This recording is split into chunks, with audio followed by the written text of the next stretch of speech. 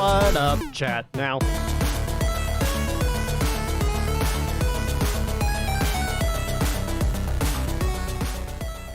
What's up? 4 notes.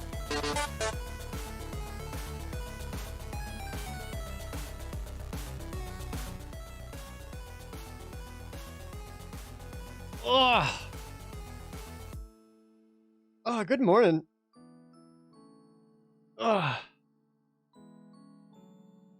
You low-key saved a cat from drowning yesterday morning because you were up all night watching the stream? Holy heck. Well, I'm glad you're able to save a cat. Dang, that's intense. Might be good. Thanks for the resub. Morning, guys. How's it going? Creeping tar pit for replacing crawlworm. You take that back! Hey, Wolf Zuzu. Hope you're good, too. What's up, Sergeant? Ugh.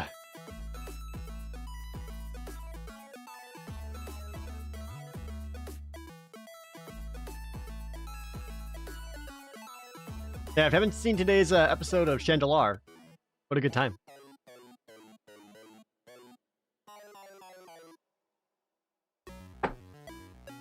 I have been pretty dang tired, y'all. Gonna be real. Just haven't been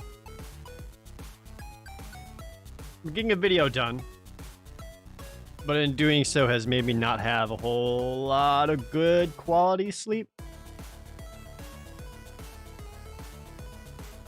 I got some, don't get me wrong, but it just hasn't been I'm still tired, even though I slept until like 11.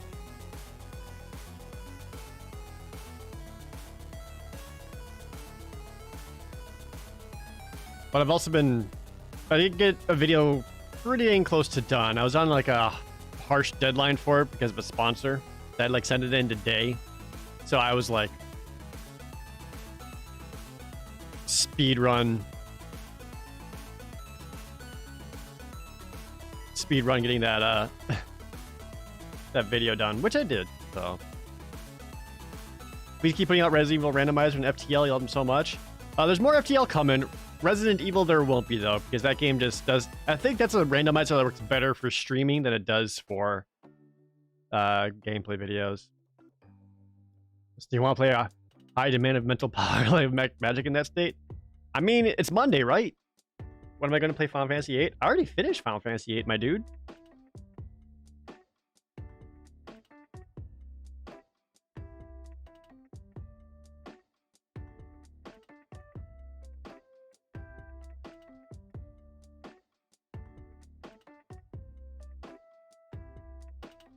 I do need to get the rest of those VODs up on the gameplay channel.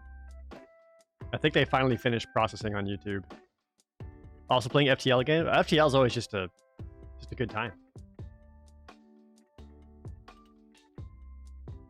When am I going to review Shadowbringers? There's a couple of Final Fantasy games I need to get to before that. I don't know if you saw. There's a couple. All right. So where we last left off, we had a really good draft day where we had multiple 7x decks. But then on Saturday, we had a pretty rough draft day. That draft day was not good. We went from Diamond Tier 1, dropped all the way to Diamond Tier 3, and it was bad. Felt really bad. That said, off stream, I did another draft on my own. Just on my own, just because I wanted to. My pack one pick one was Ugin, which I never got to play before. So I got Ugin, and I thought, okay, that's pretty cool. 8 mana card where if he hits the battlefield, I basically win. And then I thought to myself, okay, well, if I got Ugin, I want to ramp up into him. So I want cards like Palladium Mirror and Elvish Visionary. My pack one pick 2, Palladium Mirror. So instantly got my ramp card to play him.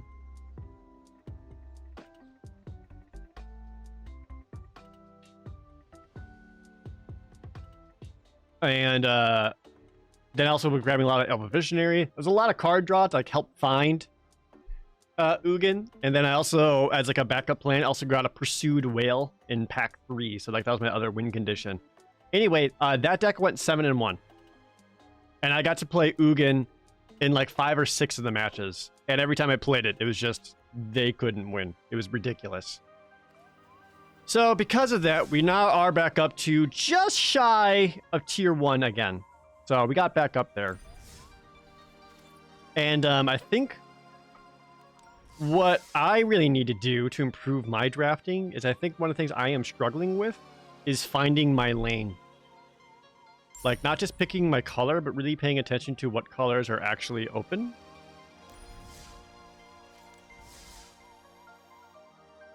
And finding that lane and sticking to it. So I want to be more cognizant of that. Absolutely. Like, even if it isn't my favorite color pair, like if it's open and I'm just going to be being passed like the best cards about it, like it's still better than trying to force like some other archetype that won't work out for me. Is Mythic the highest rank? Yes. That's all good, Shy Guy Scal. I'd rather always you take care of yourself before doing anything for me, but it's all good, Shy Gal. So that said, let's do a draft. And we're really going to try to see what's open. Rather than being like... I think that's where I've kind of been weakest in my drafts a lot. It's just like getting those blinders on. Where I was like, ooh, my pack would pick one was a sweet green rare. I'm taking green. And then just no green comes my way. That's not worth it. Always better to actually pay attention. But man, I've been having a lot of fun with this format. Compared to Ikoria, like, I'm almost mythic. Compared to Ikoria, I just like got tired of it so fast. Am I gonna do any jumpstart today? I don't know. I wasn't super excited by jumpstart when I played it. It was just kind of like, all right. It's just kind of like, sure.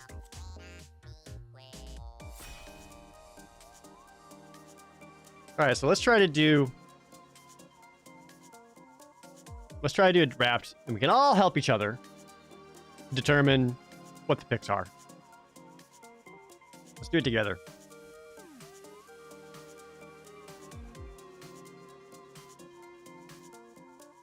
You have obtained a good boy. Oh, you got Canopy. Yay.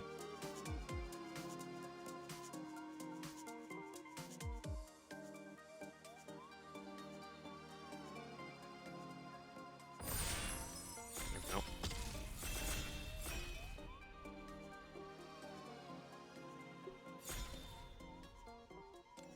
Okay. Well, our opening rare is Animal Sanctuary, which I have not gotten to play at all.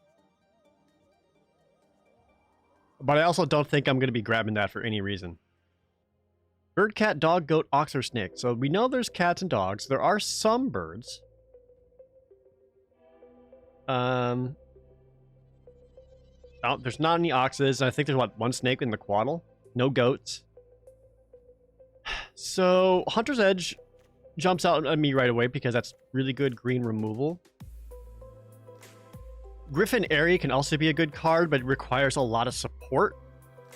And because it requires so much support to make it work, I don't want to first pick it. I could see this wheeling around before like something like Hunter's Edge.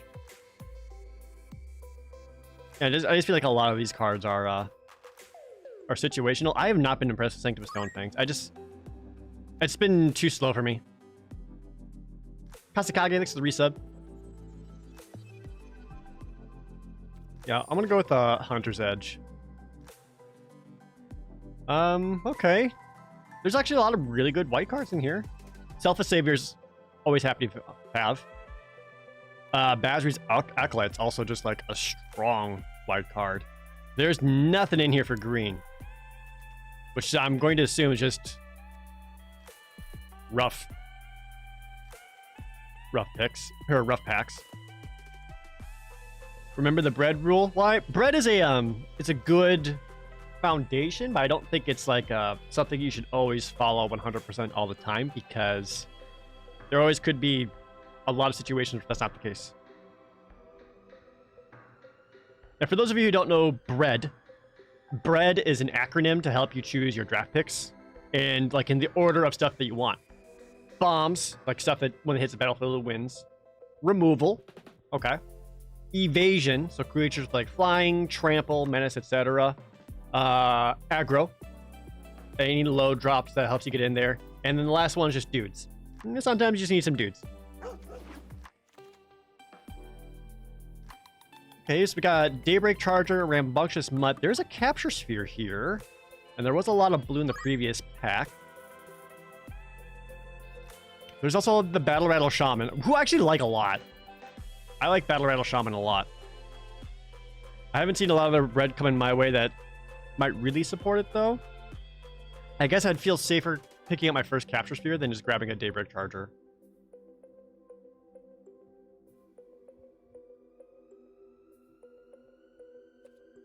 Yeah, let's go with the Capture Sphere. Frantic Inventory. There's another Daybreak Charger. Kinetic Augur is kind of whatever. There's also a Pride Malkin. What do I like out of this? These are all like fine blue cards. Maybe blue is on the more open side. Black's not looking open. I'm not even super sure about green. I'm gonna take the...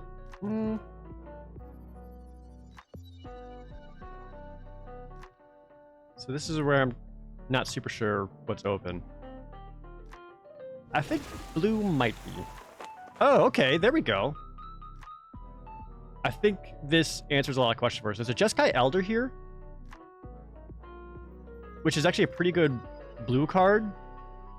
It also says to me that no one's really building the Prowess deck right now, so I might be able to get into a Prowess deck, which I have not been able to build a blue-red one. Watch of the Spheres, if I want to go blue-white flyers, is okay. I haven't been too impressed with this card, even with like the blue-white flyers deck in general. Yeah, black cards are still pretty weak. Some real solid green ones, though, but I think the Jeskai Elder here makes me want to grab that. Oh, yeah, there we go. We got a Rousing Reed showing up. One of probably blue's best common at pick 6. I think blue is open. So let's go with blue. There's another Opt, which again is another one of blue's best commons. Carrion Grub. Don't think anyone's really building Reanimator, and I kind of fear picking that one up because there's not much else black to support that. These are all kind of filler cards, but I just like having the Opt. Sweet. Thank you. A Crawworm with a Twitch Prime. Thank you, Crawworm. Also, Suspiria at the resub. Sweet. Isdig... How do you spell that? Isdig IRL or Isdigiral? I butchered that, I'm sorry. But thank you so much for the Twitch Prime. Michael Jordan says, sweet. I kind of want to grab the Shore Strike just in case I end up in the red-blue Prowess deck. But we'll see. Yeah, see the Griffin Airy wheeled around. I don't think anyone's going for that. Let's get the Tome Anima. It's another blue. It's fine. Wow, a Crash Through at pick 10? Like, this is, again, if we want to build a Prowess deck, Crash Through is exactly the kind of card you want. There's also Spine Megalodon, which with Rousing Reed, it's hilarious, but I'd rather get my first Crash Through before that. And same thing with Read the Tides. The Keen Glide Master also wheeled. Okay, so I'm feeling good about blue. I do think there's definitely some red drafters out there. So we might just end up being a mostly blue deck with some like red support. Oh, and we got that Swiftwater Cliffs. Okay, yeah. Blue-red looking awesome right now. So did the Animal Sanctuary. Yeah. Again, Animal Sanctuary is just kind of one of those cards where it's just not like I don't. You basically what would you put that in? Like the red-white dogs deck? Like if you had all the Alpine Houndmasters and the leader of the packs, like maybe then you could use Animal Sanctuary, but otherwise, I don't know about that land.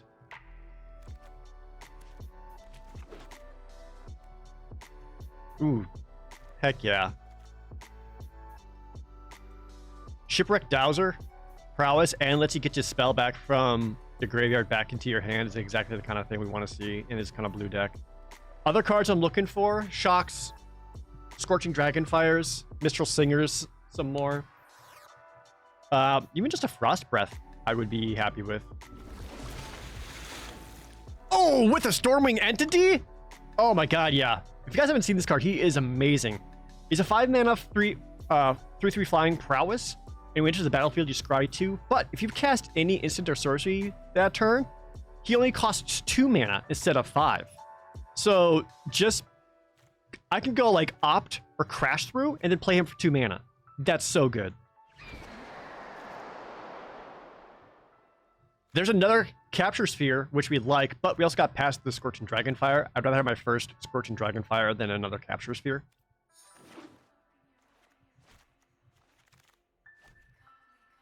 Okay, this is an interesting choice. Discontinuity. So this is more or less a 6-mana counterspell slash...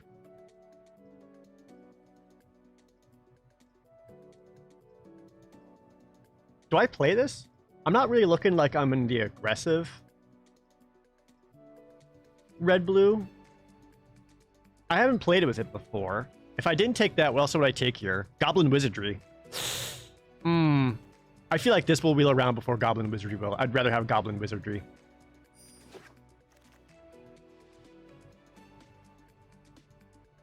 Igneous Curve, Eldalan Arcanist. Since we're looking to be more on the slower side of the blue-red deck and not on the aggressive with like Spellgorger Weirds and the like, the Eldalan Arcanist works better here. Because that'll help us ramp up into our more expensive spells. Protege, another Sure Strike. I guess I'll take my first Protege just to help make sure I got creatures. There's another Opt and a Frost Breath. I think I just had my second Opt before that. Oh, another Jeskai Elder. Sure, let's go another Jeskai Elder. The Thrill of Possibility is looking good too, though. But I took the, I didn't take the Thrill of Possibility because we'll probably see more of those. Discontinuity is great with Aura. Ooh, that is good. And Mistral Singer wheeled around.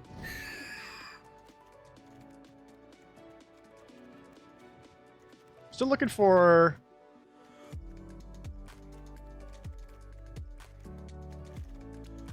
What else do I want?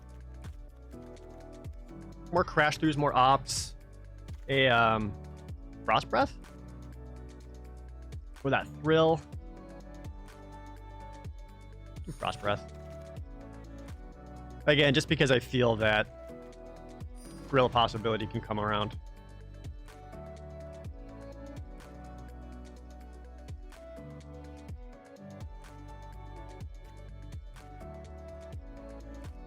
What haven't I played yet?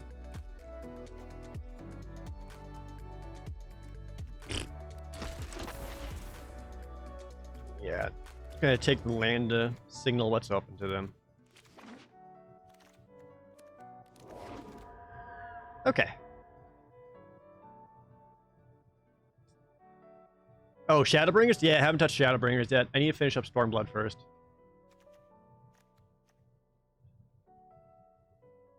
How do I feel about Rewind?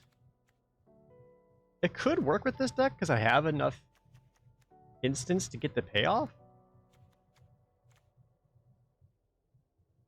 And I don't have any counter spells yet. And I guess I like it more than like Tolarian Kraken. Tolarian Kraken's just kind of been... I feel like he's more filler. And I don't have so much card draw that he's really going to shut stuff down. I mean, I could be super wrong, but again, I'm also looking at what will wheel around. Sweet. Oh, a Template Epiphany? Eric, the Recruit main, thank you so much for the Twitch Prime. I really appreciate it. We already had a Swiftwater Cliffs wheel around to us. I wonder if that Temple will. I kind of would rather have a Wall of Runes. Ooh, nope. There's a Hot Fire Immolator. Change my mind. There's our prowess payoffs.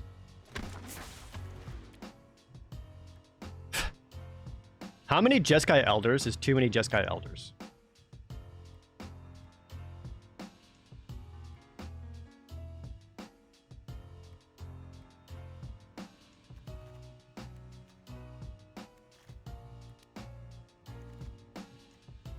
Should I do Spine Megalodon? Probably not, because, well...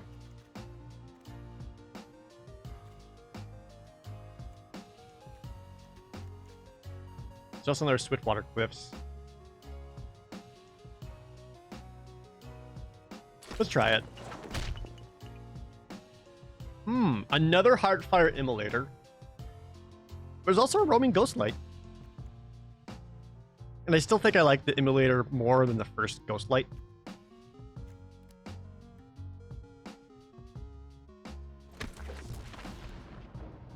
Hey, we got a Crash Through and a Shock. We've seen Crash Through wheeled around before, but not Shocks. I'd rather grab the first Shock. This is just a lot of stuff. A Sky Scanner that probably won't end up being played. This is pick 7.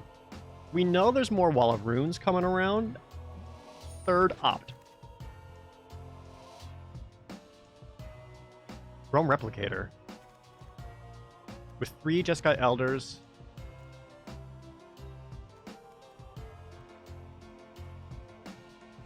Can I justify this?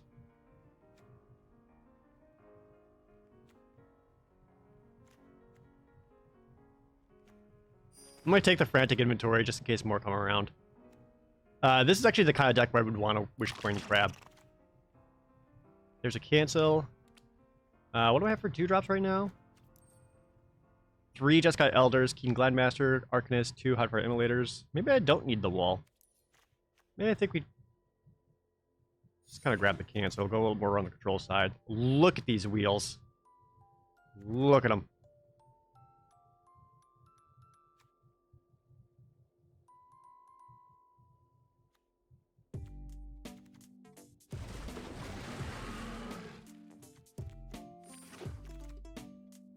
Sadly, not coming around was my Temple of Epiphany. Someone did take it. That's a bummer. More crabs.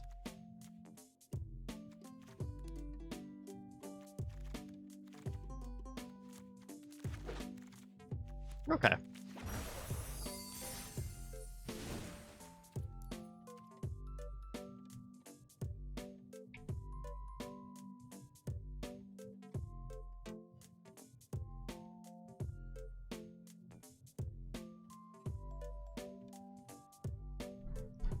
I don't think this is the kind of deck where I want Tome Animas.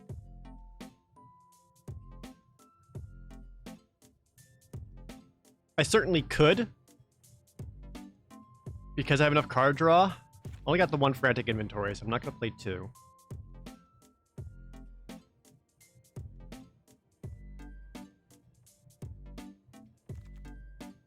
I don't really feel this is a Protege deck either. Maybe at least 1, right? Well, I've got other ways of enabling. I don't even know about the Tolarian Kraken. I took the Kraken instead of the Megalodon because I have enough card draw that I'm actually looking to cut lands a bit. And because I was cutting lands, felt a little more worried about getting up to that 7th mana for the Megalodon, but like 6 for Read the Tides or Kraken seemed a little more reasonable for me, which is why I did that.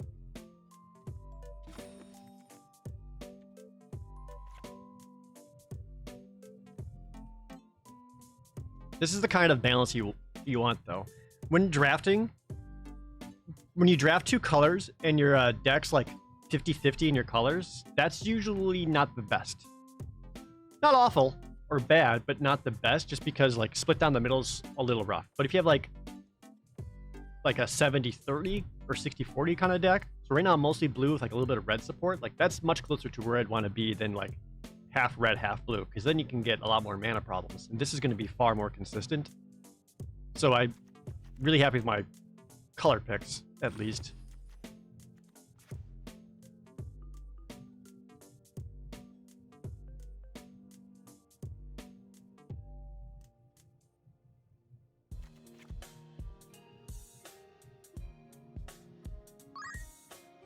I don't know about 3 Jeskai Elders. We'll see. Link Fan, gifting us up to Potato Paladin. Thank you so much, Link Fan. Good to see you as well.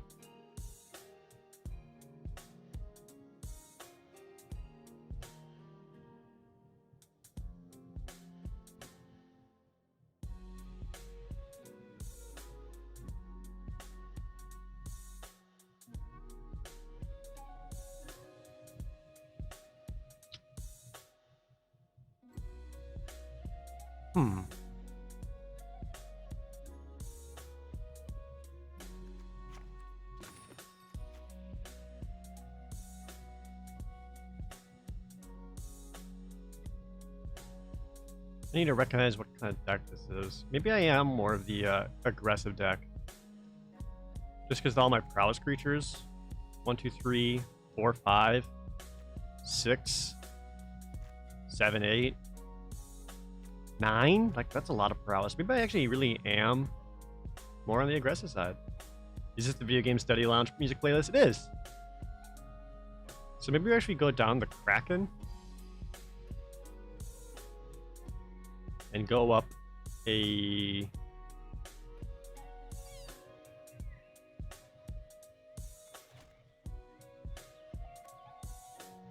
Fantastic Protege. Which if we're gonna be if we want to be on the prowess side, we don't want counter spells. Because those are reactive on their turn and doesn't necessarily help us on our time. 4 notes.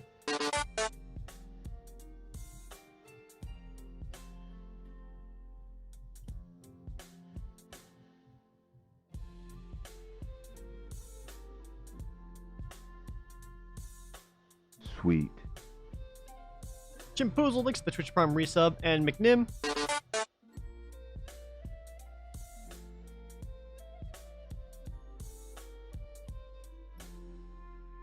Angel Boof.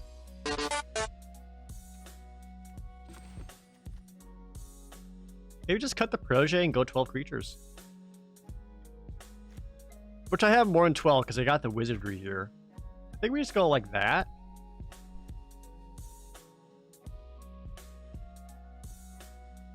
And just try to really aggressively... Angel! I swear to God. Angel! Are you stuck in a loop?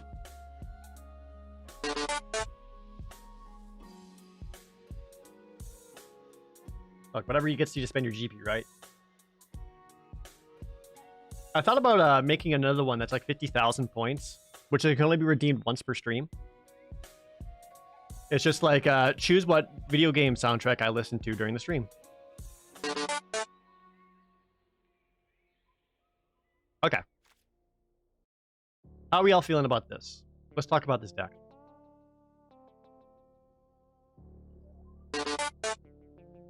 Less memes, less sands, more deck. So this is at 5, but really we're looking to cast him for basically 3 mana. Why the crab? Because sometimes you just need a 2/5 on the ground to protect you.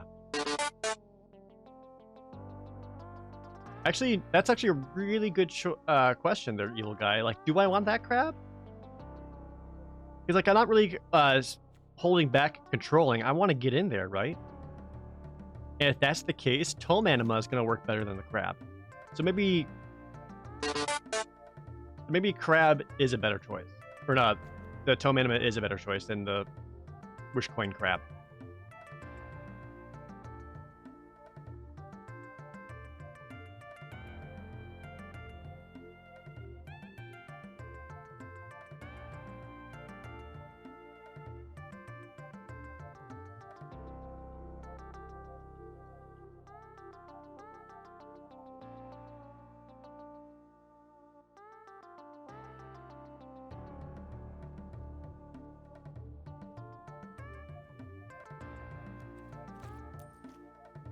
Go like this, 16 lands. I feel like it's possible this could be a 15 land deck as well.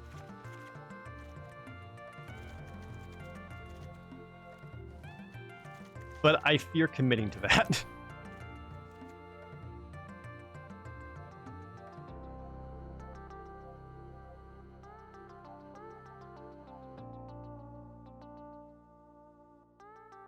$15 lands seems low, but also look like how many ways we got going through a deck. We have 3 ops and a crash route. That's 4 ways of card draw here. 3 Jeskai Elders. Every time they hit a player, like it's going to allow me to draw a card, discard a card, to help me find another land. We also got the Larcenist, who's going to tap, draw me a card. The Rousing Re is going to draw me some cards. Storming Entity, which scries me for some. And Read the Tides, but at that point, who cares? And just like, look how much like 2-drop stuff we have. Like, I feel like it probably could be 15, but I'm too scared. But this is my first prowess deck that I got to draft in this set. So, yay! I want to zoom in my camera a bit. One sec.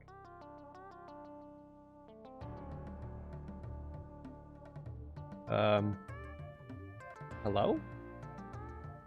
Oh, my camera's actually broken, you guys. The buttons is physically broken, so it like slowly zooms out on its own. And I hate that. There's nothing I can do.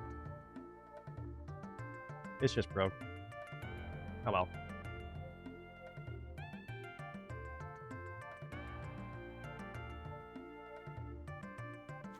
Sweet.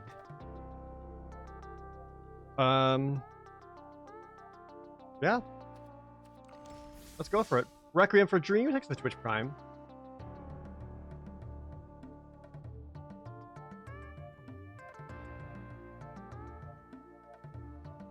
So hopefully we can get this deck to go. I feel like it could be a solid 3-3, at least.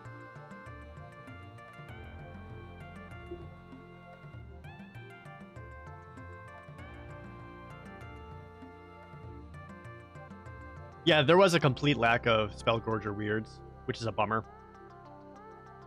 Like, I didn't see a single one, though. So either someone was just drafting them aggressively, or maybe no one opened any. Always possible. 4 notes. I hate it. Requiem for Dreams! Dropping a sub bomb of 10! Gifting 10 subs to the chat. Congrats to everyone caught in that blast. If you got a free sub courtesy of Requiem, that does mean you have to hang out with me for the next 30 days. But enjoy your almost 50 emotes, and thank you, Requiem for Dreams, for the sub bomb.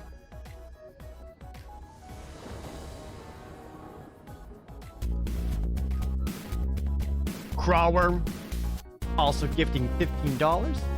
Love my Chandelier Let's Plays, thank you.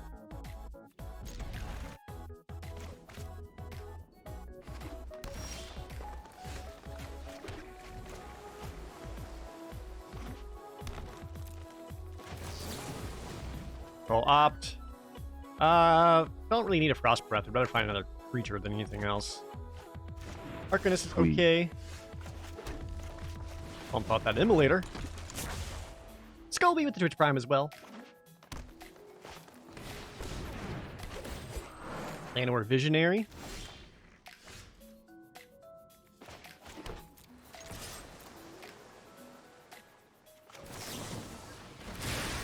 Get in for the extra points of damage here. Ooh, we do want that Goblin Wizardry pretty bad. Let's take that. Get in for 3 points of damage. Play the Arcanist. What I like about this is I actually have a couple of flash spells. Gnarled Sage. Well, I could capture it now. And just get in for another 4. Or I could go the Wizardry first to get a couple of 1/1s out. And I suppose I'd rather get my damage now while I can.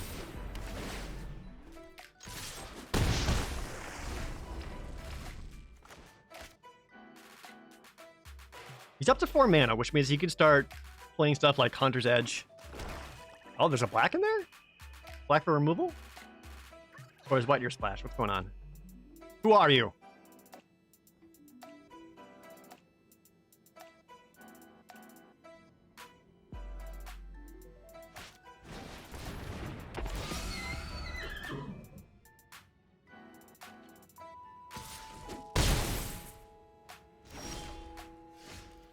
Land.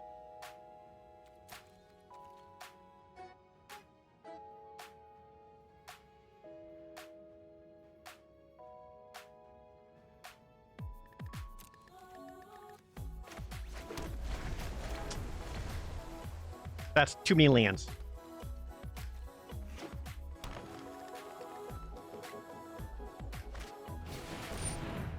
Chrome Replicator. That's another 4/4. A lot of beefy stuff.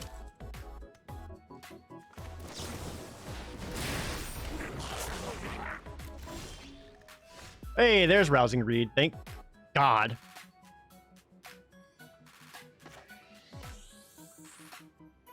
Where do I like this the most? I could put it onto the goblins. Into a 3/3 flyer. Because Heartfire Emulator still pumps up a bit more. I think I'd rather just start beating face more. Lord knows I got stuff to ditch away.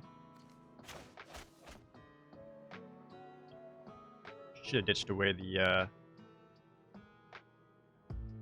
Oh, no, this is fine.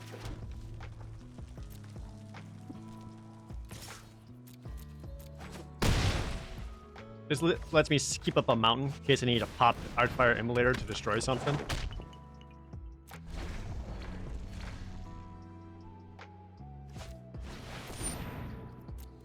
Splash Black for Twin Blade Assassins? I have not been too impressed by Twin Blade Assassins. I don't know about you guys.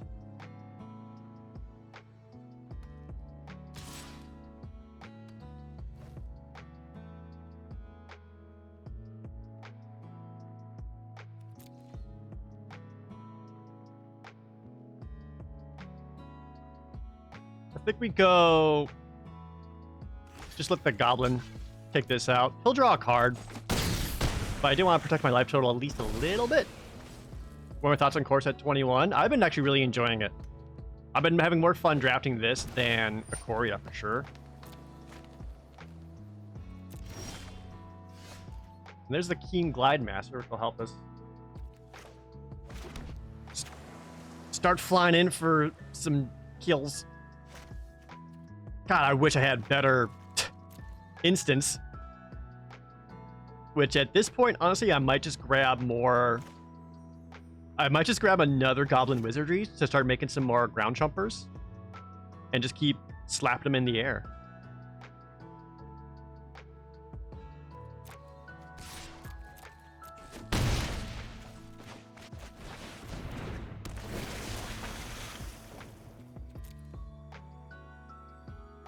Do I need that, or do I need an opt?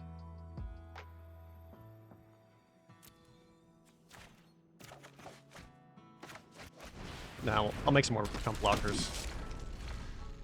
Getting this King Glademaster is really good too, because this gives me an extra avenue of finishing him off next turn. Minus him having reach or killing the Glademaster.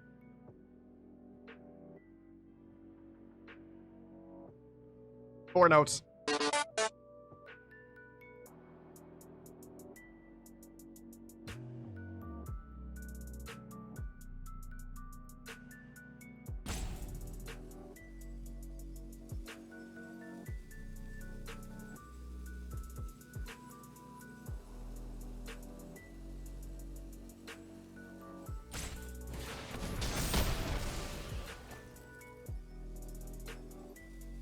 Okay. Ooh, probably gain 4 life? Yeah. Sends him some 5/5s. I don't think I can quite afford going down to 2. So I'll sadly have to chump here and just let him get a another card out of it.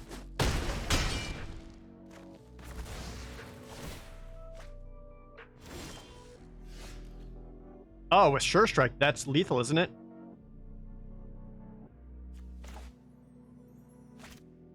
How much mana do I have? 7? 8 with Videl and Arcanist. Okay, so if I go...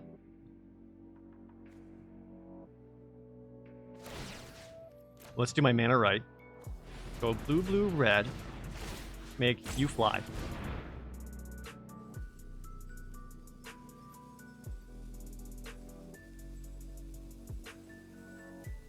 He's at 3 with Sure Strike. He'll go up to a 7.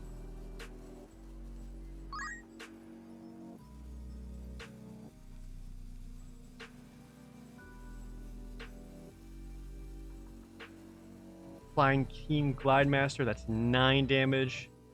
Could fly Jeskai Elder attack, which is also 9 damage. I'm actually just short, aren't I? Oh no.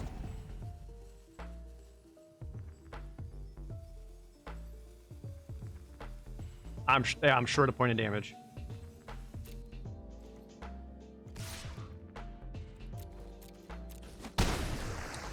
Well, it's not over. I can cast the Goblin Wizardry just to make 1/1 defenders.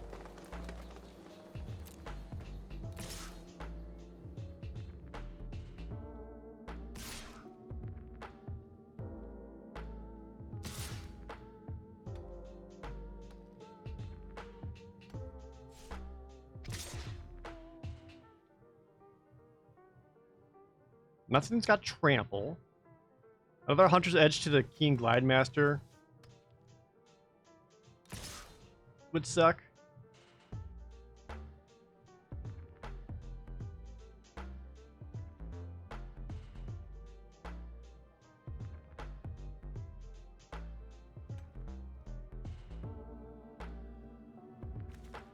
No, Wizardry's an instant.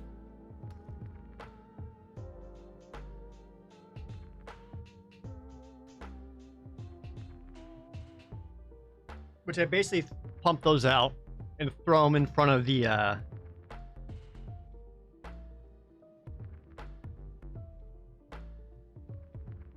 the 5-power creatures.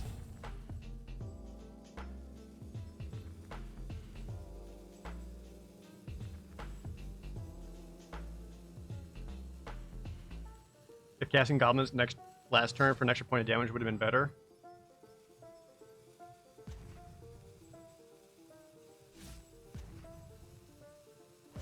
It could have been.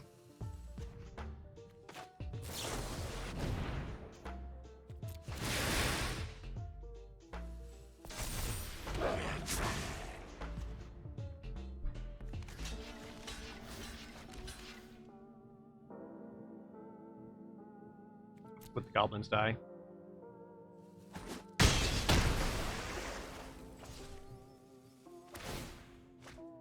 Goes to end step.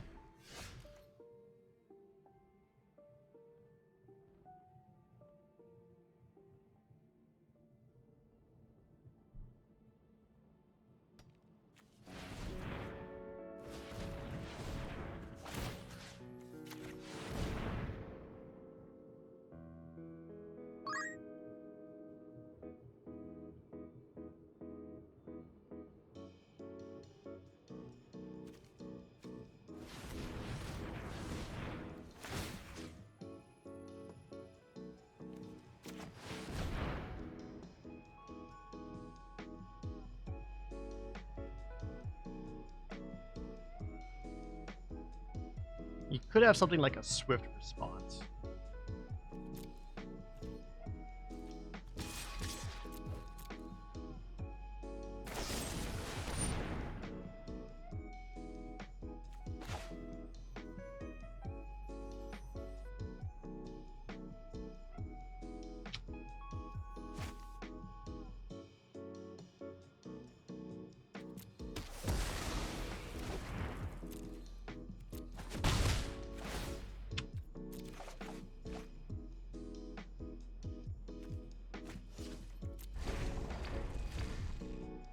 Sweet.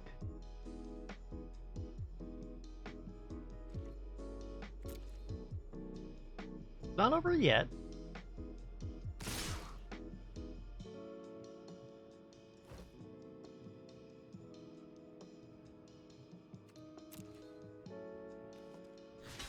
So if he has his own pump, then it's trouble.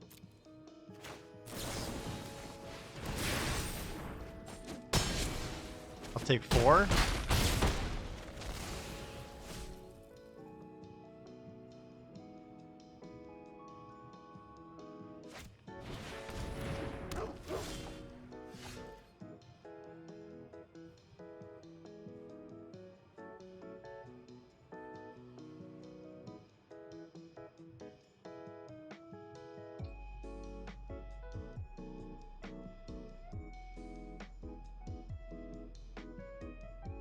think now I'm dead.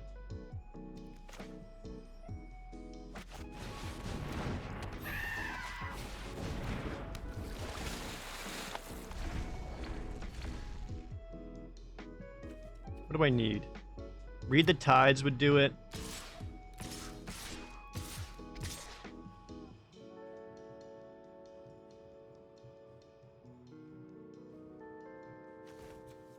I was 1 point of damage off that Sure Strike. That feels bad.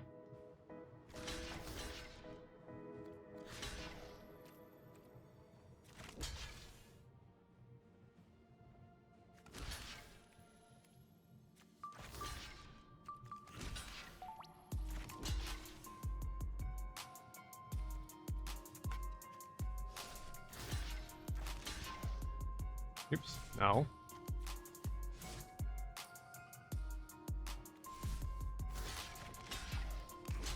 Yeah, I pretty much have to lose all my creatures. So I only take one.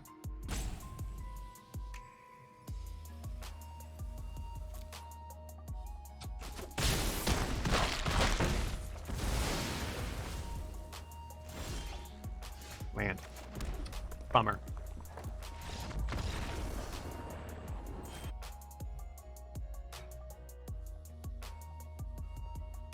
Not super sure how I could have done that differently. Maybe to go into Goblin Wizardry, just get the extra point of damage to maybe finish in the next turn, but I still think even then it would have been shy.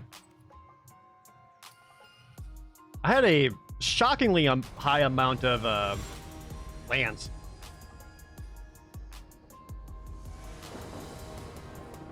I think it's just kind of just shy no matter what I did there.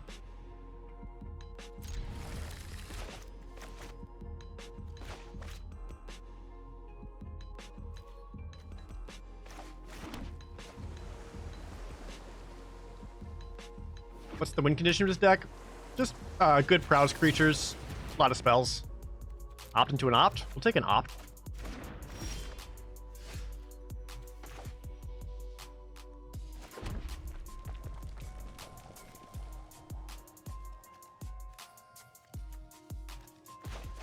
If I had to play one of these guys, would rather do extra damage. Let's get some card advantage.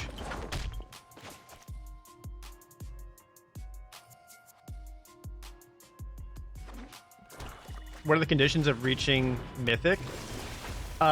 Win a lot without losing. That's pretty much it.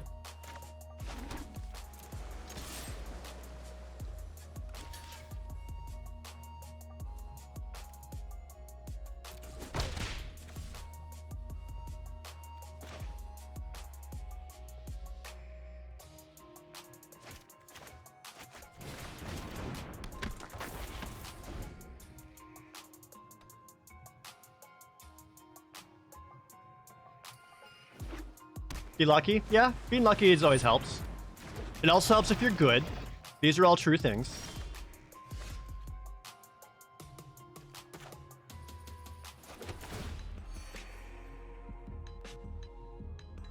I hate that stupid Death of the Ballad.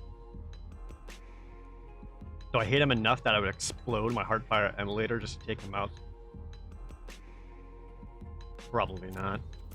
I still can't quite get in.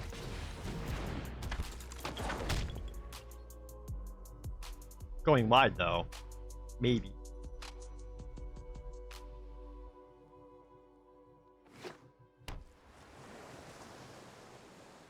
You hate the shuffler so much.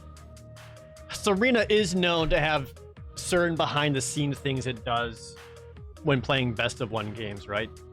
They have the hand smoother, where it actually picks two opening hands and gives you the one that the computer believes is better on curve for you.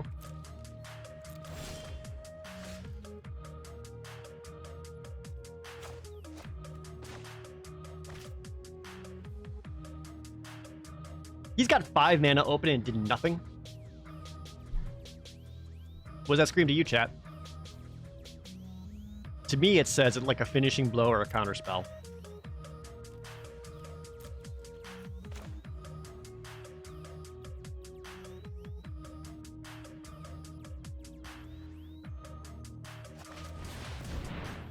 Or he's land flooded? I doubt that. He still has 5 cards in his hand. I doubt those are all lands. He's got something he wants to play.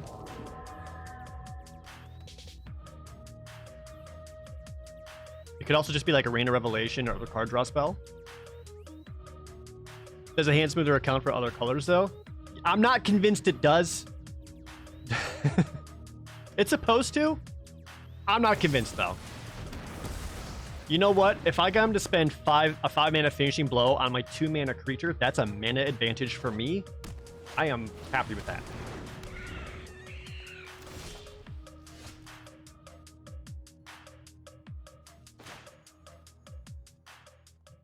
We're gonna go with the Mistral Singer and then opt right away because that'll activate all my dudes. Just all of them. Don't need another land. Oh, there's Stormwing Entity. Shit.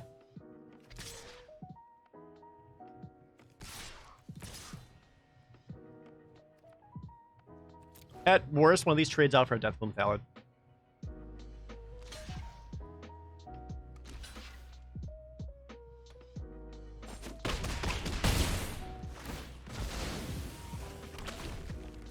What does prowess mean? It means anytime you cast a non-creature spell, that creature gets +1/+1 until end of turn. Once again, I got Stormwind Entity, and the only things I can get back with it are opt. Which I'd be fine with. I got enough prowess stuff to get in there, but like, come on. So this is definitely a slower, more controlling deck. He's playing a lot of defensive creatures like the Thallid and the Fetid Imp.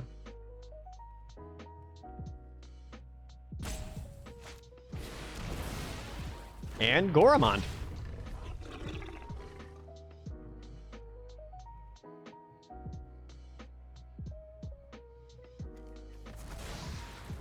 Just hard casting Goramond. Damn.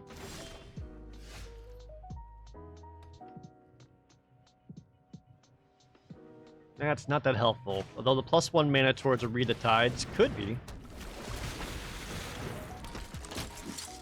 I'm actually looking to top deck a land now. Because I would use Read the Tides, bounce back his Goramond, and probably the Fetid Imp. And then just swing in there. Fuck. Okay. Cool.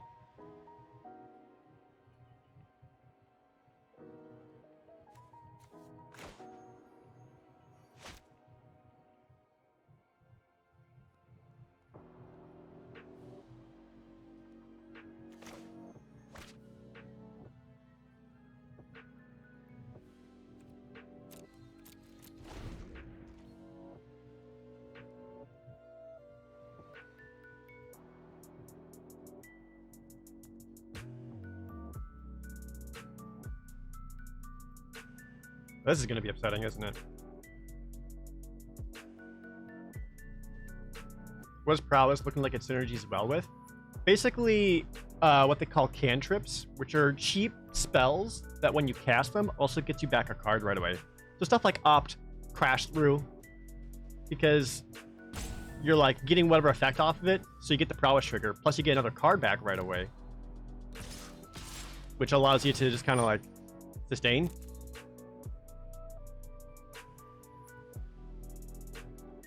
I'm gonna have to start doing some trades that I don't want.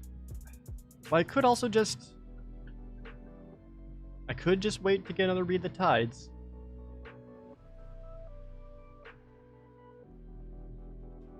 Now he's got 2 other creatures out.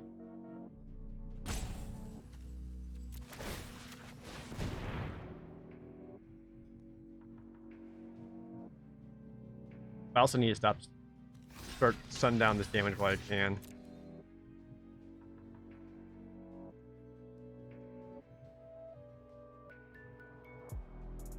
I might just use the Arcanist to draw cards.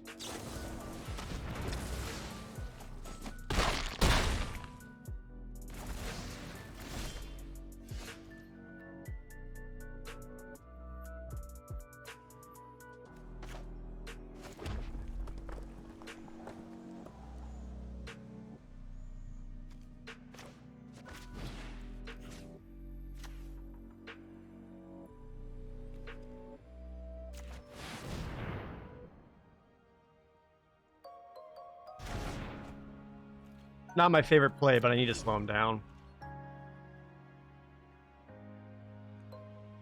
Because I then could go Stormwing Entity, get it back.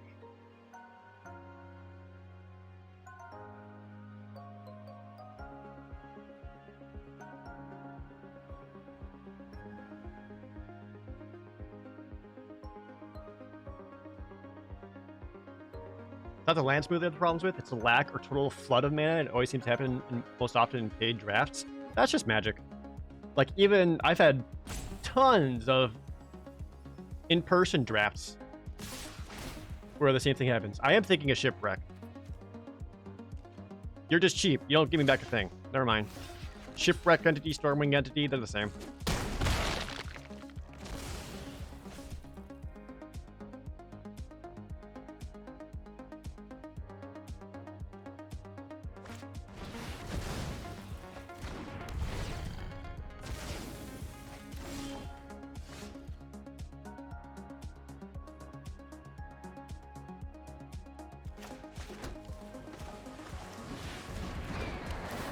Hello?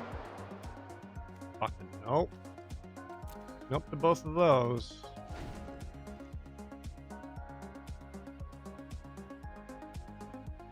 What's up with Final Fantasy VIII? Yeah, what is up with Final Fantasy VIII? You know what I mean? What's up with that?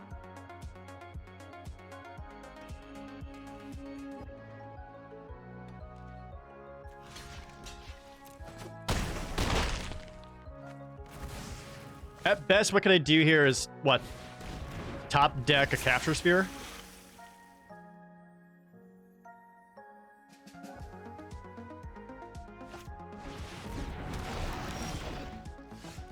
Land.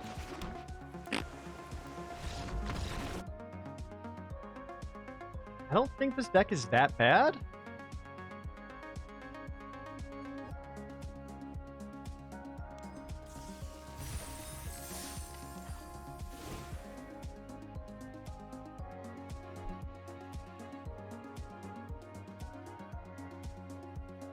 Maybe I do want to crack it in there just in case they end up having a beefy thing.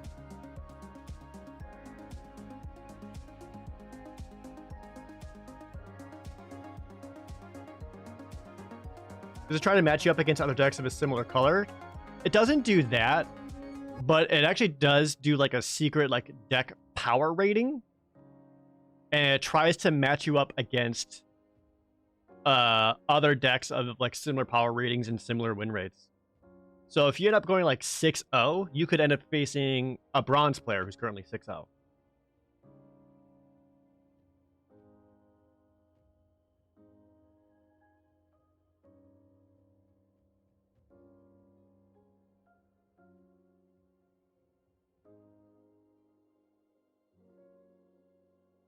Maybe I want... I'm considering bringing in the Tolarian Kraken as a high-end blocker. Matt Griff, thanks so much, Twitch Prime.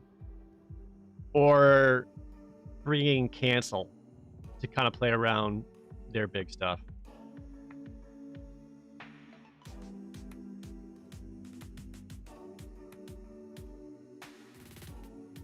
It's probably like...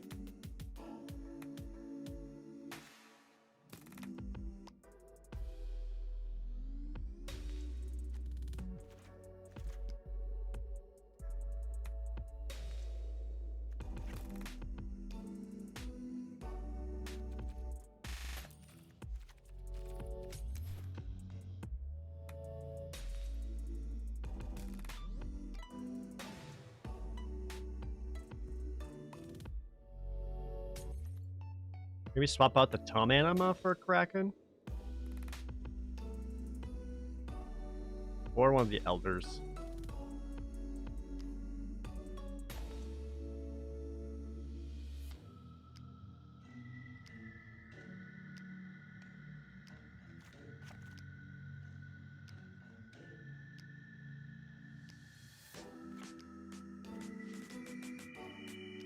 Yeah, let's try going to that. I wish the Elders had more evasion. What's up? Looks like you're Doing just as well as me. Damn. See, now that's some card draw I would love to have with a single prowess creature.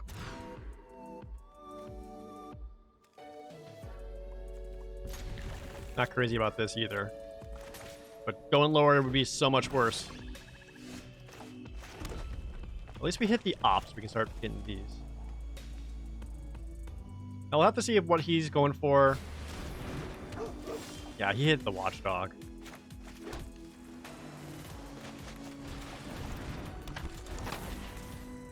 We hit the Heartfire Immolator first, because then I can at least pretend I have a means of answering the watchdog.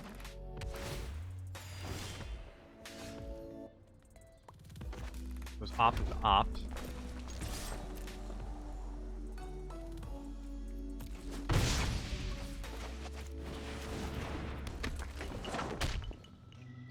Board outs.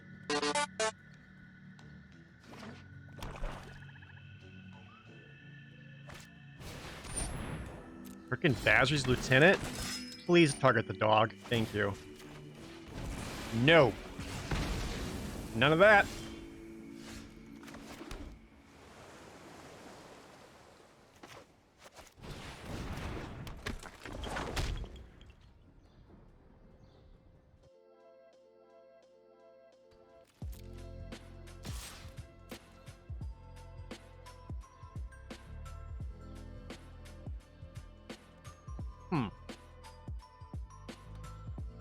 So I do have an option to double block here. But if he has something like Feet of Resistance,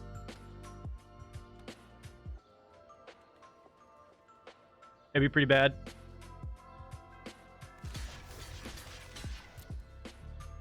But also, like, I need to start finding something, right?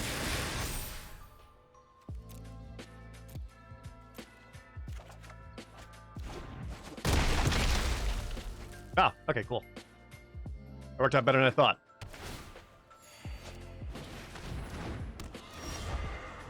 There we go. Kill you. Prowess up. Swing in. Draw a card. Another opt.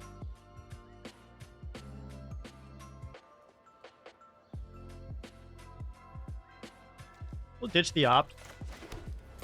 I want to keep the Shipwreck Dowser and guarantee a way to play the Shipwreck Dowser so I can play it and get back the Scorching Dragonfire.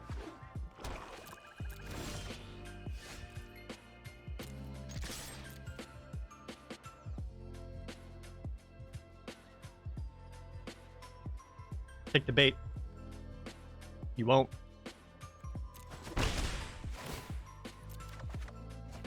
Home anima? No.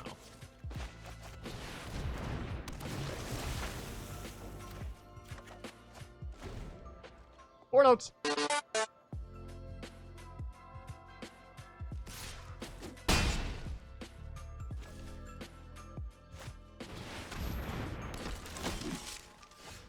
And goes Falconer Adept. What do I hate more? I think I actually want to kill the Adept before I kill the Gaggle Master. Because him generating 1/1 will just give him a lot of chump blockers and can start going off. I'd actually rather that be dead.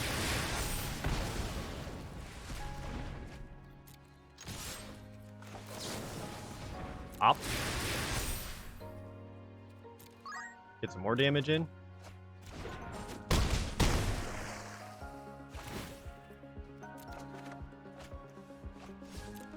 Keep up mana for a cancel. Scruffy looking gamer, thank you for subscribing. Also Calidrum with the four notes. Just 4.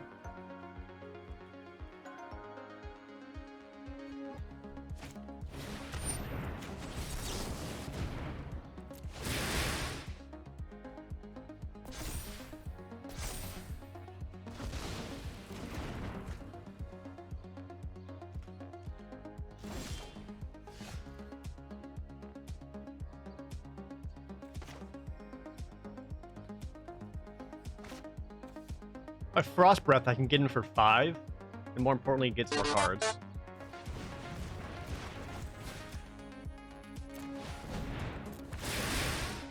This is an aggressive play.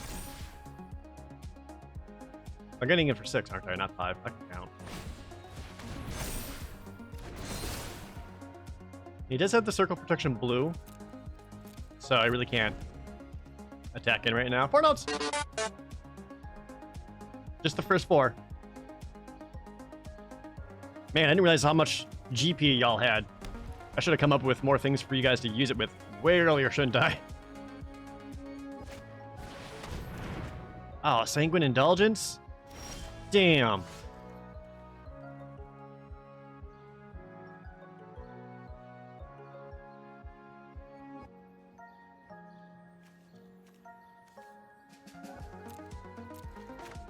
And now I'm gonna start hitting dead cards.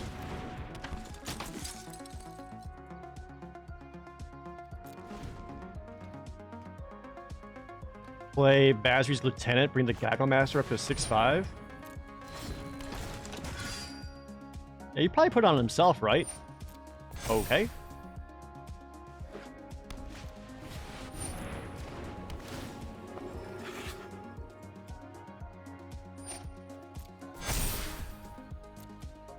Uh-oh. What do I need? Read the Tides? Read the Tides would help a lot. Might be good.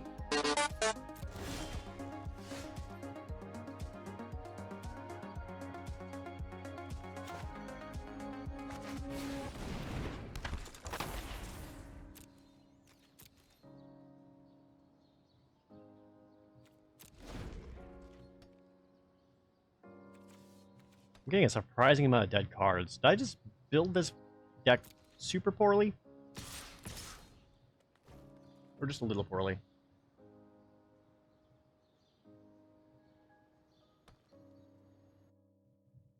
You met me at Arizona Game On Expo a couple years ago? Oh, thank you! I miss Game On Expo. They invited me back to it. Was the year before, 2018, but I wasn't able to go on account of horrible depression.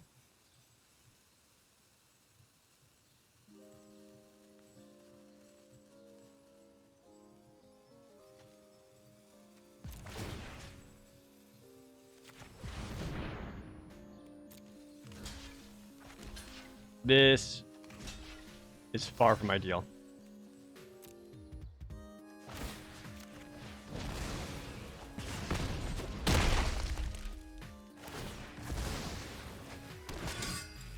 It's easy for me to deal with a 2/2 Vigilant and a 4/5 Vigilant.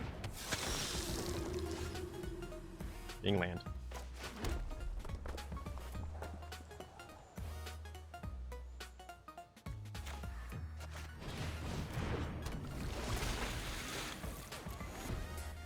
Damn.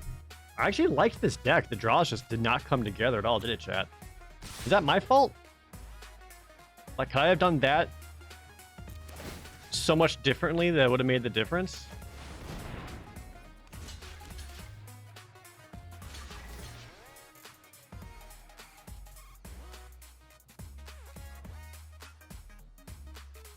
I'm going to take 3 here. That'll trigger. I'm going to go down to 1. And there's not really much I can do about it.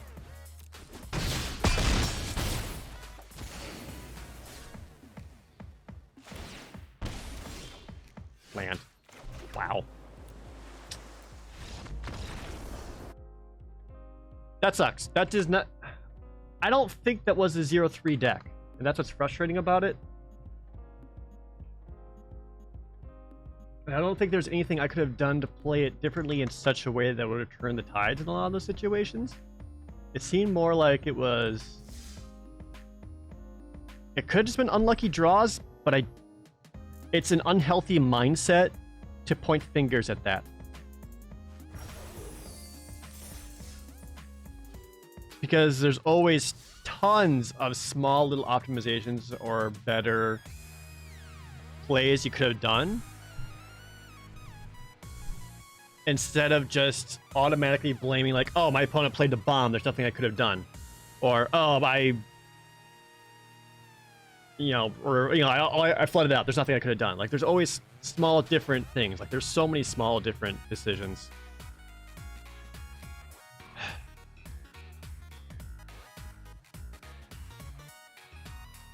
And it could have been in the deck drafting, or even in the deck building. I think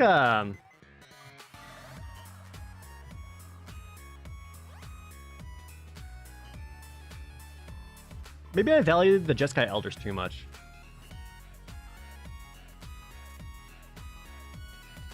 Like, they were more prowess cards, but they're also weaker and didn't have evasion. And like going back to actual drafting portion, I probably could have done that. Change my card picks there, but who knows? Oh, there's a lot. I don't want to just be like, it's not my fault, it's the game's fault, because that's unhealthy. That's one I could have gone back and watched. Hello, that's a good way to start. Hopefully we get to play them. Yeah, it didn't feel like a 0-3 deck, but you know, it happens. When your opponents get the nut draws and you don't, it just kind of happens.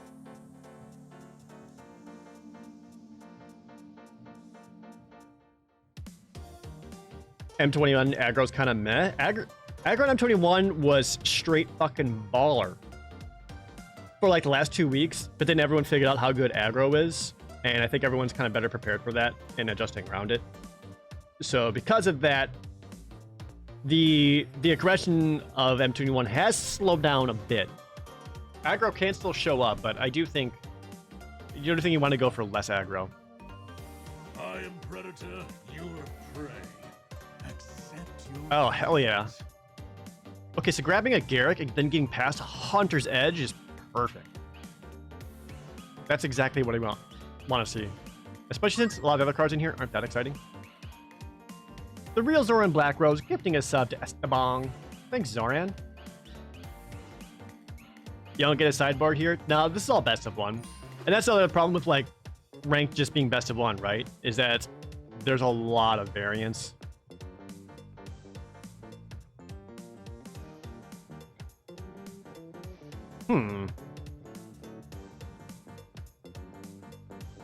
Idle Endurance is always funky to me.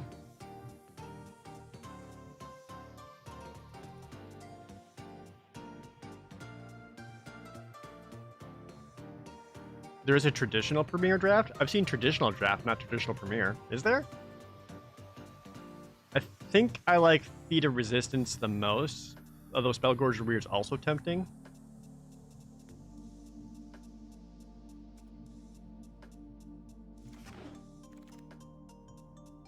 There's the Angelic Ascension. Twin Blade Assassins, Makeshift Battalion. This is a really good white card. Seeing this pass with Feat of Resistance makes me start to feel a little bit better about white. Guys, I'm going to be real with you. I'm starting to feel black's the weakest color in this set. Prove me wrong. Change my mind.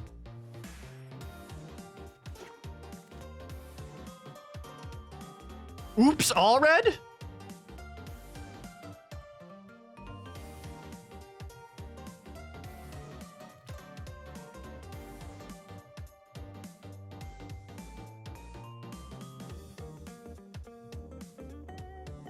I'm gonna take the Turnus leg just in case we end up going like green-red big boys.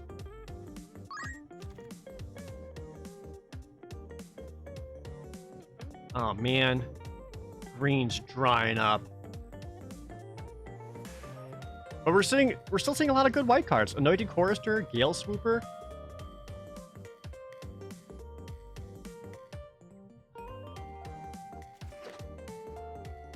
Hey, Red Hat. Good to see you. Don't let the losses cloud over new potential. That's very true. That's good advice.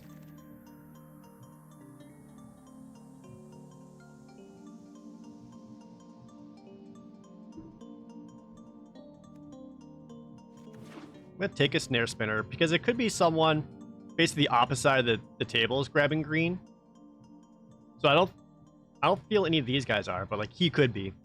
That way next pack, like I could still get some green on this side, and I'd be looking for making green my support color, with white just kind of there to help.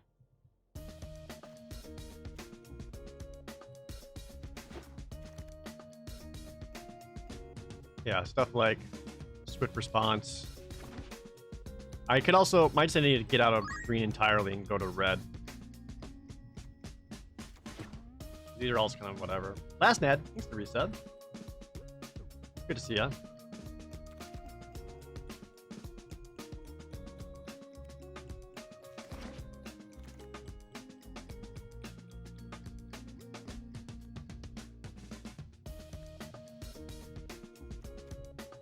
Ornery Dilophosaur is just such a defensive card. Are the drafts better now? It's not against bots. It's so much better.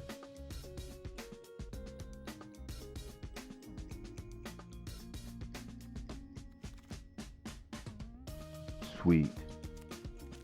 I need a bounce out of green. That sucks.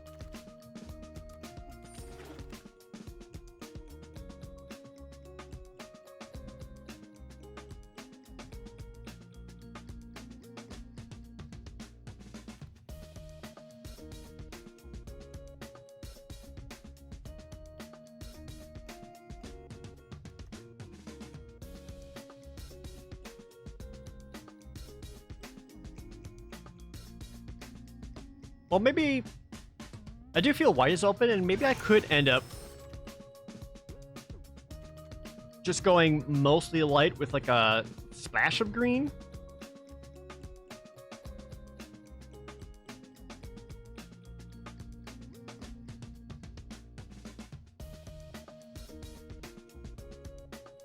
That could very well work.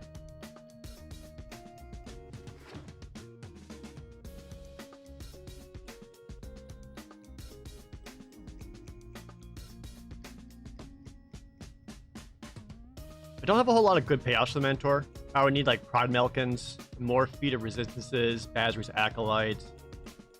Bazri's Lieutenant would be dope. Garrick might just end up being cut altogether. 4 notes. I actually don't mind the Gaggle Master. Kind of nice evasion attack with a good upside. There's not too many 2 green costs to look out for there, are there? We were looking out for stuff like Drowsing Pteranodon. Is always like one of the best 2 green cost cards. Or do you mean like XGG cards? Mr. Peck, thanks for that Twitch Prime resub.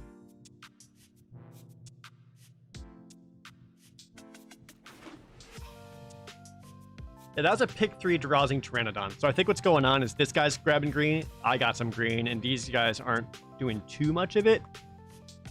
I'm hoping.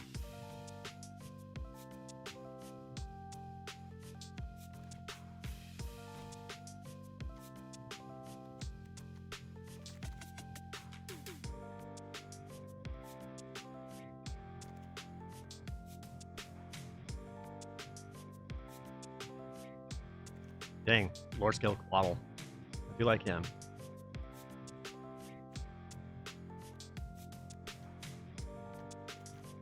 Well, I've got this pack leader, but I ain't got no dogs. He is a 2/2 that attacks as indestructible. I don't have any Gale Swoopers yet. Or Swift Responses. I'd almost rather have the Gale Swooper than these.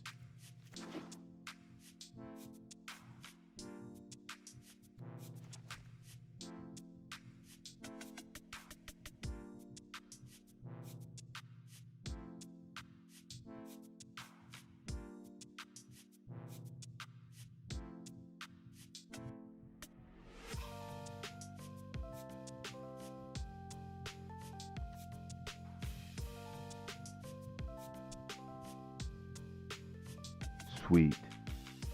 Puritan Puree, also with the resub. Your Twitch Prime. Oh, it's looking like this deck is leaning aggressive. But we got past a Seasoned Hollow Blade. That's exactly the kind of thing we want to see if we want to end up going white aggressive. So white's got to be open. At pick 6, there's a Seasoned Hollow Blade here.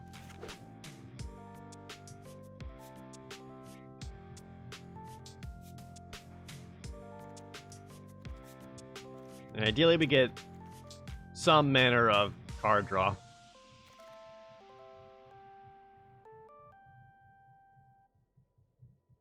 A Swift Response or Warded Battlements? I'd rather get my first Swift Response before Warded Battlements, but Warded Battlements would be funny with Seasoned Hollow Blade, because then he starts attacking with 4 power indestructible.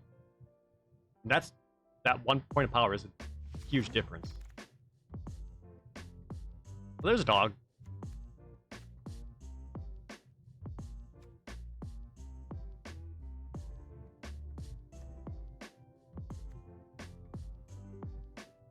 Oh, real quick story. When I had my Ugin deck the other night, I was facing someone who had white aggro, and I blocked a Seasoned Hollow Blade. I had Ugin in my hand, and he discarded Ruined Halo.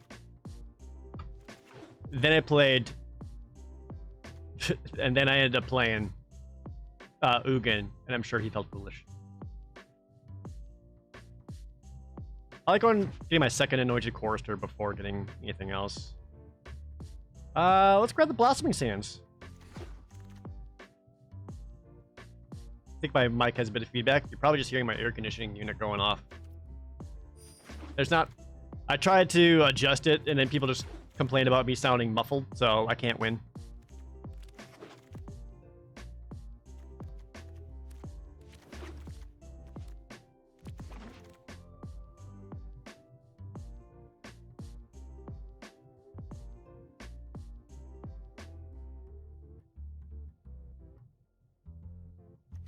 I kind of like the Truffle Snout. It's either Truffle Snout or Short Sword. And I'm leading Truffle Snout because we do have the Conclave Mentor.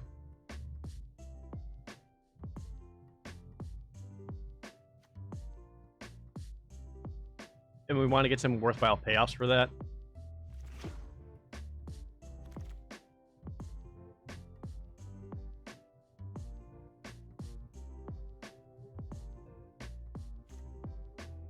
I don't like a lot of these, but Sabertooth Mauler can go off.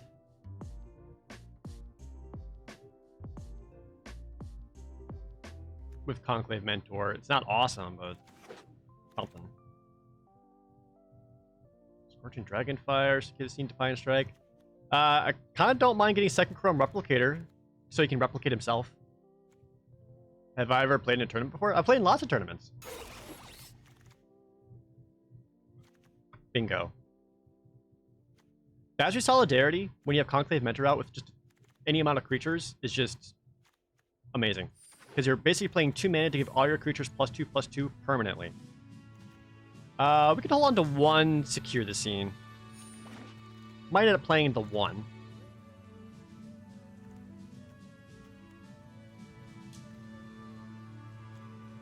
There's the Valor Steed. He's a little okay. I still think like the Gaggle Master more than him. He's kind of filler. Same thing like the Dilophosaur, not really helping here.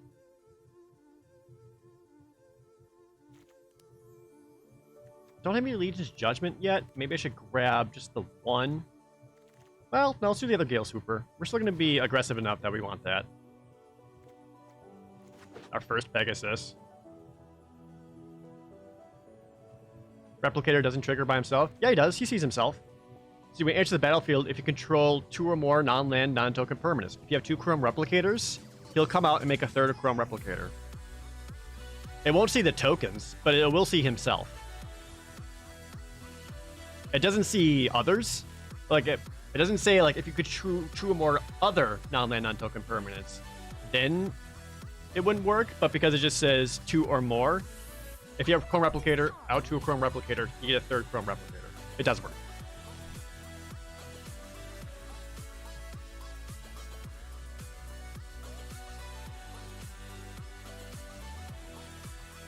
Because it's only when he enters the battlefield when the effect goes off. Like, he'll be on the battlefield when it triggers, and you already have both cards on the battlefield when it's checking for that.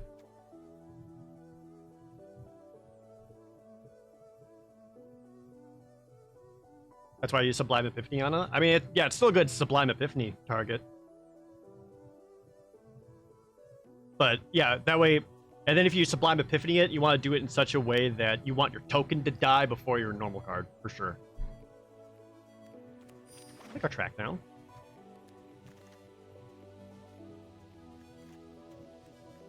A third Swift response? Some more stuff.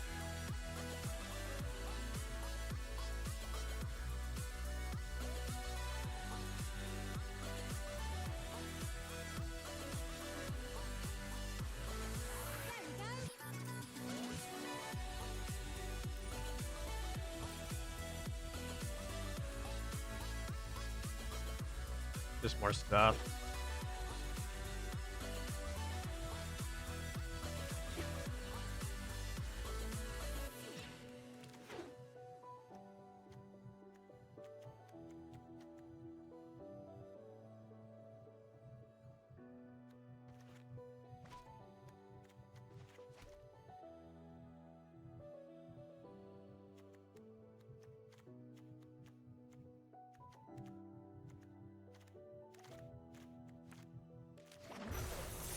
All right.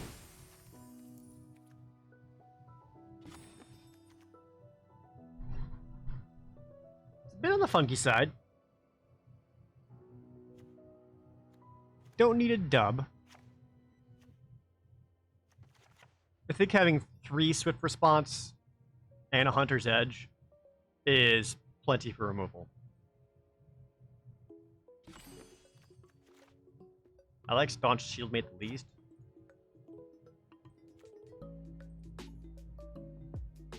I even think 3 Swift Responses might be a little on the high side, but I'd feel better having it than not having it. I also got the Angelic Ascension. I can't forget that.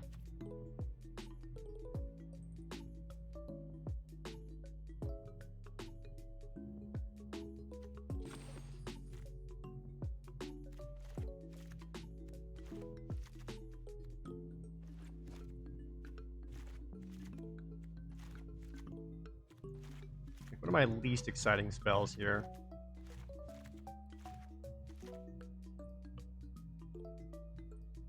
Alright. Garrick is a planeswalker, but he generates creatures, so we'll count him as a creature card.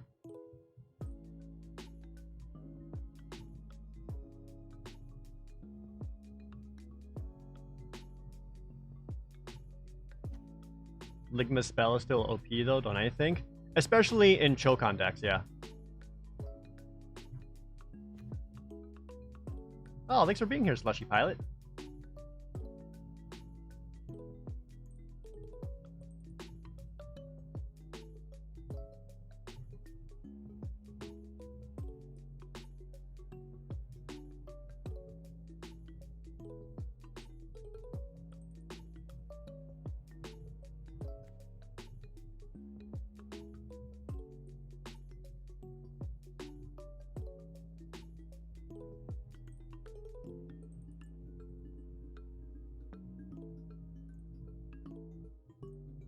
Titanic Growth. Probably the least exciting card.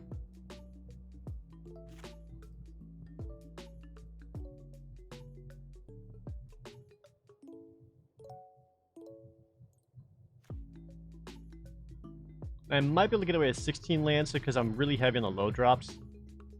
And then like a couple of my high ends are both colorless. Shame there are no acolytes. Yeah. I think that was just one of those situations where there's a good chance the person directly across me might have been drafting also green-white.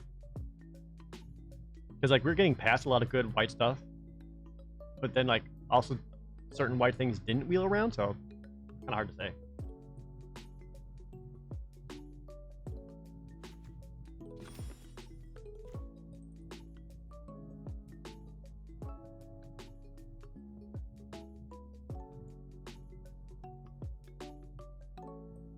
I think I actually want to take out the Pteranodon because I'm looking to be more aggressive than that. And I don't really have ways of getting +1/+1 counters on him outside of feeder resistance. I mean, he can still attack when I have something with 4 more power, though.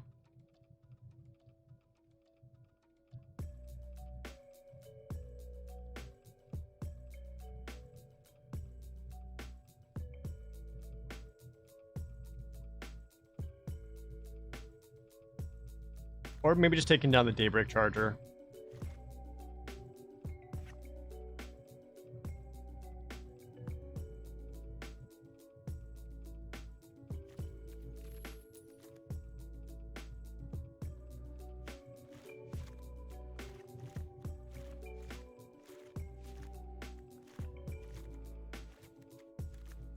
I don't think I'm so aggressive that Daybreak Charger is going to be doing so much I really get the payoffs. I like stuff on going Daybreak Charger on like the black-white life gain decks, where you can put that extra +2 power onto an Anointed Chorus or even the Indulgent Partition, because that life gain matters for them. In this, it doesn't really. It's more or less just like a creature with like a combat trick, and that's not so exciting that I need that. I definitely like the Prowess deck more. But this is what I got.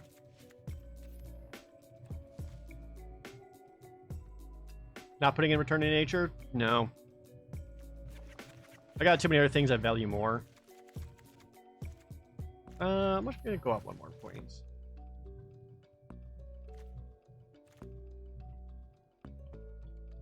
Call this deck Garrett, please.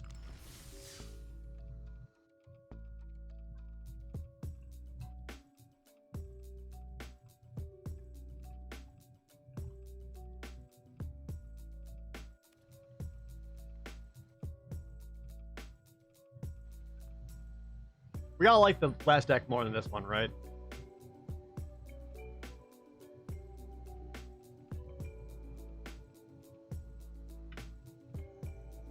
I feel like I certainly did. But did you even see, like... We didn't see Ranger's Guile. Yeah, green was definitely being grabbed up. By more than one person.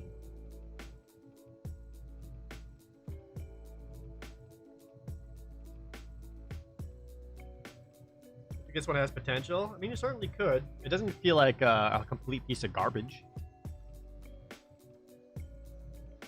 The dream is to land Garrick +1 'em to give the Seasoned Howlblade +3/+3 and trample until end of turn.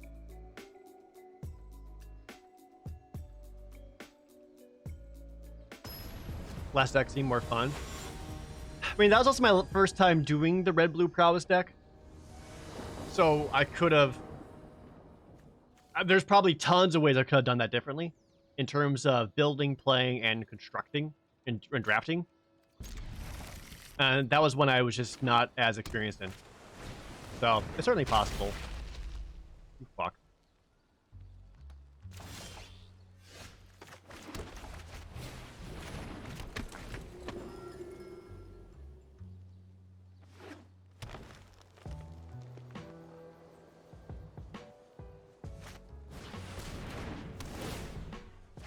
Really? I mean, I guess if you need another card. Well, I'm not gonna play this. He's also not really threatening me to attack, so I'd rather just go track down here.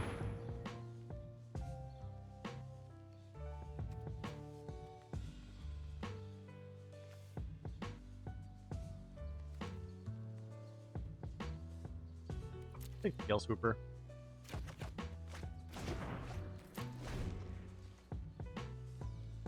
Like that, he had to have been desperate for cards, right?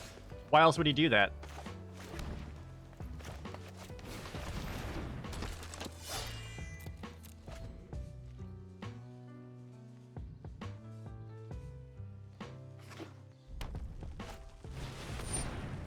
Red for Burl Fisto.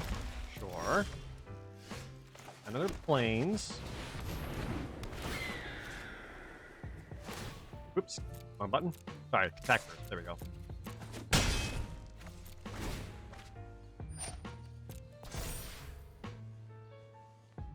Maybe so I don't hit with lifelink? I guess, but it's only one? That still just seems like an aggressive way to shut that down.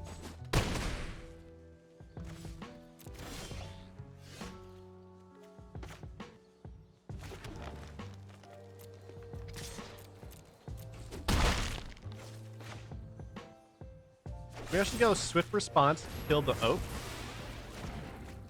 And play the Pteranodon. And I can still use the Seasoned Hollowblade to block Radha. Because she would need to get pumped. And if for some reason... Okay.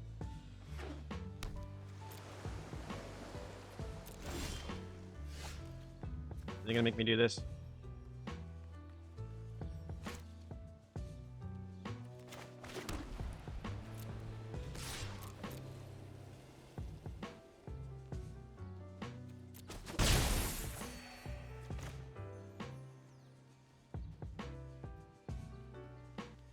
How badly do you want to keep my life total up? I could have pumped Chorister first and then attacked with Rousing Pteranodon. Nah, he just blocked with Wall Runes. If I do this, I basically 2-for-1 for myself. But also, like, what do you do?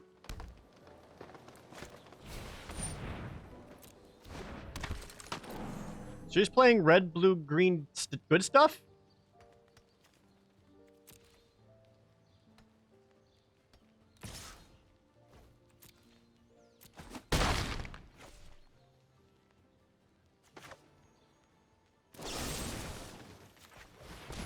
I'll take it out. There's the Hunter's Edge. That's great.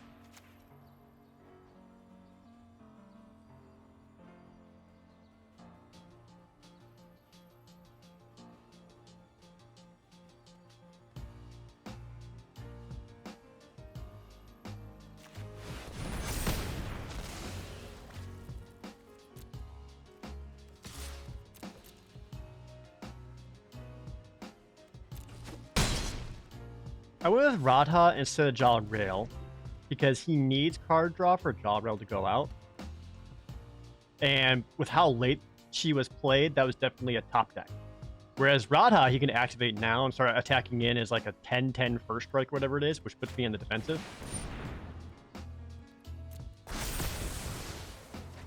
This fucking wall, dude.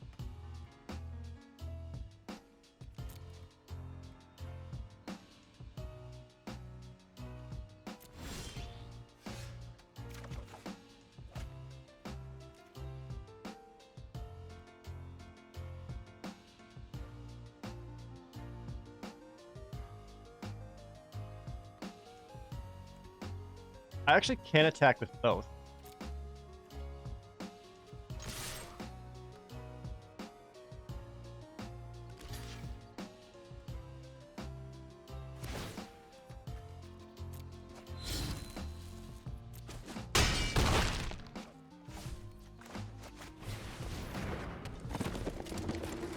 If Conclave Mentor dies, I also get a little extra life out of it.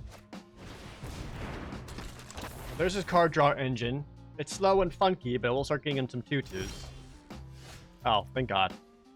+3/+3 and trample to end a turn.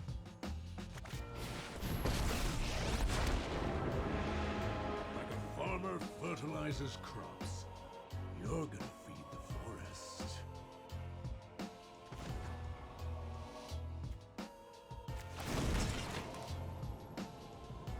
So if I put on a Seasoned Hollowblade, that brings him up to a 6/5 trample, which threatens lethal, and if he wants to kill it, you need to block with everything.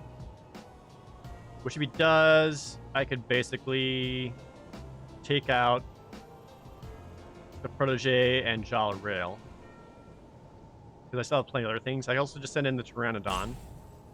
Oh no, sorry, he attacks as a 7/5 trample. Yeah. They're a stampede of one. I can math.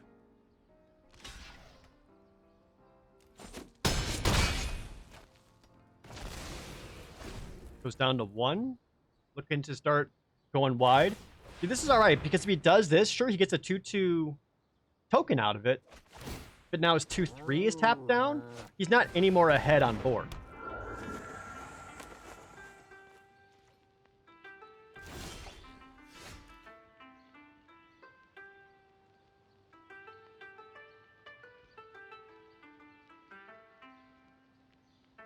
Two, 4, 5.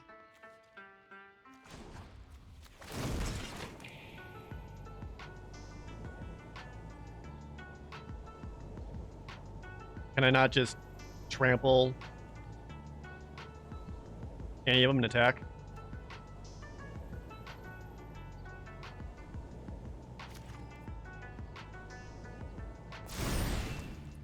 Buckle under our might.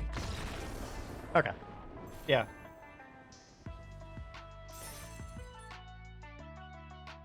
We did say Garrick, please, and Garrick answered. Thank you, Garrick.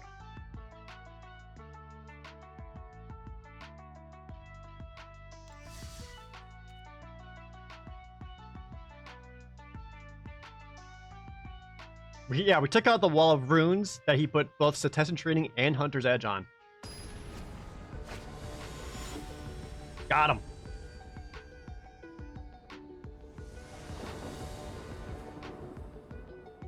Opponent goes first. That's keepable. Get our first planes out.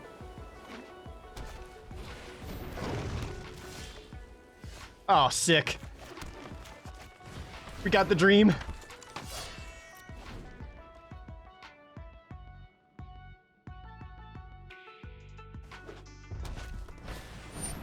Ooh, a tempered veteran?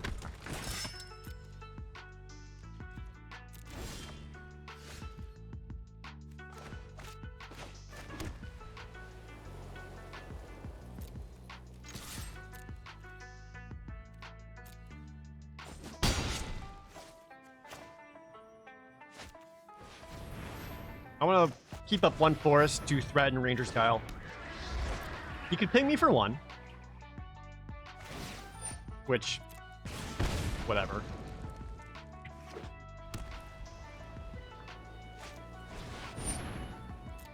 It's a turret ogre.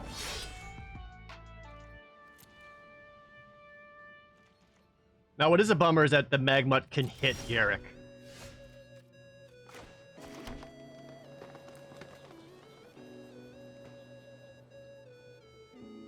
Which makes me want to kill the Magmut.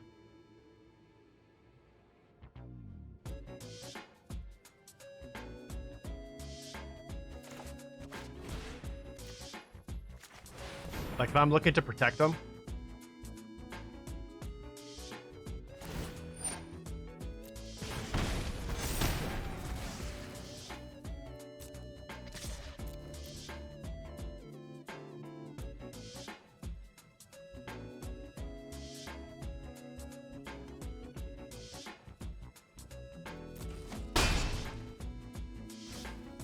And next turn, he could attack back with the turret ogre, which I would be fine with.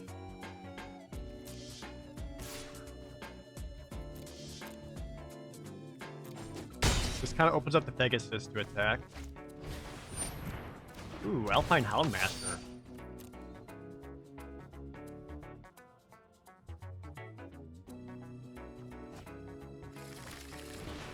Only finds an Igneous Cur, though.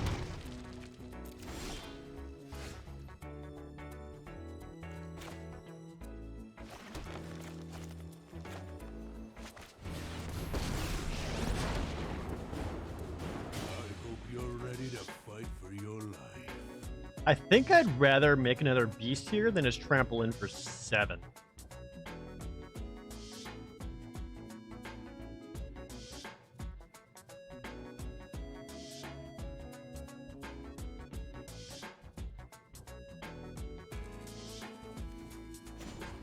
Yeah. Unfortunately for you, they're quite hungry. I'm gonna keep swinging with Hollow Blade. Just continue to threaten his life total. Because if he wants to kill Garrick, he'll need to just swing out. And doing so leaves him super vulnerable to everything. Scorching Dragonfire to hit token. I think Garrick dies here, right? Or is this all coming to face? No, he's going face. The balls. 3, 8, 12, 13.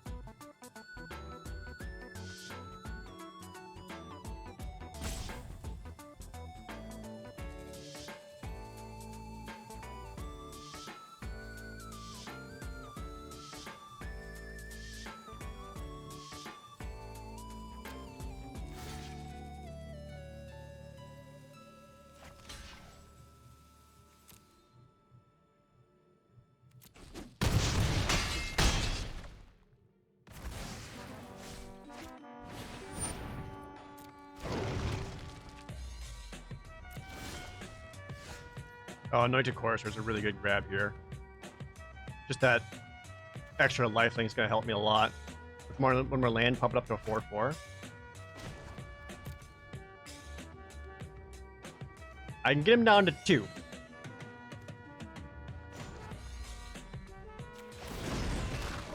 I like animals better than people.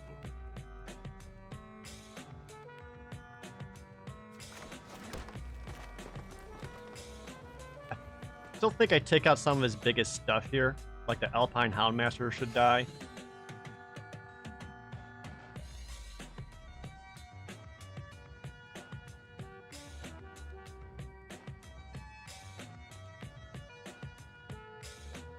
Actually, you know what? Hold on. Because he has 2 Igneous Curs. You can activate them both twice, bring him up to 5s. 5 block here.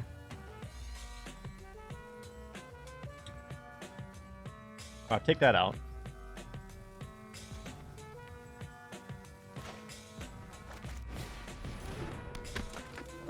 Now I can pump him for the life link. Maybe that extra 4 life do it.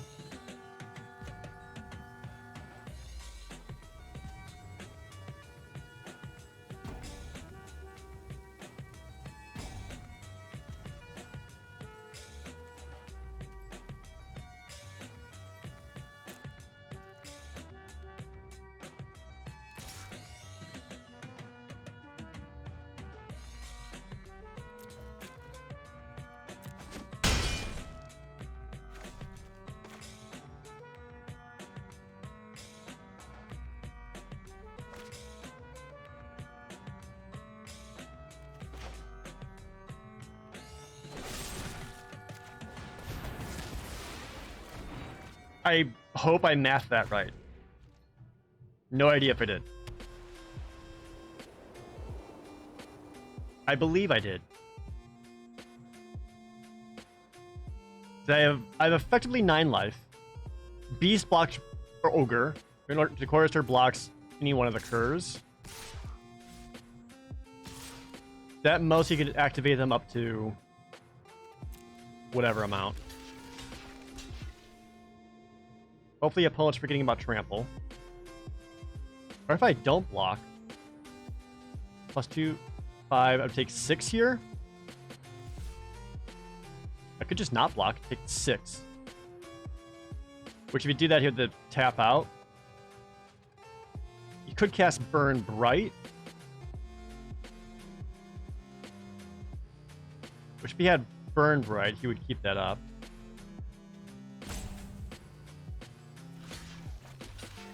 I feel like if he had a shock, he would have taken out the Anointed Chorister.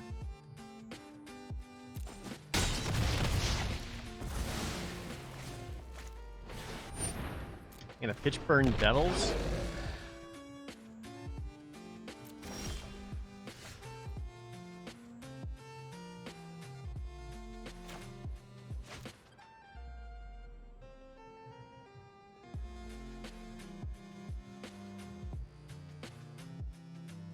I think I just keep going wide until I got more stuff than he can deal with. The Pitchburn Devils die. They can blow themselves up to hit Garrick. I can go up to a 7/5. He would have to block with Pitchburn Devils, kill Garrick. Yeah.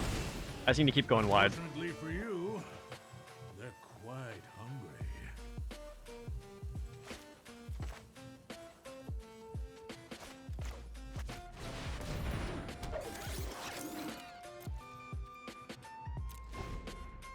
Damn.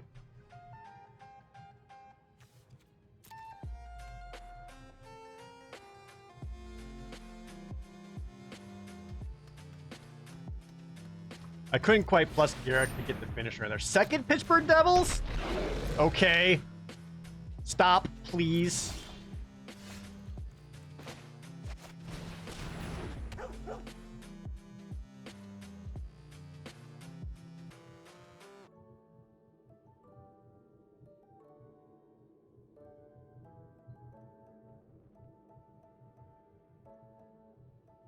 Can I attack?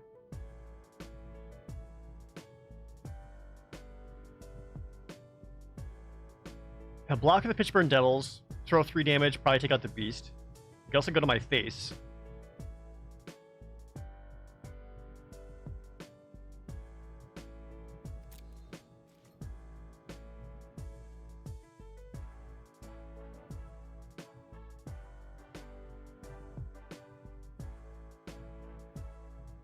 When it says to any target, I am a target. So you could make a Pitchburn Devils die and deal 3 damage to me. I fear that more than anything else.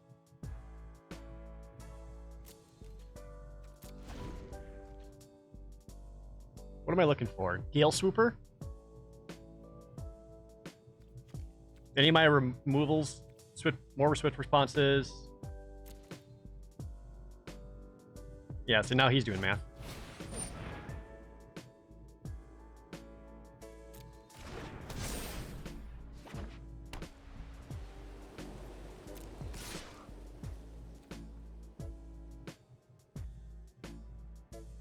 That's not good.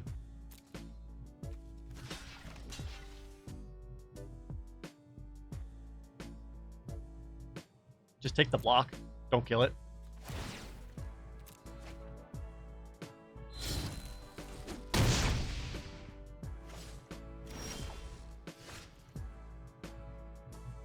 Now, the Anointed Chorister is a big deal because that boy can pump.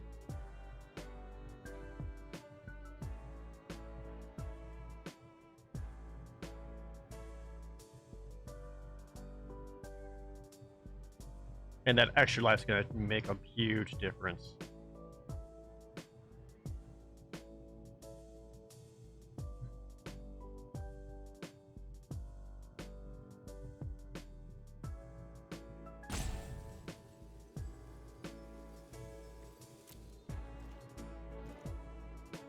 Expensive pump though. It's got me a place to use all my mana. A 4/4 lifelink is gonna make a huge difference. Like when the life totals are this close. I still think I need to keep myself set up in such a way that I just keep chomping the Pitchburn Devils, which I'll just ditch the dog through. But even if I can attack back with an Anointed Chorister, with the extra life, that's just going to be it's like another way of me getting more resource. Now he's also got 2 Igneous Curs that he can pump a total of 3 times across the 2 of them. And that's another, what, 6 power between them all? That's a lot. Yeah, let's throw the dog in front of it.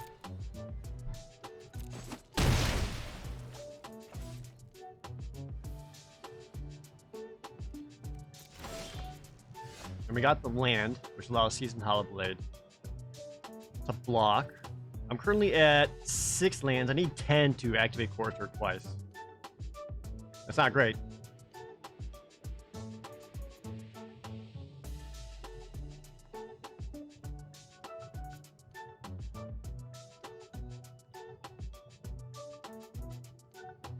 I could just send the Chrome Replicator at him. Or if I top deck another Chrome Replicator, then I get a lot. Actually, you know what? We're gonna throw the Beast Token at him. Oh, Tempered Veteran. He's got the mana to start activating Tempered Veteran and start giving just whatever, +1/+1 counters.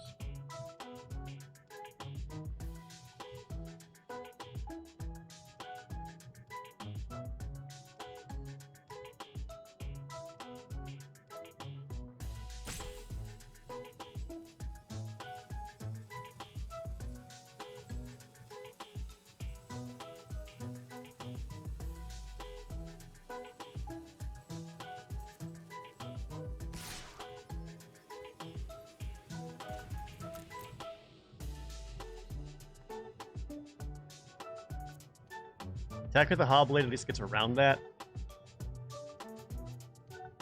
So you block with Pitchburn Devils, throw the 3 probably at the Chorister, because then I can't pump on defense.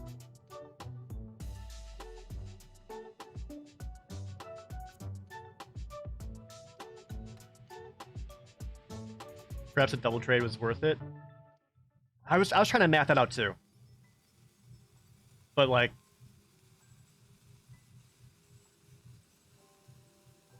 if I double block it, right? Pitchburn Devils dies, I'll lose one of my other creatures, and then he's got 3 damage to throw at anything. He could just take out another creature. I'm better off just chumping it for now and buying myself time than... Because, yeah, throwing 2 creatures to try to block it, I would get myself at least, at minimum, 2 for 1.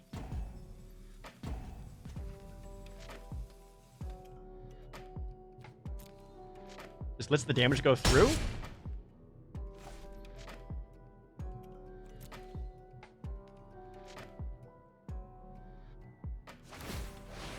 Damn, he remembered. Feels bad. Okay.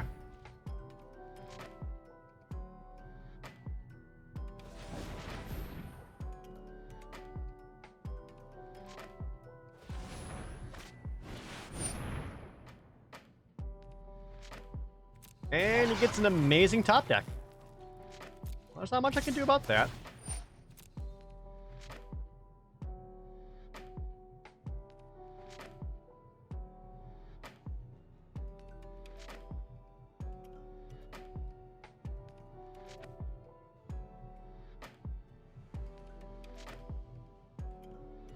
I effectively have 12 life with the Anointed Chorister.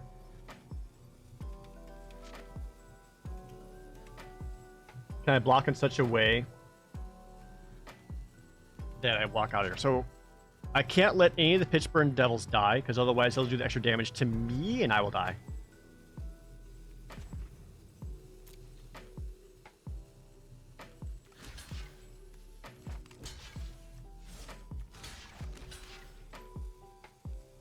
Two,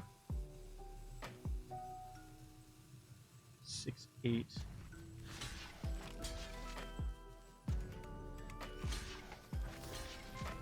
I just block like this and I'm fine, yeah? I'm looking 2, 6, 8. Pump up, gain the life. Attack back with Seasoned Hollowblade.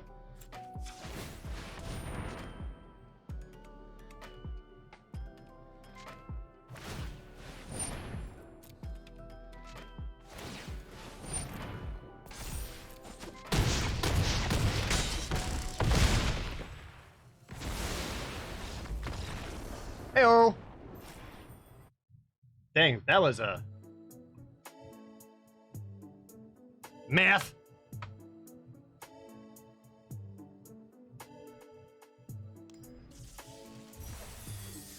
Can I get some ProJ MTGs in the chat? Because, goddamn, even with his top deck, handled it.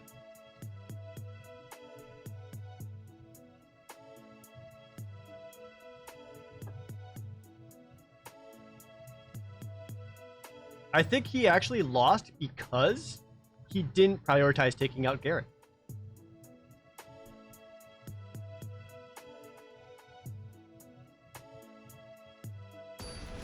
Cat streams often, but good luck getting the Mythic. Thank you. I'm trying my best. I appreciate you being here. Appreciate y'all being here, by the way. All the new follows, too, by the way. You go first.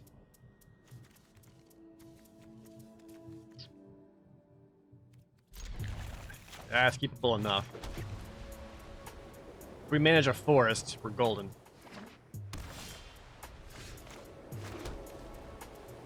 Bork bork? Bork bork!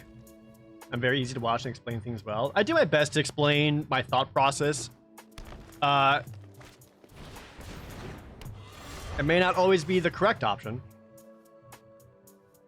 but I do at least try my best to explain.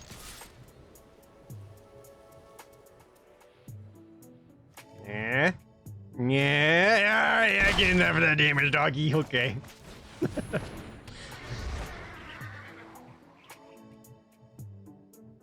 What happened, Shion's Prophecy? We won.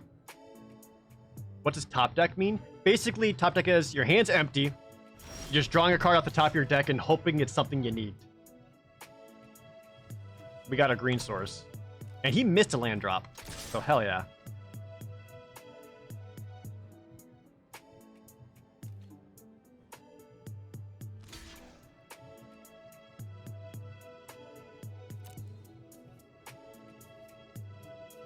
He has responses, so there could be his own feat of resistance, or a swift response. But you know what? I'd rather the... I'm fine with the Pegasus dying. Because I'd rather play out my green source and keep up a swift response to protect the Conclave Mentor. That's more valuable to me than a 1/3 flyer at the moment. Because I also got more flyers coming. And Hunter's Edge to kill, you know, their bullshit.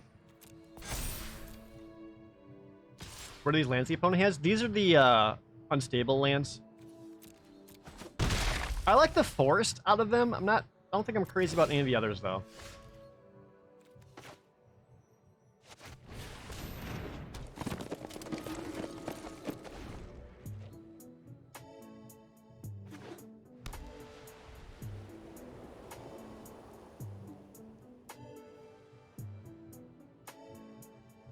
Yeah, just spend gems on them, right?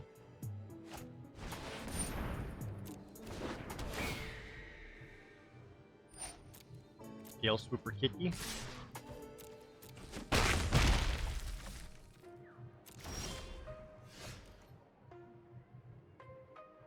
So here's another opportunity for decisions. I'm going to Hunter's Edge my Conclave Mentor and take out the Gale Swooper. Or I could hit it onto the dog to get around any potential swift responses.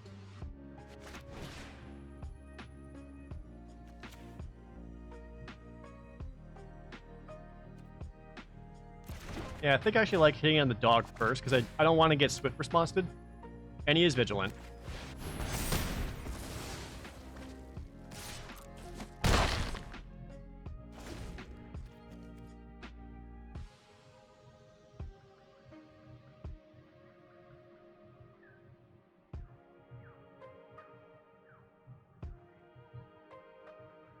Yeah, with Conclave Mentor out there, I feel like people would prioritize taking it out. Also, him going up to 4 power could put him in the range for Legion's Judgment.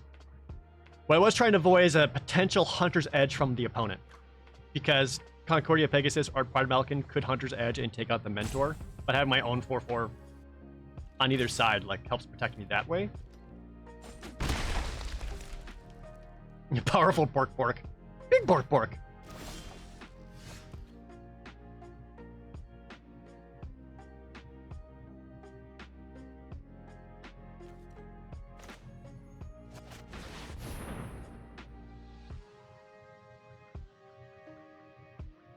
Opponent still has a response. Flying 4/4.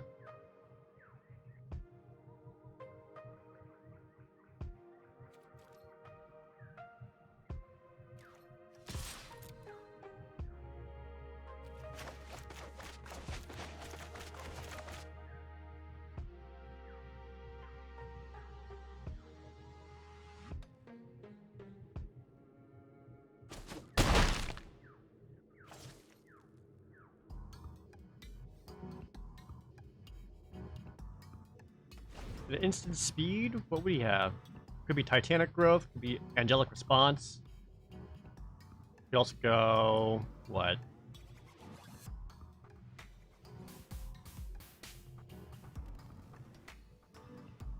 Could be his own Feat of Resistance. Are dual lands good to use? In general, yeah, because you want to be able to have a better way of getting multiple sources, right? And one card that counts as both, it's pretty good. Goes Llanowar visually and taps out.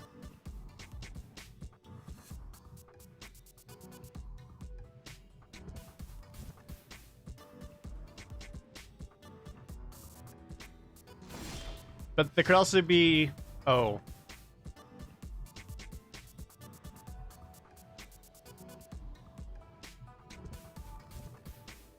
Well, here's my backup plan. Just going Chrome Replicator to Chrome Replicator.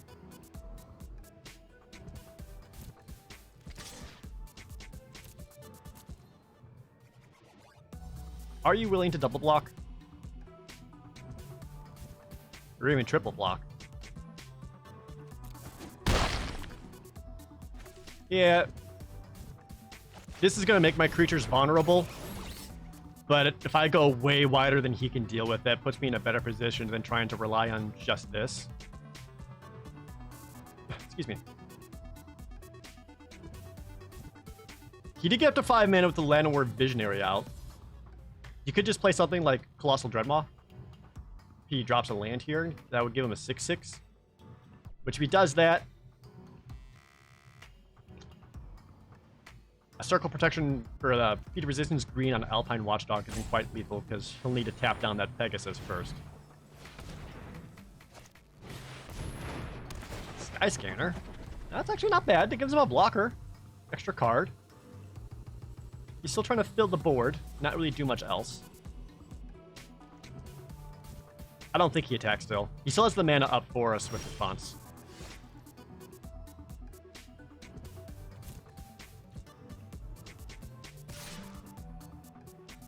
I could also attack with the Gale Swooper.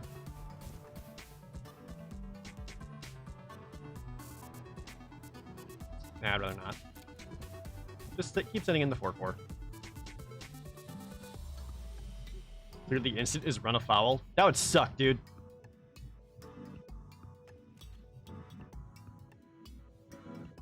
He just plays like a complete sideboard card. Ha! Sack a creature. Fucking got me. Sick 1/1. I like Sky Scanner. A 3-mana 1/1 that can chump and get you another card out of it. It's a Kaladesh card. I like it. Yeah, if he doesn't block, I win. So I think he knows he has to. Which I would have figured would just been the Sky Scanner.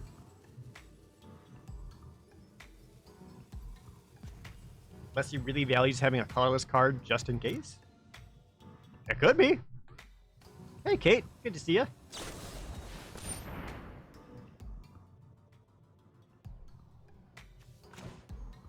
Or off.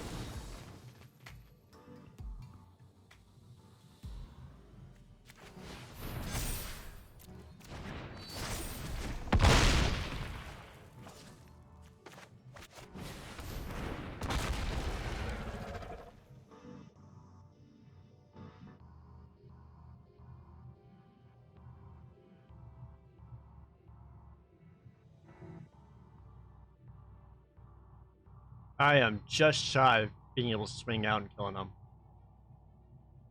This is the biggest dog I've ever had. The Great Mastiff and everything.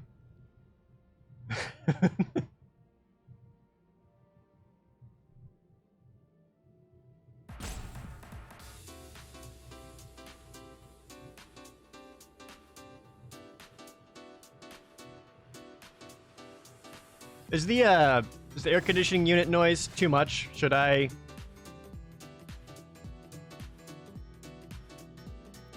You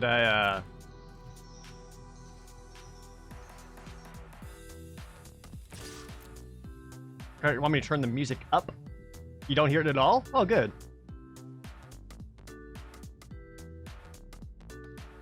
Are they missing a color? I don't know, man. They've played all white and green, so I don't think like green's their splash.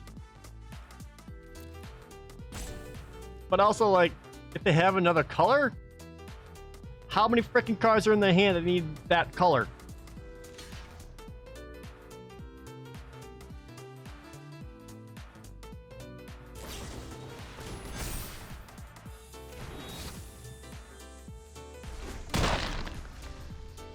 Alright, well now that that's out there.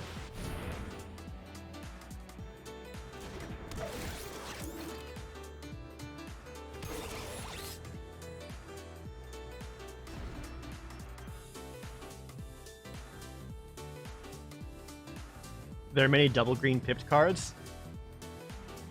He had 2 green though. He had the Elvish Visionary out and was choosing not to use it. That's why I was really surprised when he blocked the Visionary instead of blocking with Sky Scanner. Like if he really needed green mana, he would have blocked the Sky Scanner.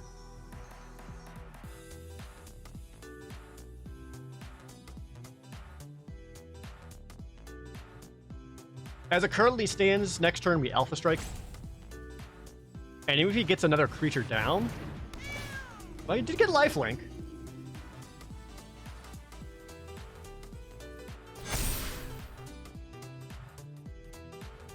He really likes that Sky Scanner.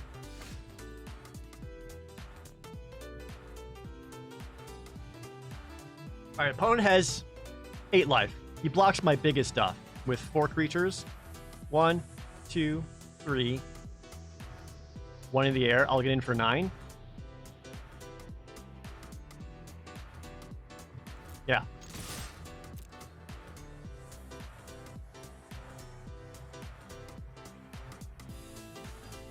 Even blocking my biggest stuff, I should be... Well, no. Here. Here, here, here. I could get in for 2, 5, 8. Yeah, I've got I have lethal either direction, right? Did I math that right?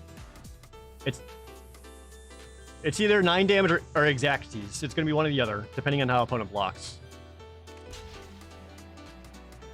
Yeah, 2, 5, 8. This should be exact.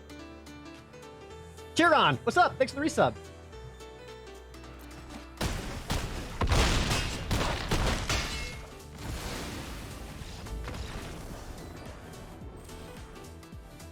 All right, this deck has officially made up for the prowess deck not coming through.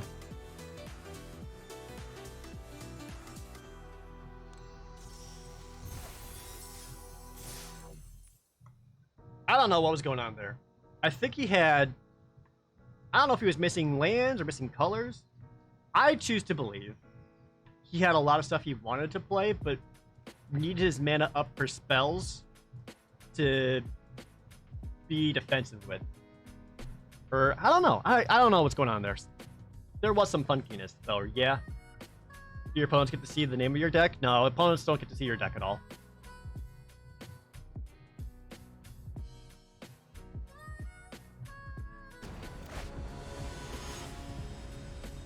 Gorilla Penguin.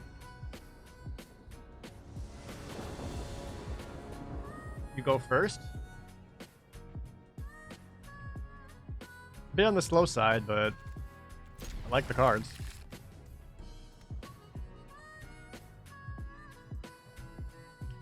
I do think, yeah, I agree, Bieber fan. I actually think doing just the Vigilant Dog was a good choice there, because we know Swift Response was very much a thing, right?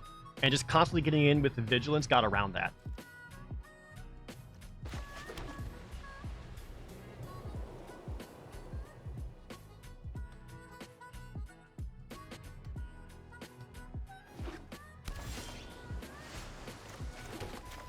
Got Angelic Ascension, just in case. I forgot this was in my deck. Gonna be completely honest with you.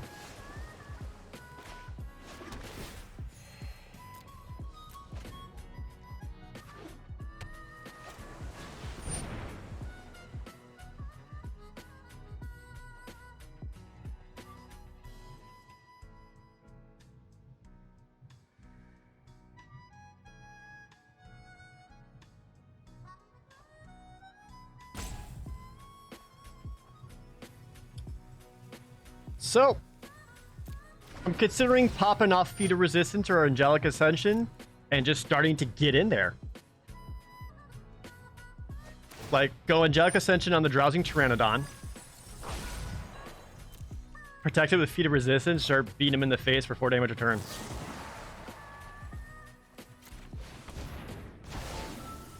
Wants to race? Let's race. Sweet.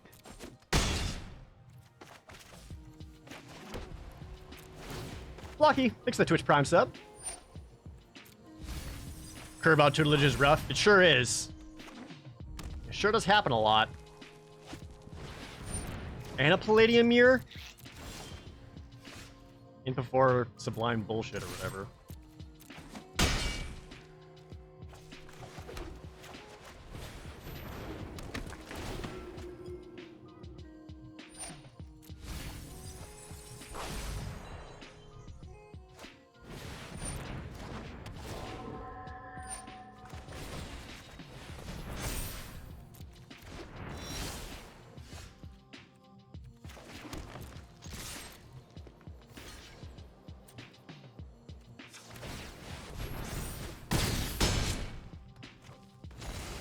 Second roaming Ghostlight.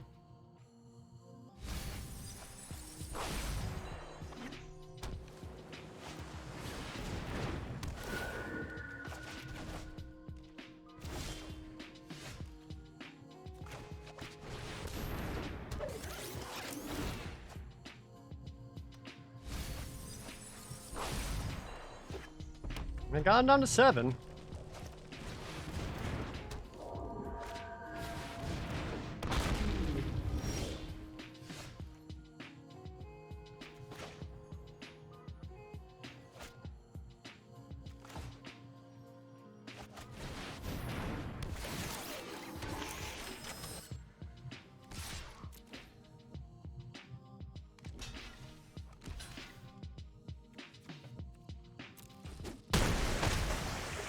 I'm okay with that. Letting the Tide Skimmer die. It'll slow down his mill plan at least.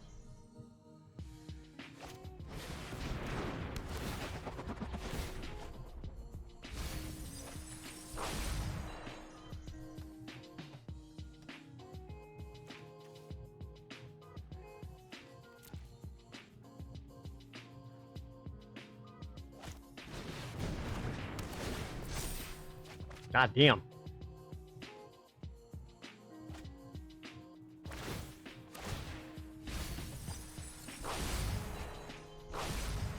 Garrick's still in there.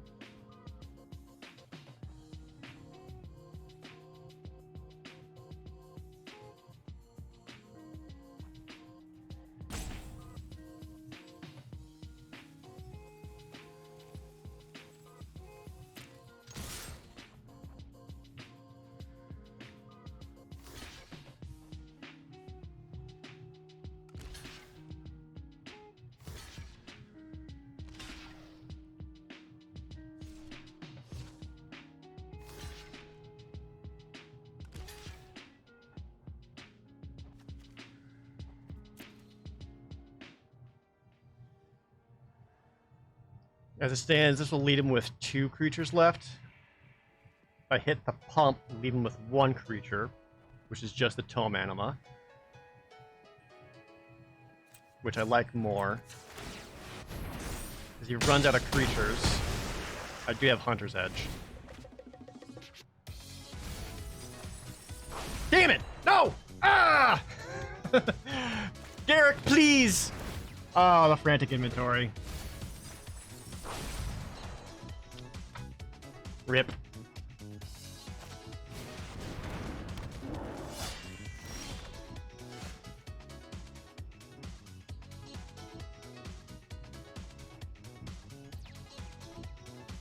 It's over. I don't have a way out of this, do I?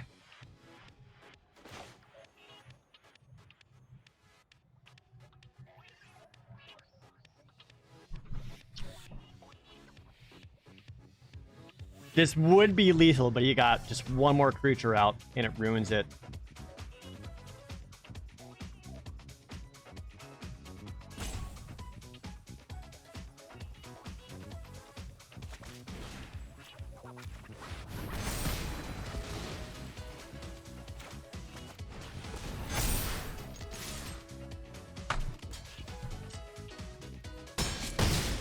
That's all I got.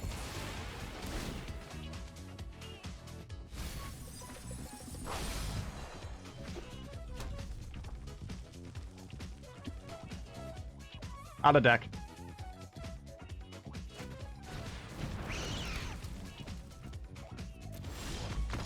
What's it like being able to start off with a key card that your deck needs?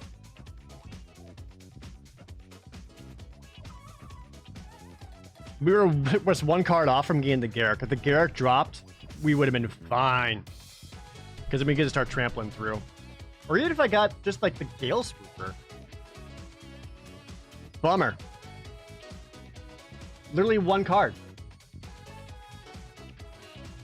Like, if it wasn't Garrick, just having 1 card in the deck, buying me another turn, would have got him.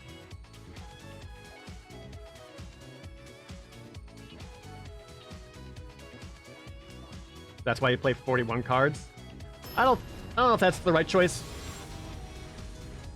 If you're planning for a tutelage that may not show up. If this is best of 3, I would absolutely sideboard more cards in to deal with it. Opponent goes first. We got a lot of responsive stuff. But we just have a 2-drop that we can improve, kill stuff. Ideally get up to Garrick. We'll have to see. Newbie to Magic. What would have stopped the mill?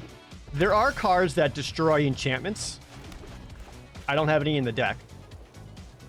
But they do exist.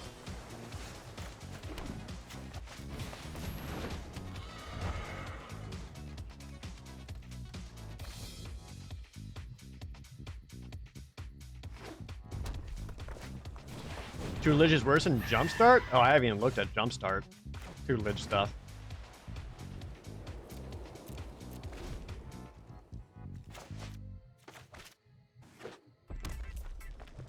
Man, what I wouldn't give for their forest. What's going on with their lands, by the way? Why are they all different colors? That's disgusting.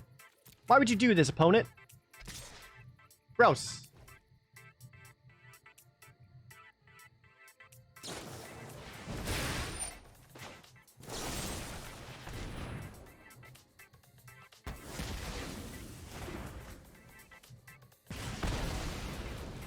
Maybe I should have gone Angelic Ascension there and then blocked.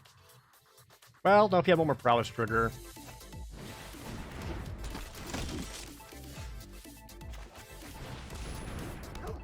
Yeah, I think the Angel might have been a better choice. Or just taking the damage and then going Angel afterwards.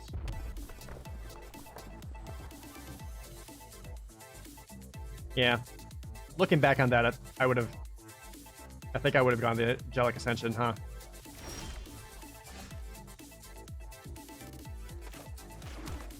Well, you only got one blue mana, which means you don't have enough for cancel or rewind. But you could have Lofty Denial.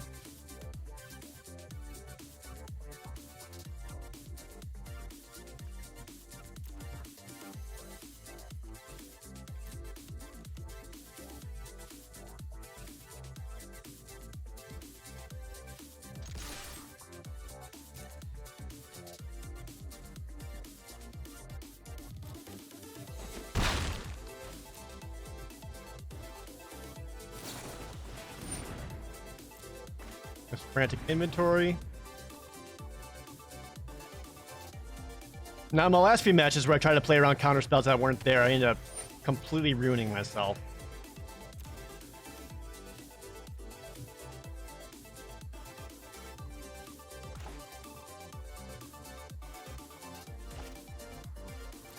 Land? There we go. Now we're good. This gets around Lofty Denial. King Basuki, thanks for the resub. Appreciate it. No matter the plain, the woods are my home.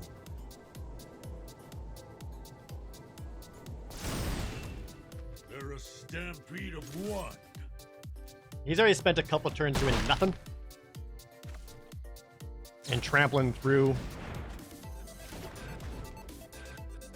With a lot of threat and power. Should be pretty good.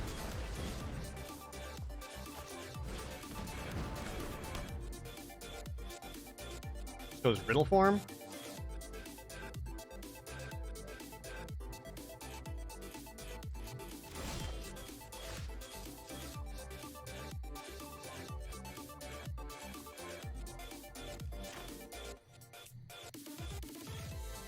He's got 5 mana out now. That could very much be a I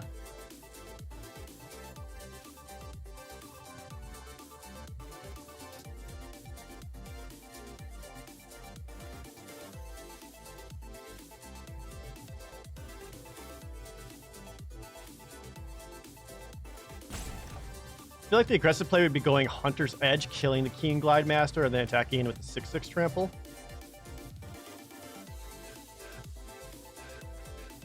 This could also get around any potential counter spells he has. So I'm gonna guess he wants to keep Riddle form up to start hitting Garrick.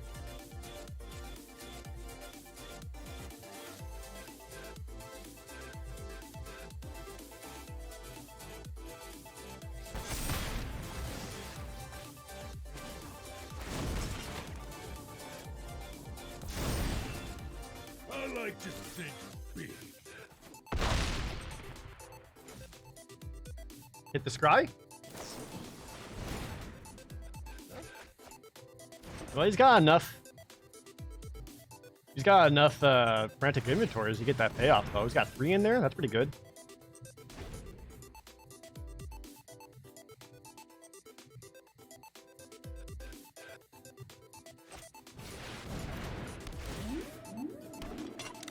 Oh, I'm gonna Angelic Ascension my own fucking token.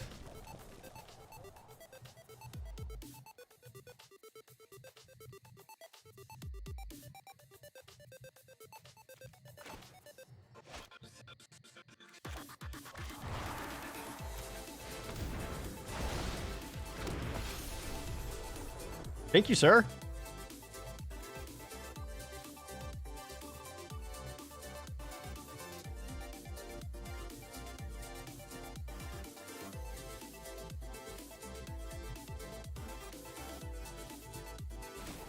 I kind of like making a beast here and then going Basri Solidarity. Just to start setting up some wide threats. Respect for nature is always returned.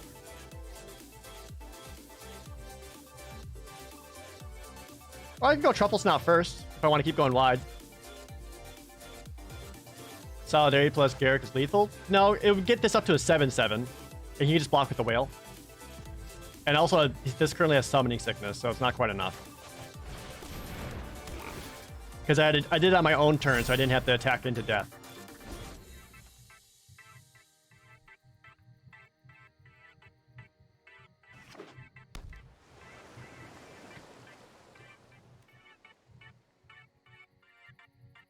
So now, you would have to answer...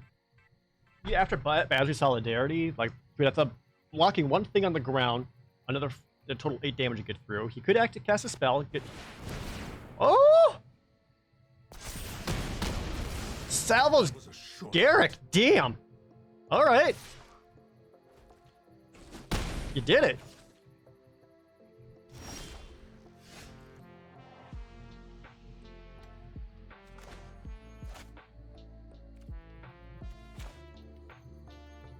You have a counterspell for this? Otherwise you die.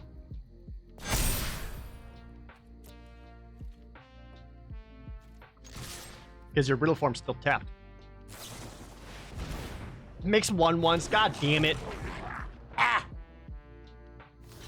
Fine. Are you gonna greedily keep a goblin back?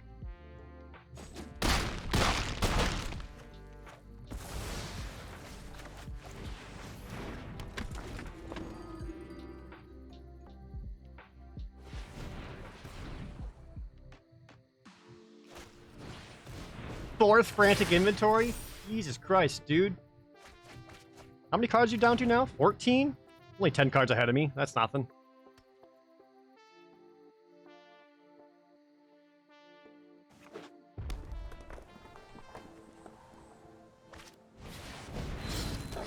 Brash Taunter.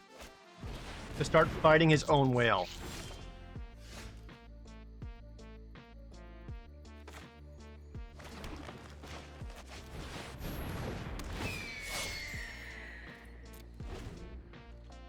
Bone's got a good deck. I mean, that's at least 8 damage.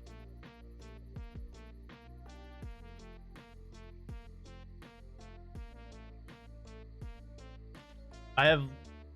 Any spell allows him to activate the Riddle Form to block me with. And if he just blocks the Gaggle Master, I'll just lose. So I can't attack in yet. Best I can do is hope to just keep going wide. What else do I have? Swift. Gale Swift, whatever bird.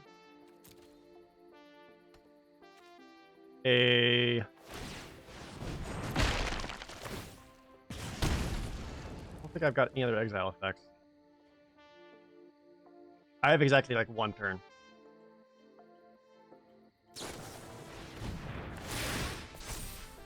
Another frantic inventory? That's our 5th one, dude. Took all of them? No flyers on defense. He's got the Riddle Form. So long as he casts a spell, Riddle Form's a creature, and he just got a billion cards into his hand and top deck something. Homeboy's got spells.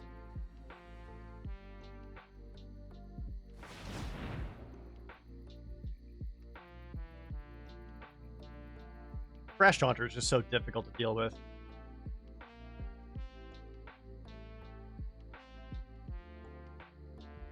Again, this is a situation where this game would have been completely different if early on with that Mistral Singer attack, I went for the Angelic Ascension there.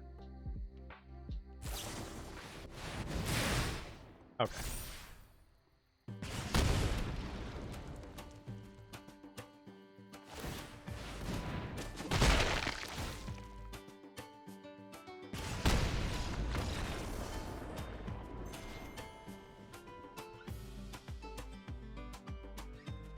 Right? Nothing I can do about that.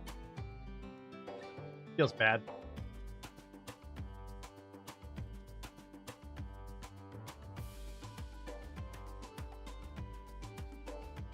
Opponent had a little bit of a card advantage.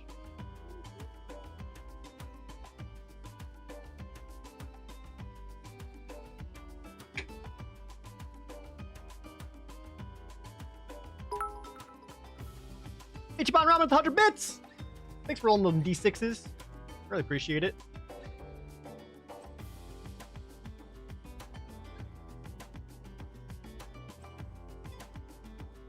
Card advantage, that's just an excuse. I mean, that's one of the many things I lost to. Again, we talked about that earlier play with my...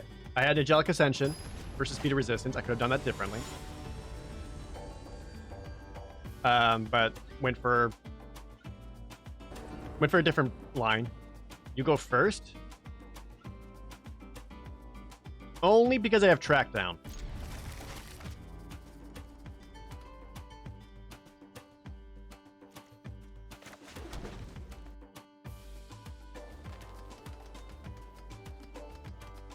Pursued Whale with Brash Taunter is funny. Like, what do you do? Okay. That's enough for us.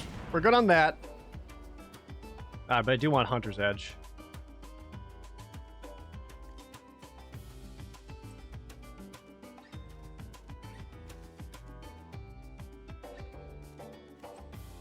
I also really have creatures. I do have 2 Swift responses at least, so let's do that.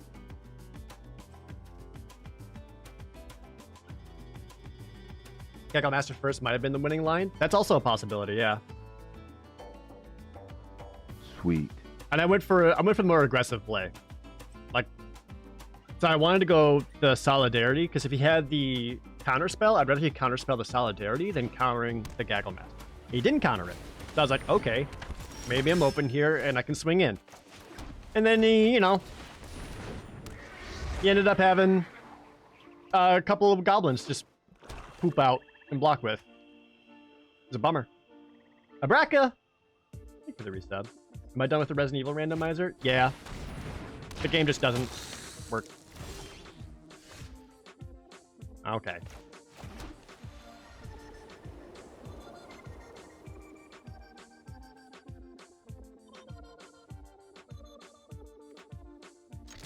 Whatever. I can't really Swift response to the Ghoul, because he can always just sacrifice it in response to draw a card. Damn.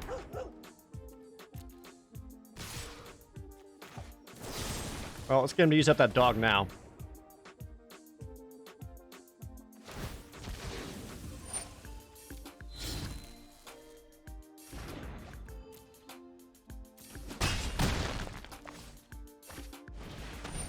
And this plays a 2/2. Land. All right.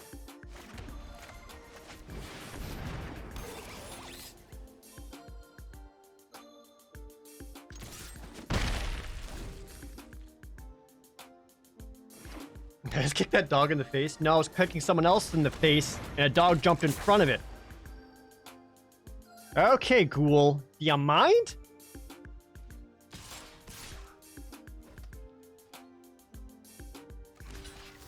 I want to get him to spend his mana this way, because then I can Swift response to the Silver Smoke Ghoul. He doesn't have any life regeneration that he can use to get that going off. Oh, perfect. I'm actually going to keep the Force in my hand so I can use it with the Hollow Blade.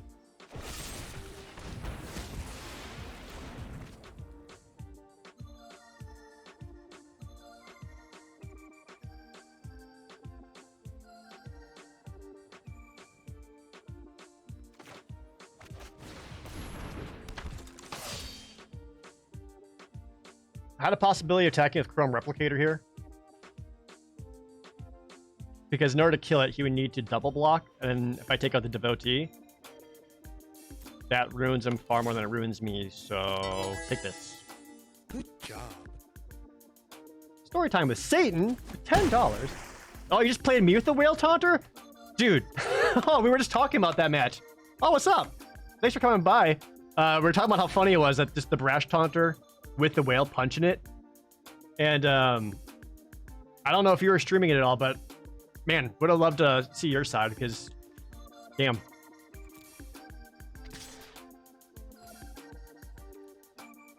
See, now if I block here, he'll just get another Zom.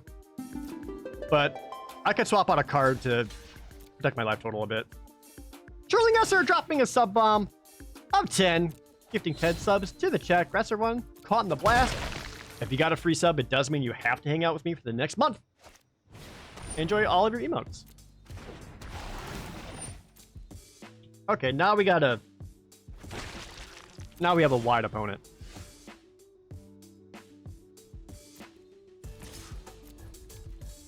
I still think I attack because this will at least slow down him coming in because I've got a 4/4 to block most of his stuff here.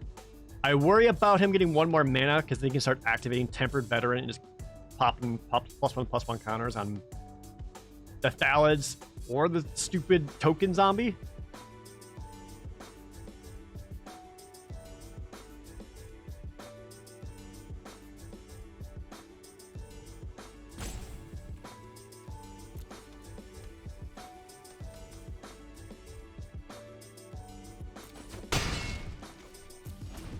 Which if he hits the land, then I'm in bad blocking shape. Block. Maybe he'll forget. He did not.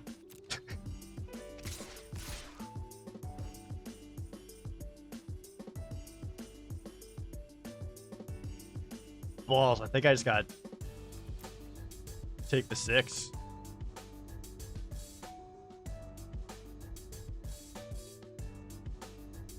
Seven, if he wants to spend his mana. I've already put down 2 Swift responses. Hunter's Edge is still a possibility. Nope, I put that at the bottom because I had to mulligan it. That feels bad.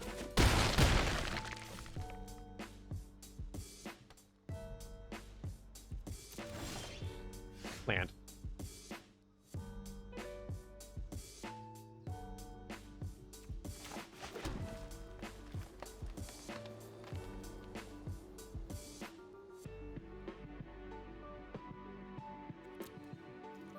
Balls.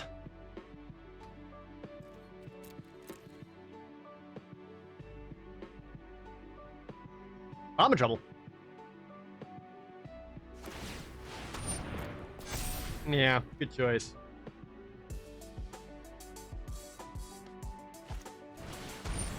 Oh, and a Gale Swooper? Okay. I ain't good.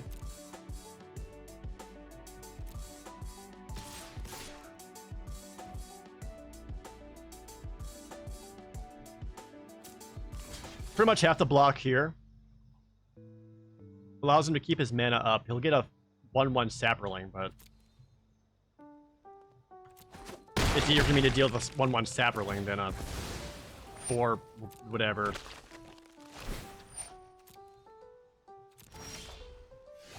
No! Why? Why? No! No, you would have been perfect, you bastard! Come on.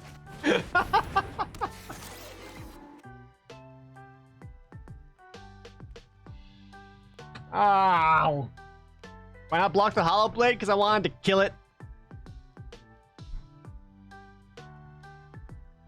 I think I'm just dead here.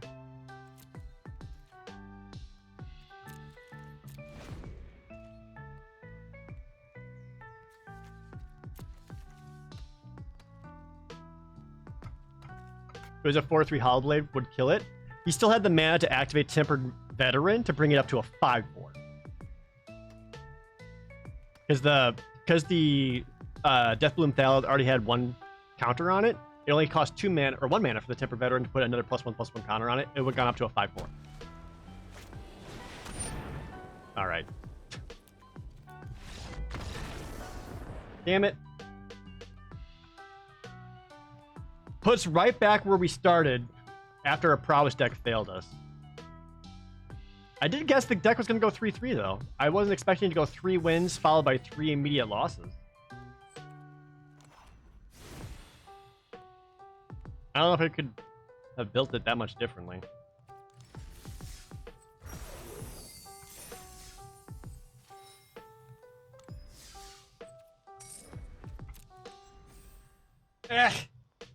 Getting so close. One step forward, two steps back. Welcome to my life.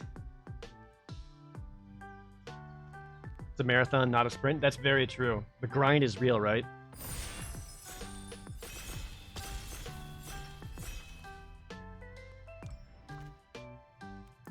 All right. Opening hand. Base my dome.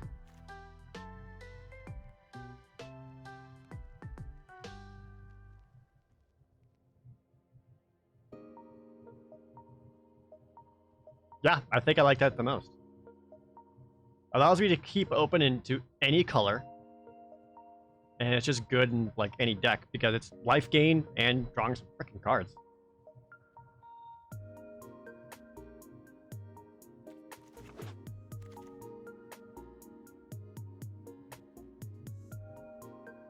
More interesting choices. Yeah, overlay doesn't work during the draft. I think because it's like in-person draft, Cardboard Live doesn't work with it right now. What do I like more, Hunter's Edge or Angelic Ascension?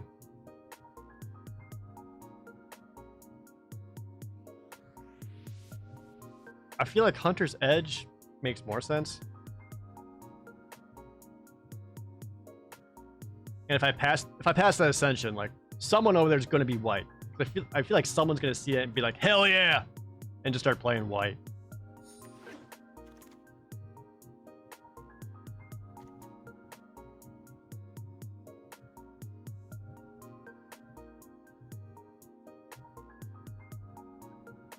Chat. No, no, I don't want to be that guy. What if blue doesn't work? I've not made the tutelage deck yet either. Become the monster. Live long enough to see yourself become the villain. No. No. Oh no, I have missed my tome with it. Oh no, what am I doing?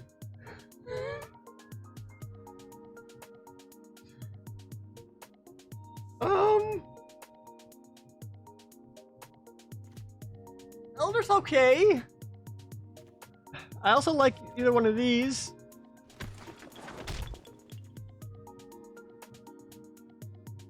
Portcullis is fine because that will draw a card at some point. There's a lot of white here too, BT dubs. Or no, we've got a Thrill.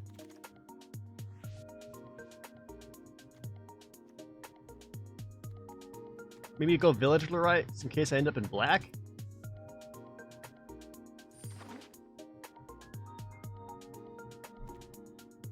If I see two of them,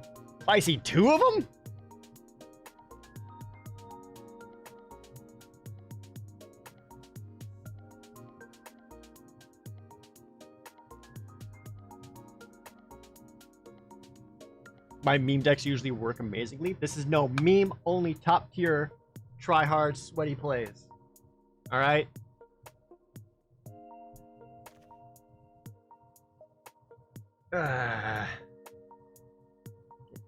Anyone here I know? Nope.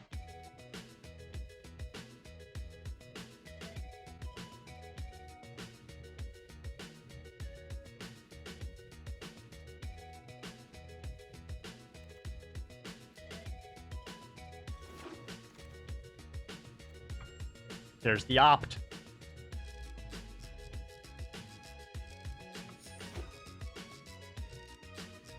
Still don't know what the color is yet, but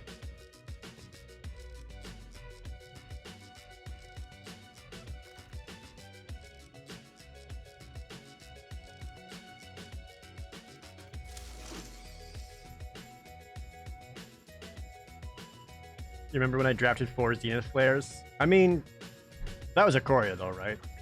That was like right before people realized cycling was legit and Zenith Flare is the best thing you could possibly get. And look how many times the Zenith Flare deck just didn't come out because Zenith Flare just didn't show itself.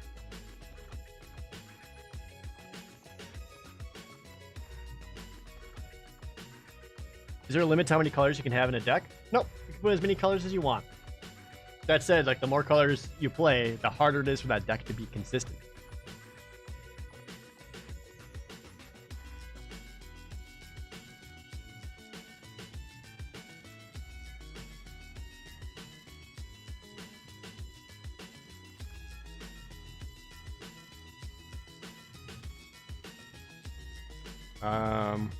I guess betted him. Just because it's a nice defensive creature in case I end up going the blue-black.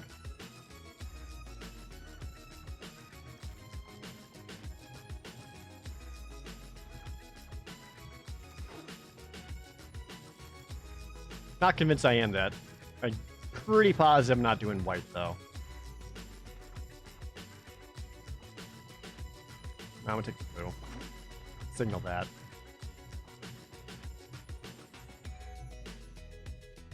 Tutelage 2 incoming. Don't joke.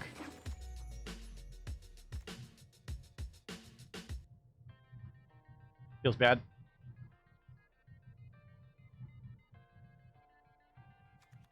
Dang.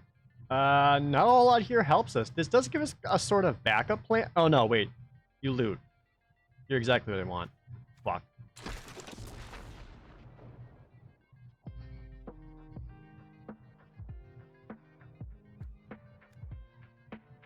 Fuck.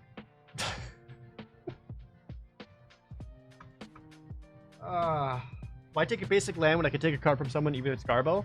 Because I'd rather show to them this last red card. Red's open. I'm gonna take this island so that you see that there's no blue cards coming back. It's me willingly giving information to my opponent to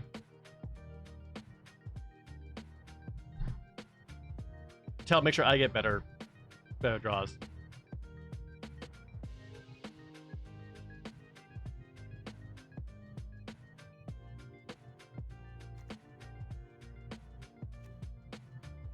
We can do the whale. It's kind of like a backup plan with the Obsessive Stitcher. I like that. I was trying to decide if this is a riddle form deck, and I don't think it. Second whale? No, that's not our plan. Rousing Reed is our plan, not second whale. Gadrak's here now? What's happening? Wall of Runes is closer to what we want, though.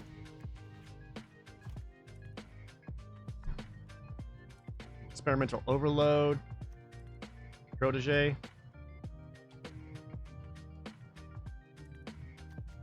I also don't mind the Dismal Backwater, sorry.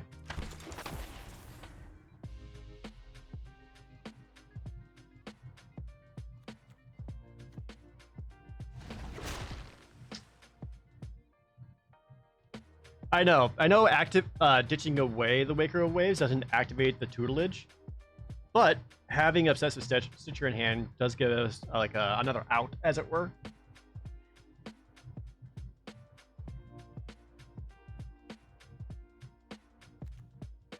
Because you're looking at the top two and putting one into your hand, not drawing into your hand. Very different.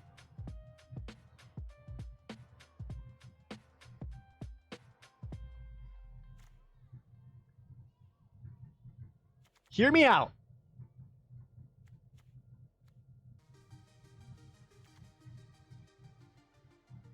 Hear me out.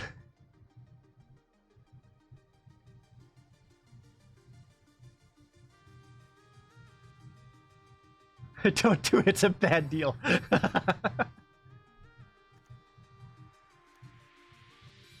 I guess I'd rather have that than my first Blood Glutton. I don't know if it'll actually be played.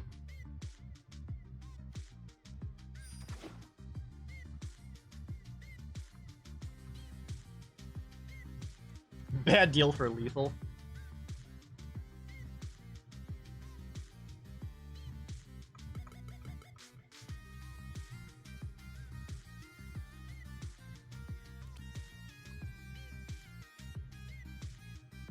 I'm not really getting the card draw I wanted for tutelage. This deck looks bad right now. Without stuff like Frantic Inventories, Rain of Revelation, more opts. It's not looking great. I have engines. I have Witch's Cauldron, but I'm sacrificing creatures to do that. We also have Village Rites. And a lot of like prowess, loot triggers and all that, but I don't know about this one, chat.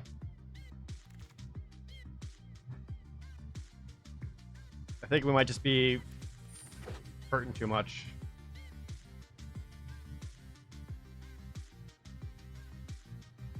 I am gonna blame chat for this. Y'all wanted me to become the villain. Go tutelage.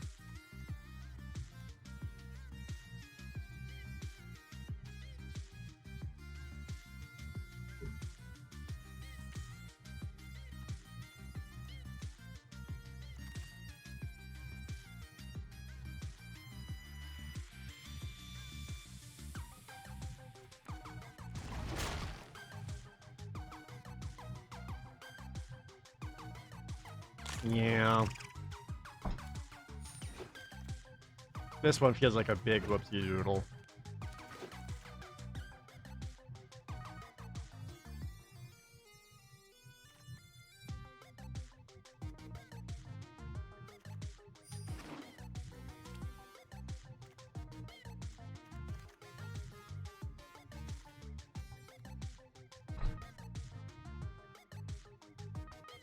Well, or hear me out. Hear me out.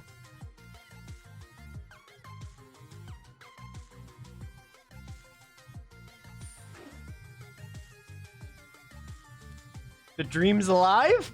Yeah, I need more walls. I want more wall of runes because I need to protect myself while I tutelage them.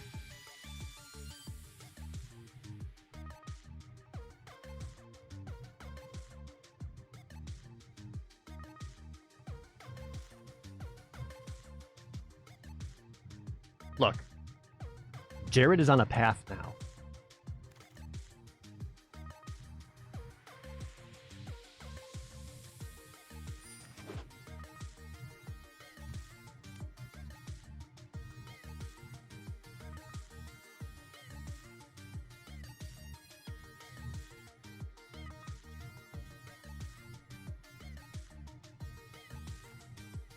Sanctum is fine. I don't think Sanctum is what we want with this deck. Because our only real win condition is when we got Mill 'em out. And then we got the backup Whale and Obsessive Stitcher and all that. But like the primary plan is just to mill them out and just pinging them for 1 life every turn. Not ideal.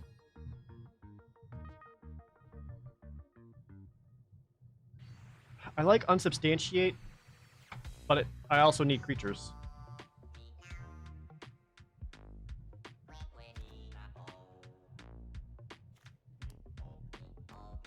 Now, there's also a good chance this could wheel around, because it is just a 1-2, or we'll see more. So I guess I'll prioritize the Unsubstantiate. Grasp of Darkness is a good grab, though. Yeah?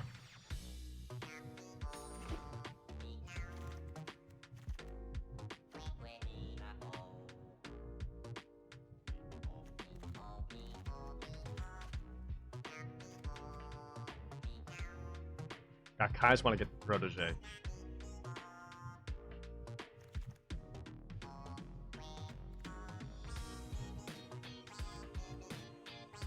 Well,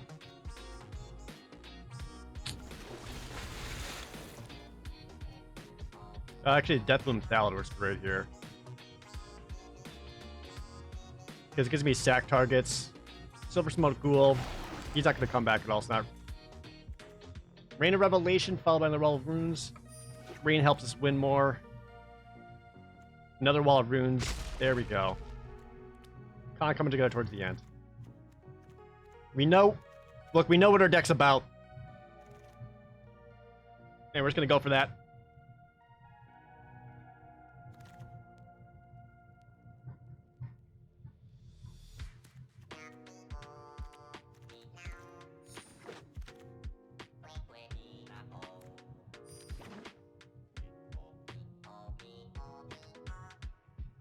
Cursed deck. Oh, chat. Oh, man. The name of this deck is Chat's Tutelage.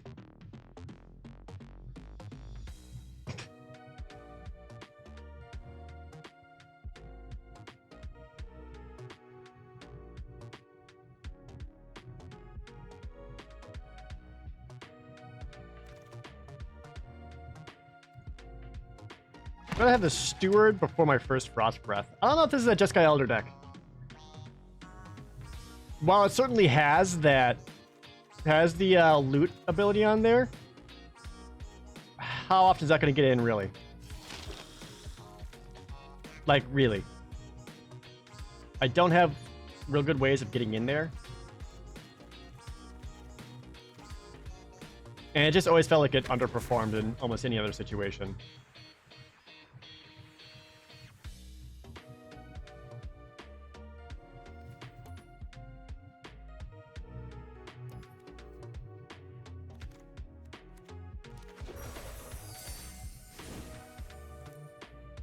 All right. We got to figure this out. So this is not a 15 creature deck. So the first thing we want to actually look to start taking out are some of our least helpful creatures.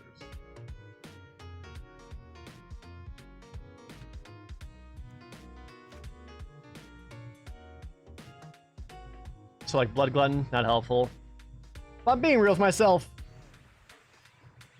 I should take out Bad Deal, but also like, it's funny.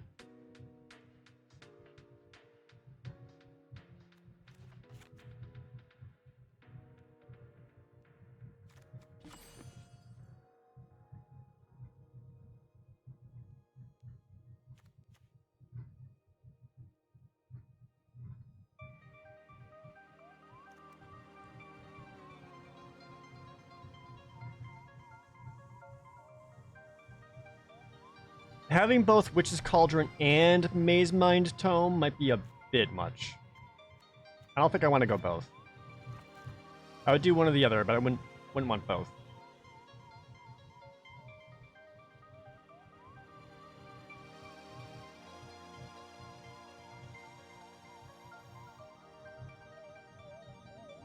I wish we got more frantic inventory.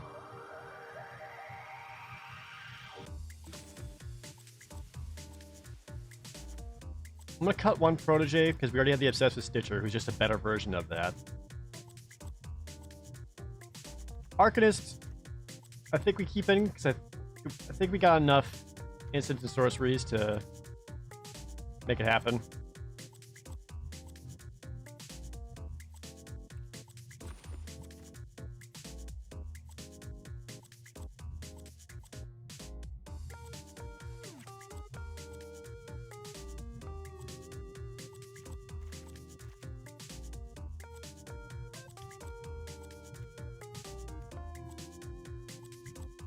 We definitely go down a land.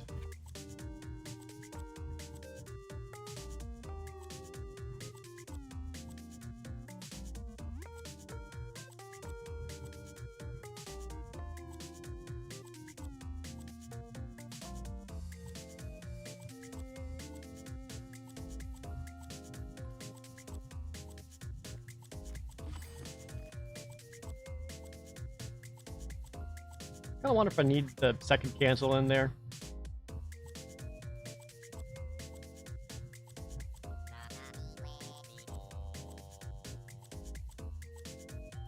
Or we just cut out the crab. I think we just take out the crab. Got 2 Wall of Runes, Fetid Imp. Like, we got plenty of defensive creatures. We don't need the crab in there, too. We're looking to Rousing Reed on the Larcenist is the dream.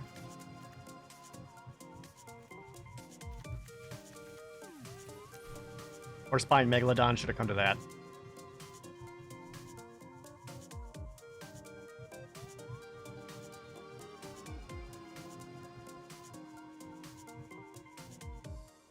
Well, if I have the Jeskai Elder in there, that allows me to Rousing Reed that.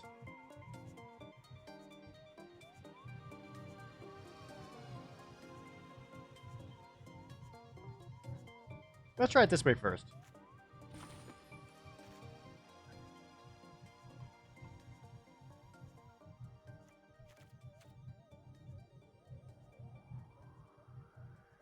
Like the crab more than Larcenist because we have inevitability. I'm more worried about not having the tutelage in my opening hand and finding a way to get to it. Which we do have 2 tutelages, which helps.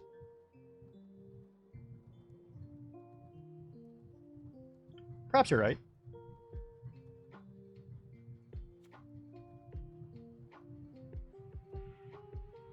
Because attacks once, gets the draw card off of it. Be basically spending 3 mana to hopefully get 1 activation off of it. Yeah, we'll do Crab. Feel a little more protective.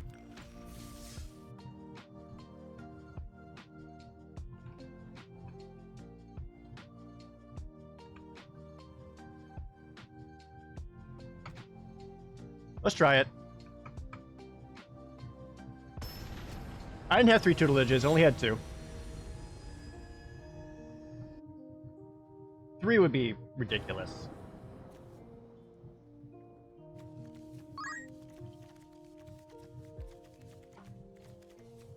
Do I keep this? The opponent goes first. I think I actually mulligan and try to find the tutelage.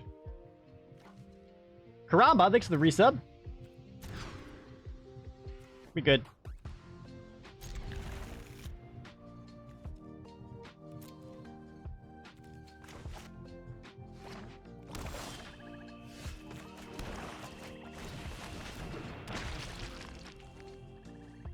Oh boy. Oh man.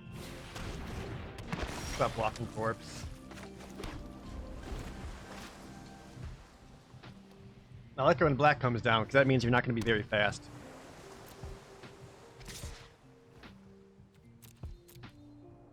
Yeah, I put Grasp of Darkness away because I didn't have any more swamps, and they end up drawing 2 swamps, because of course I did, right? Second walking corpse?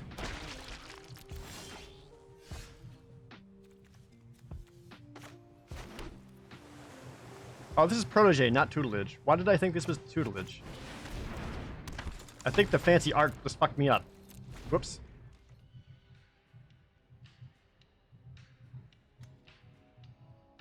They both end in edge. I saw Teferi Snapkeep, exactly.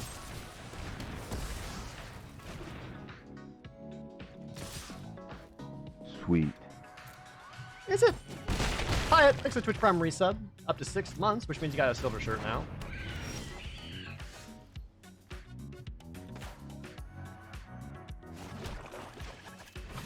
Gotta start finding some friggin' answers here.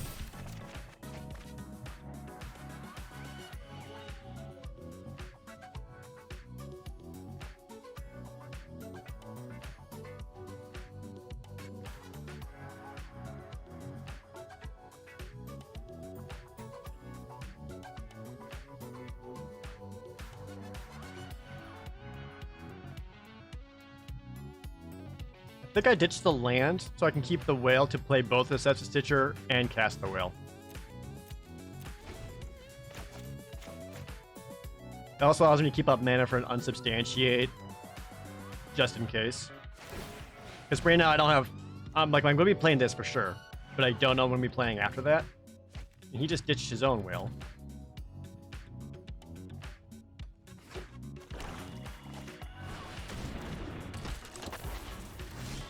There we go. Yeah, so they're going to Obsessive Stitcher, get their whale, and I'm going to unsubstantiate the whale. Spider-Man meme.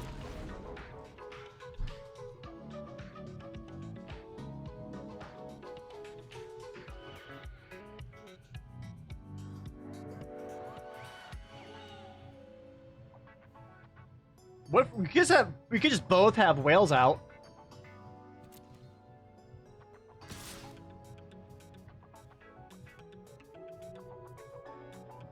Then what? No one gets to play? The whales can't even kill each other?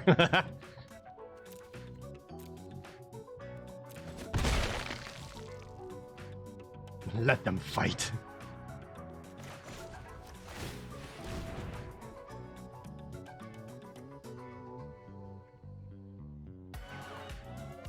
Ugh, I guess. There it is.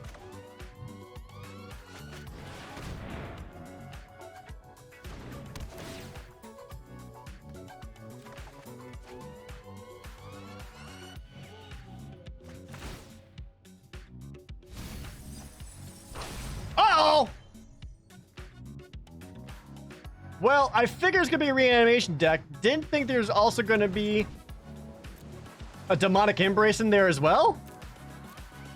So that's not good.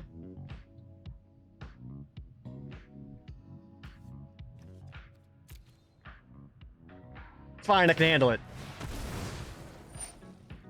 Oh, he's bounced. Oh, wait, did I mill a Megalodon? I milled a Megalodon. I've only helped him.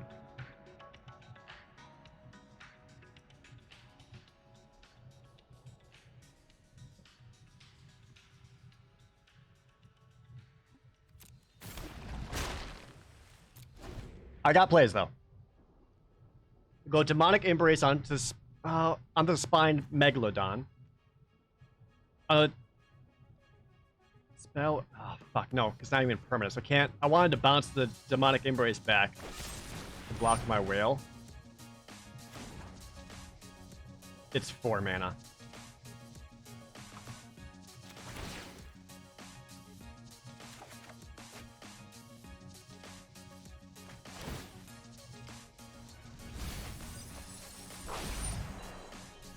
Do I unsubstantiate my own guy here? Just to save it and get back the whale?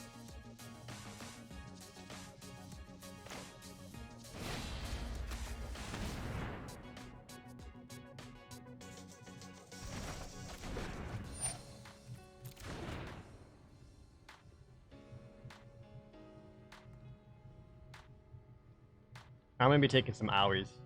You can substantiate the embrace though? You can't. You can hit creatures or spells. And once it hits the battlefield, it's no longer a spell, it's an aura or a permanent. So, in response to the cast, I could bounce it. But then it just goes back to his hand.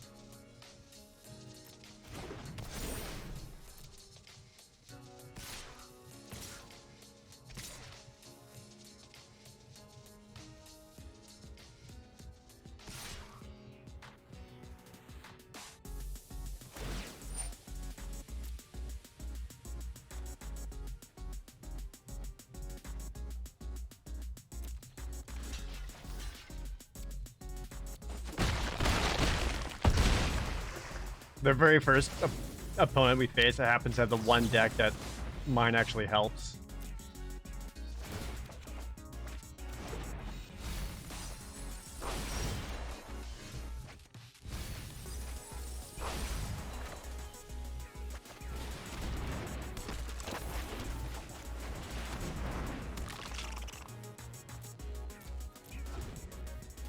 I've got blockers. And they had a veto? Holy shit. Opponent needs to chill.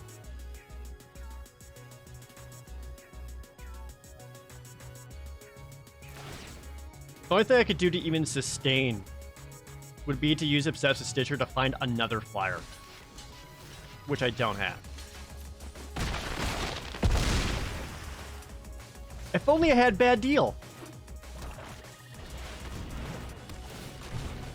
What was your draft? What? Holy shit! My god! 4 notes.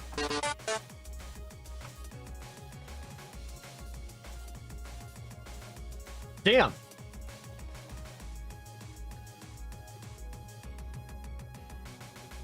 Alright. So this time, the way I can play better is understand the difference between Teferi's Tutelage and Teferi's Protege. Turns out, very different cards.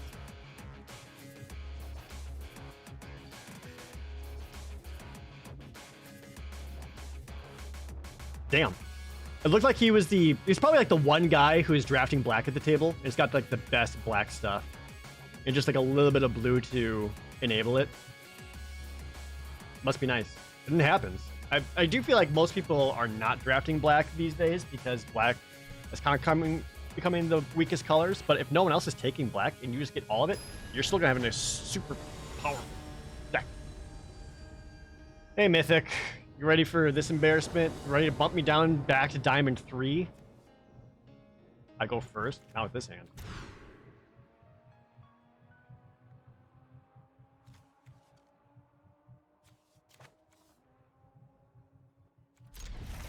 can't go lower.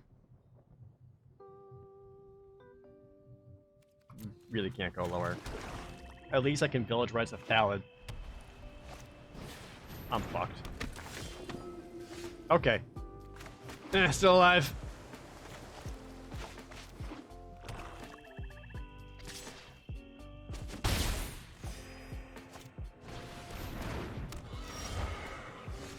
Arena, can I just... Can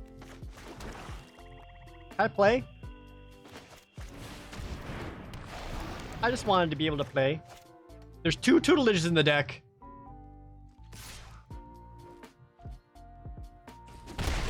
Oddly, the Wishcoin Crab kind of shuts the Anointed Chorister down, though, yeah? Because even after pump, it's only a 4/4.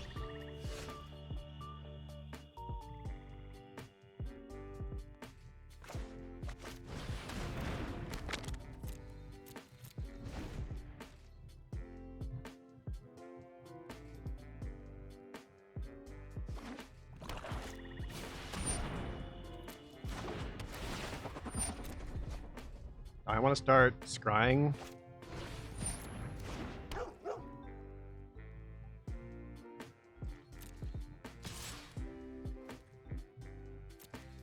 I feel like I should scry and just help make sure I hit my lands, because I am hurting on that right now.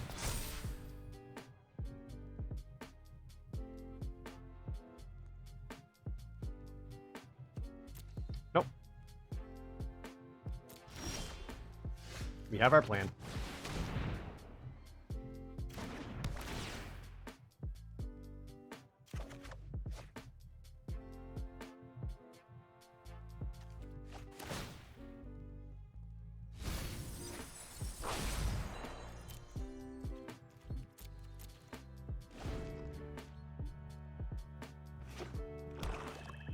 And I always got the 5th mana, so we can pump the Chorister. So we can attack in for 6 right now.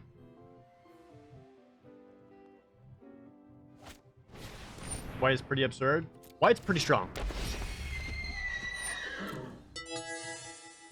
Good job. Reverend Red Mage the $10. Thank you so much. I'm guessing a Final Fantasy X video is in the not too distant future, so here's $10 as an investment. Thank you.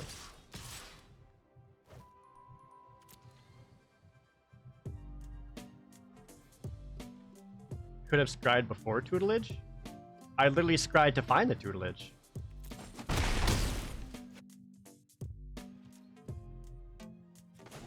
Same thing. Let's find a land.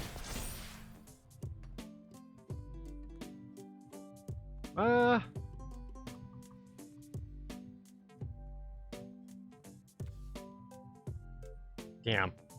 I really feel like I need an island more than an opt. So I could use opt to find an island. And it helps mill 'em. I don't know about that choice. I want one more island so I can get the Wall of Runes out.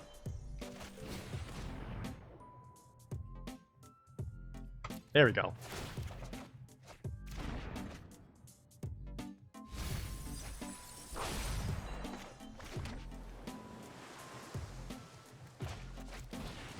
Get some protection.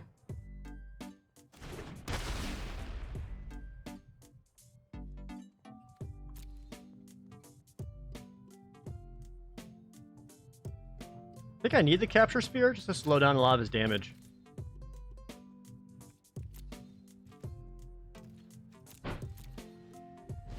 And from here I can activate the Maze Mine Tome to draw another card. Or even use Village Rights to get that way. Yeah, this is him presenting 6 damage, and I think I just gotta throw the Thallid in there and take it.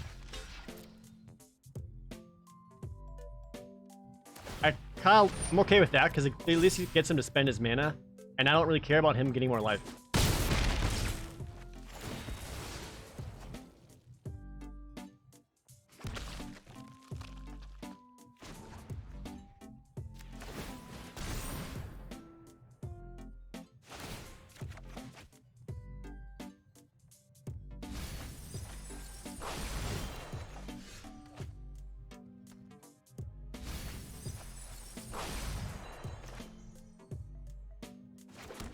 All right, he's down to 15 cards. I could have cast Village Rites on the Thallid, yeah. But I'd rather have the mana up to do Maze Mine Tome, because I can always Village Rites one of these other creatures. And if I have 2 mana up, I'd rather be able to use all my mana than leave some mana unused.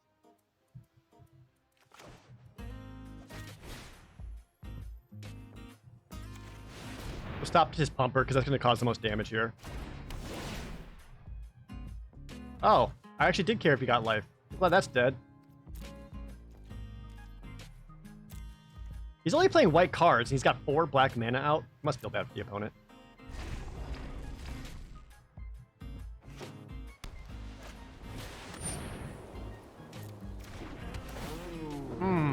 Flyers. Yeah? No? Says horsey? Oh. With the Infernal Scrying? God, this is suddenly a lot of damage. Some would say too much damage.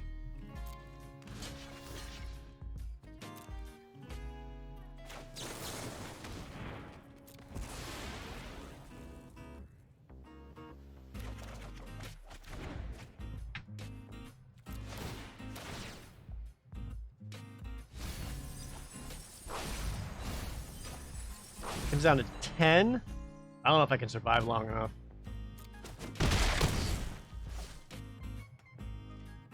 I think missing too many land drops hurt me. But I can always activate the Maze Mine Tome to get an extra 10 life at least.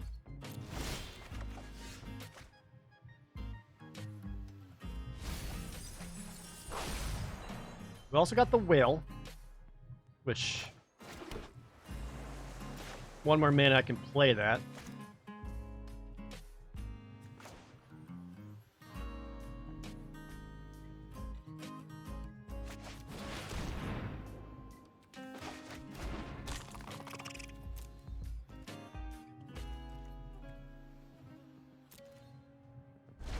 If we can activate Waker of Waves and actually find Rain of Revelation, that would do it. Is Whale a draw? It's not. Whale is look at 2, put 1 into your hand. Kills the crab.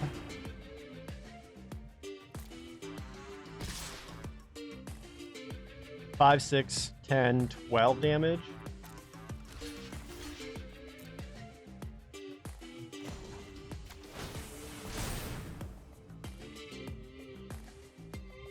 Two, 5, 6. Oh, that's exactly lethal. God damn it. No, wait. That give me 4. I have 2 life left? 2 life left, baby. All right, so here's the plan.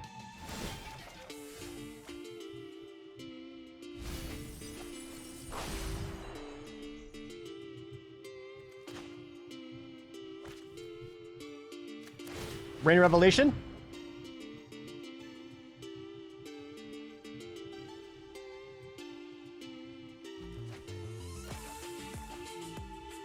Thank you, deck.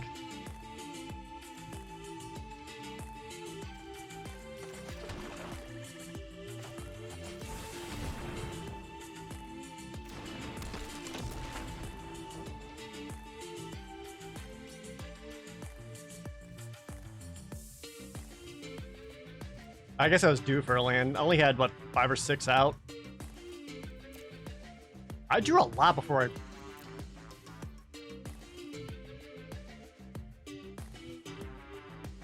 Yeah. Well, cool. Guess we're ranking down some more. At this point, if I make it to Mythic, I'm just going to end up in the garbage pool.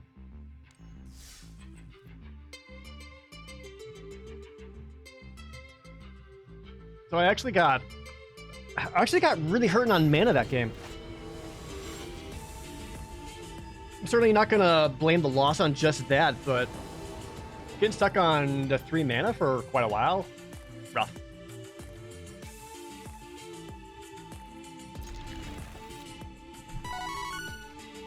Ruth Thurn with the tier 2 resub, I appreciate it.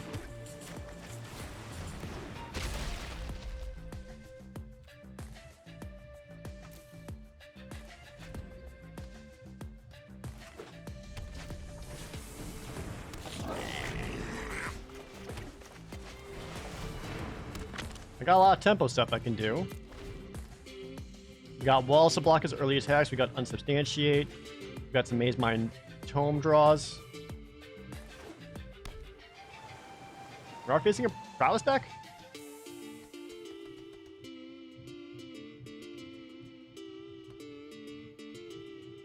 A mythic to you? Well, I'll have to try.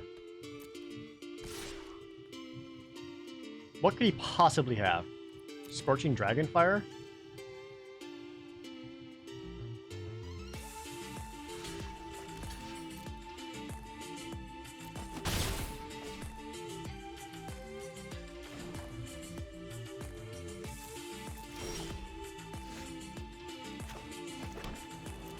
My Mythic Sun? No. I would like to be. I would like to be Mythic mostly because of how many people tell me all the time how bad I am at Magic.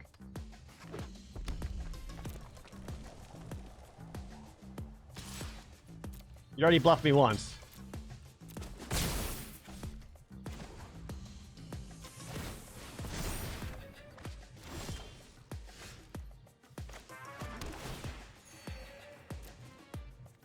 But I aren't bad? I get told that all the time. Like, go back and watch the Chandelier videos. There's always at least someone being like, Jared's a, like, beginner Friday Night Magic player at best.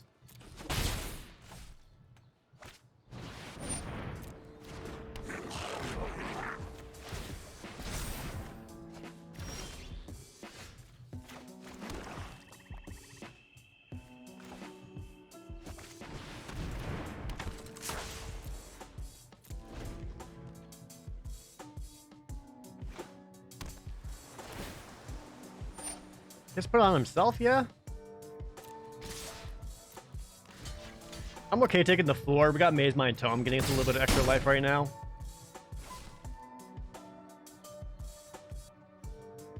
That's YouTube comments? Well, it's always more than just YouTube. Every now and then we always get someone showing up in the chat telling me how bad I am. Not often the actual... It's not often it's the actual people who follow me or anything like that. Frequently is just like randos who are just happen to be watching the stream.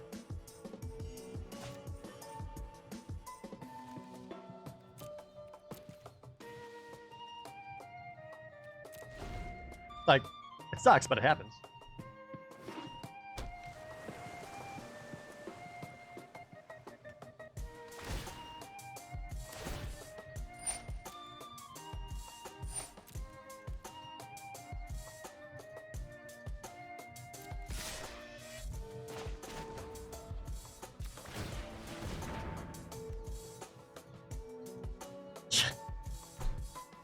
Of course I did. Of course I did.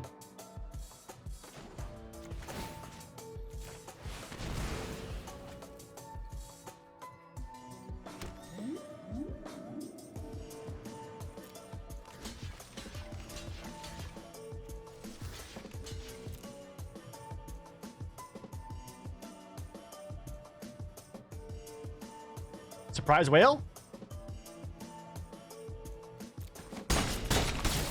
I was only considering blocking the O1 because stuff like shock. And I wanted to kind of get around that.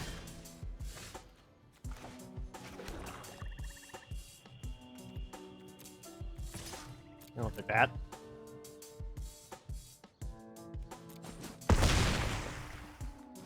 Fuck it, I guess. Here you go. Got him?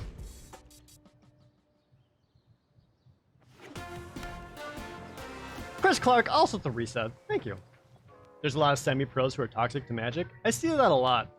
And it's really weird, Lunar Runit, where it's like, I really like talking about Magic. I find it to be like a fascinating subject, and there's so many different things to kind of discuss around it. Like, it's cool, right? Like, it's so interesting, and I love that. But I also find that some of the most irritating conversations you can have is every single person in that room, every single person who believes they are the one person who knows the most about Magic in that room. You know what I mean? I see that at FNMs a lot. There's always like at least one guy. It's like, I know the most.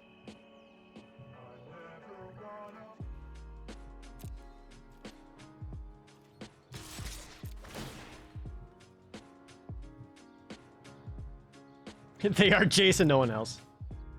I like the Tutelid, or the Liliana Steward. Not typically, but I wanted early drop creatures to block with. Targets for village rights. And there's 2 Tutelages in the deck. You wouldn't know it. We're halfway through it. You're not seeing it. Make some 0/1s.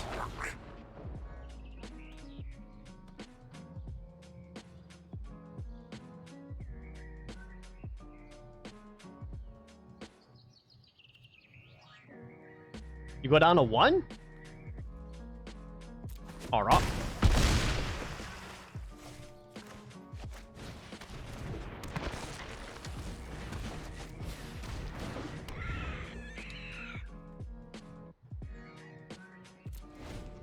Well, now I've got this flying 1/2 that can kill you next turn.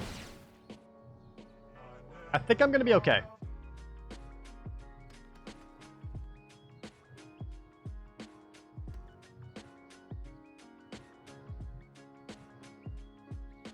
In our local game store, we actually have a rule against unwanted gameplay advice. That's really good.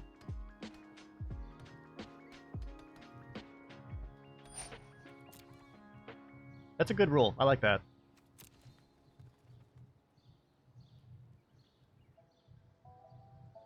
I'm still at 17. I can activate Maze Mind Tome. I could literally do nothing and be fine.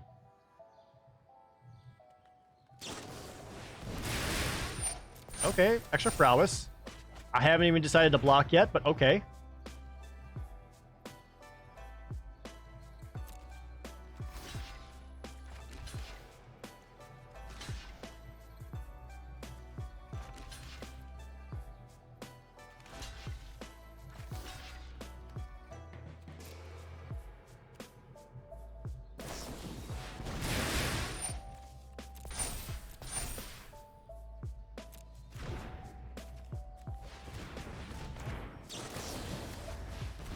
Pop you away.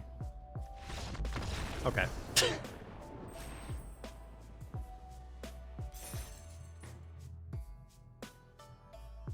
I think that's a general life advice that a lot of people should follow, is not give unwarranted advice, or advice that they didn't ask for. Because sometimes, like, it seems completely unintentional. You can make them feel dumb or insulted or whatever. Like, you don't want that. But I've tried to make this a point whenever I want to talk to someone, as I always say, is like, hey, is it okay if I tell you something about your deck or something about your plays? Always ask if it's okay first, because there are some people, like, you know, at the end of the match, like, they're already kind of fuming a little bit and they don't want to hear it. And you gotta respect that. Bring back banding? Alright, now we have to defeat him. It's the right tutelage! And we can curve out!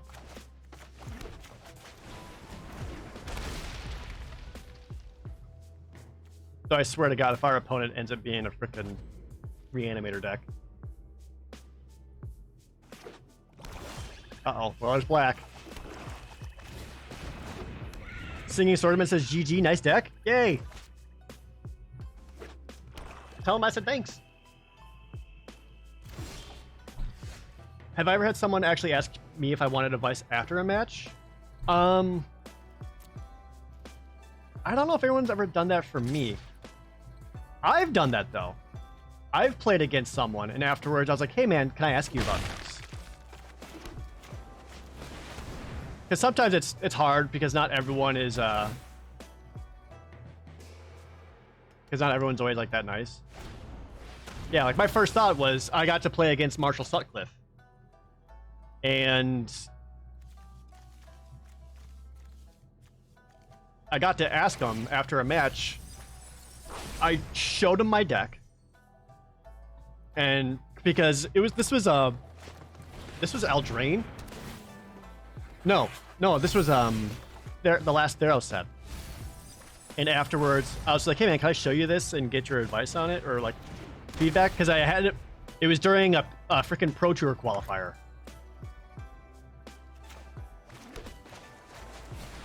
And he defeated me. It was already my second loss. And I just asked him, like, hey, can you just take... He beat me pretty fast.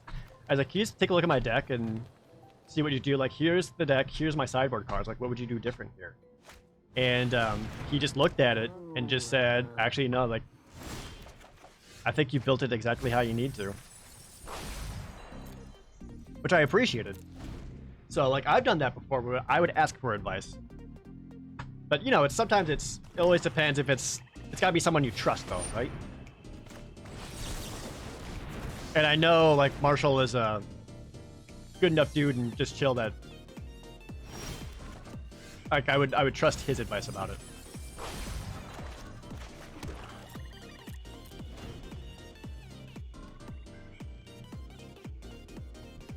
I was in a PTQ? Yeah, I did my, like, first ever PTQ just a few months ago, before the COVID.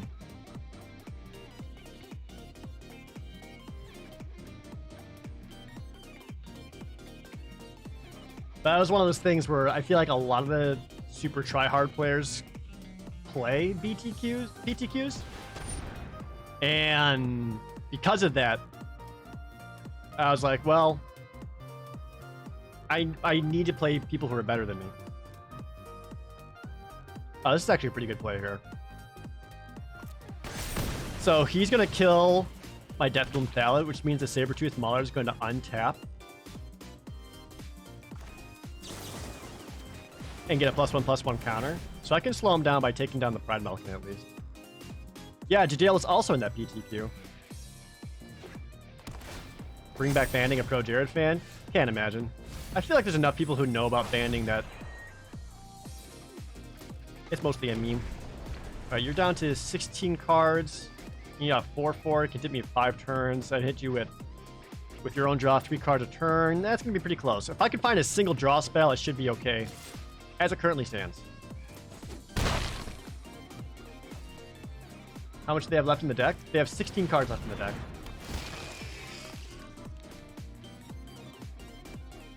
Ooh, yeah. Kill the Pride Malkin, because now the Sabertooth Mauler no longer has Trample. He does become a 5/5, but he doesn't have Trample anymore. And we got the Village Rites. Okay, we're looking good now.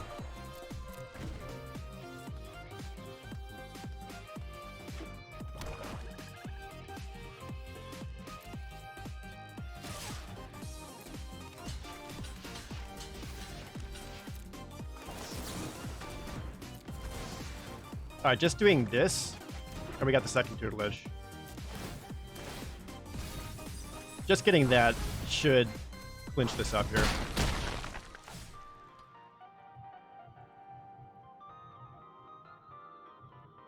If someone is not caught up with the past meta, is banding just a crapshoot?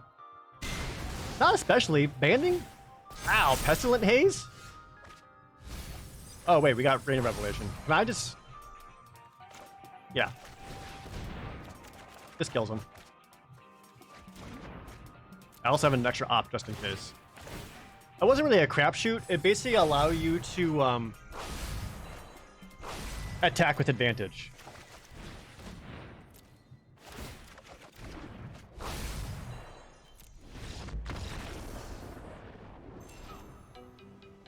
Because with banding, the way it works is like your yay. Your creatures attack as a group. And then when they take combat damage, normally your opponent chooses where that combat damage goes. Like, I attack with a 5/5 trample, and someone blocks like a 3/1 and a 2/2. Well, I can say, you know, 1 damage to the 1/1, 2 damage to whatever. But with banding, the person who owns the creatures gets to just choose where all the damage goes. So if I have like a 5/5 and a 1/1, they attack together. And they block with a 6/6. I could just say, all 6 damage goes to the 1/1, and the 5/5 is fine. That's how banding works. But they don't share abilities. Putting a banding creature with a flying creature does not make them both fly. That's not how that works. I go first. Blah. Cool. If we get 1 island, we're golden. One island.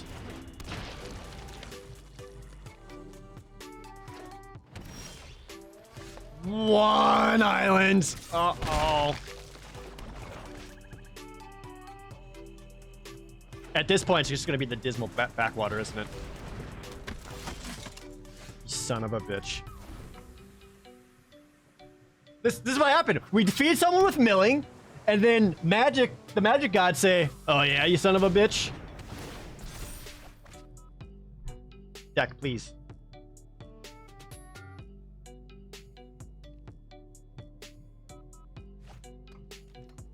Hope it was worth it.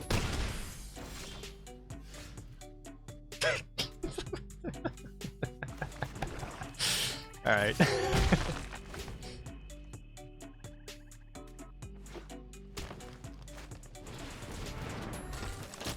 Another one? We're still in it. It's too late now. It's too late. One island there would have helped, but now it's too late.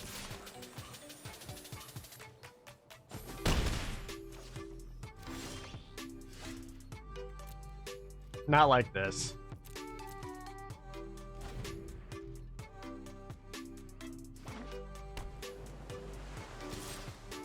Just fly, dude.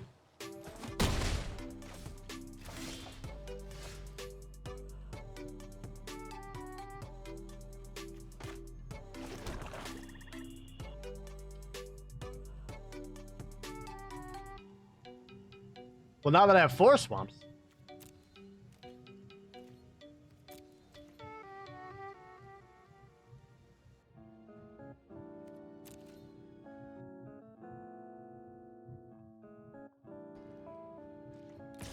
That's fine. I was talking with Chet anyway. Hey, Chet, how's it going?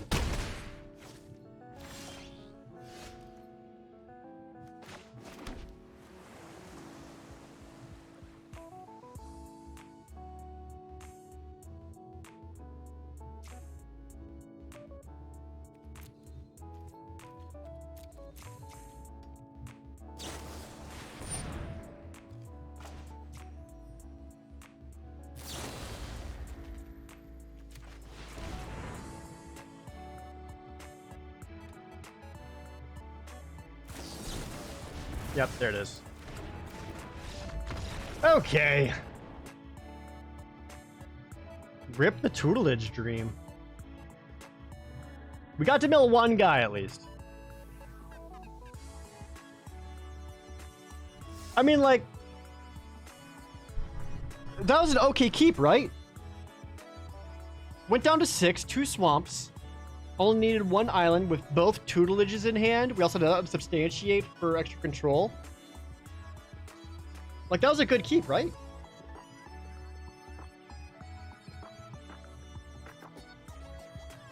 And there were 10 blue sources in the deck. Yeah, I don't feel like that was a mistake.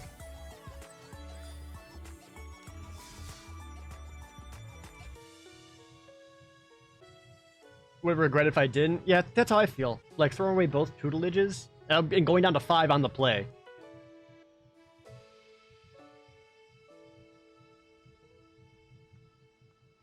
Damn. Feels bad, man.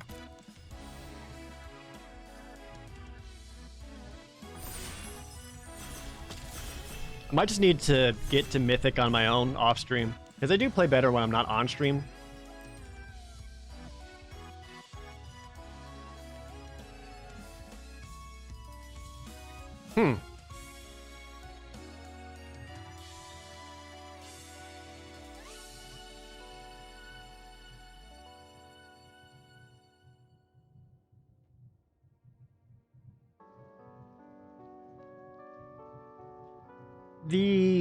I actually like a lot of these uncommons. I do like the Battle Rattle Shaman.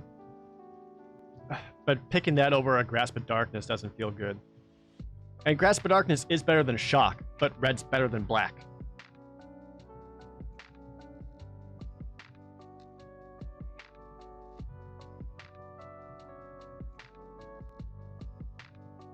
No, I'm not insulting chat. It's more that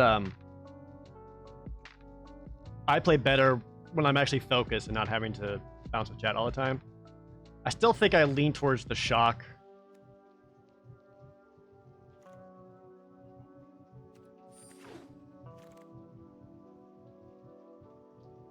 Wow. Shocking amount of good blue cards in this pack. Damn. Rain of Revelation, Roaming Ghostlight, and Rousing Reed.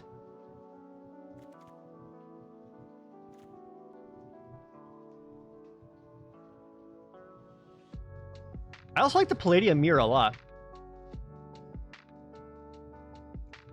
Which works out great if you end up going like the red-green Big Dick Swinging deck. But these are all just like... I think I still just take the Palladium Mirror, because this keeps me open, and like that amount of ramp is awesome. Whoever I'm passing to is going to take blue, though. Like, this is way too good of blue stuff for them not to take. I think Palladium Mirror is just like a safer choice.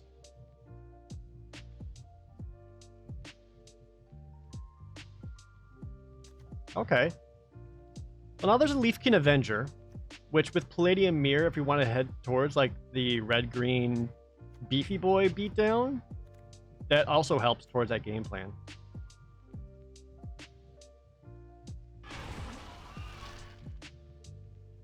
Never tied to it though. You can always abandon. Couple of solid picks. Llanowar Visionary, Truffle Snout. I think I like the Visionary.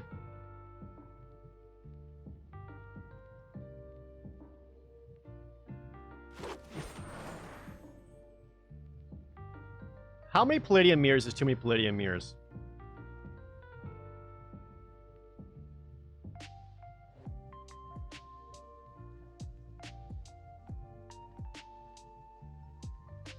I don't know how I'd feel about playing more than one.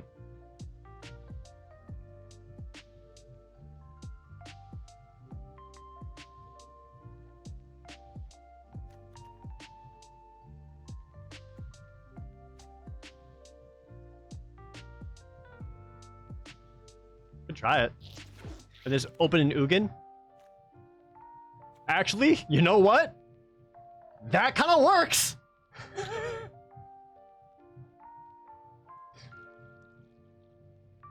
I don't hate that.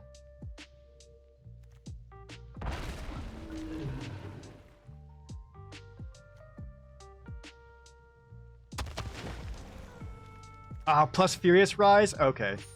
It's starting to look like it's coming together here. These are all kind of whatever. I'd rather get my first. My first Turd Ogre, my first Dreadmaw. Like, you usually end up seeing more of both. I'm not as crazy about Bone Pit Brute. I'll still want a single red being open.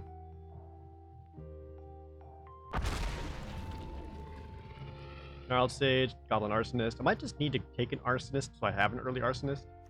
Since I already got my first Gnarled Sage. And there's more. Shivan Dragon gets a +1/+1 for red mana. Is it +1/+1 or +1/+0? The Hellkite Punisher is +1/+0. Fire breathing.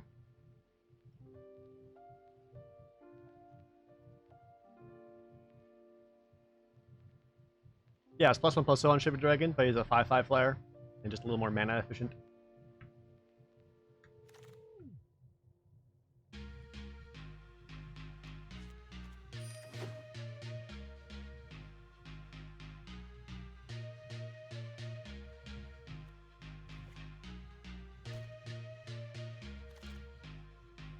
Got more Turret Ogre.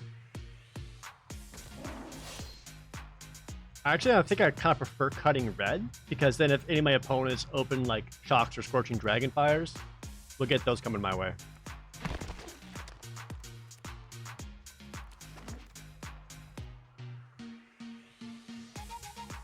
There's a Battle Rattle Shaman, who with Furious Rise works awesome. But there is another Shock. I think I just need one more Shock. I haven't been crazy about Kinetic Augur. Igneous Cur? Sure. Sometimes you just need something that costs 2 mana. You have to pay to enter a draft like this? Yes. Speaking of, does anyone actually buy the mastery passes? And are they worth it? So I was looking at the mastery pass reward and where my current experience level is in it or whatever, and I saw that one of the rewards is a free draft token. And if that works for Premier Draft, that's 1,500 gems on its own. Ooh.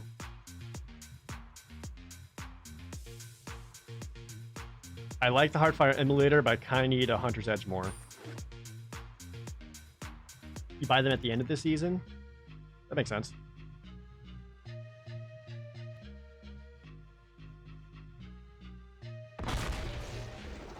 Master Pass is worth it if you're a certain rank. Yeah, I couldn't figure out the math for it. What if I had 2 Hellkite Punishers? Hear me out.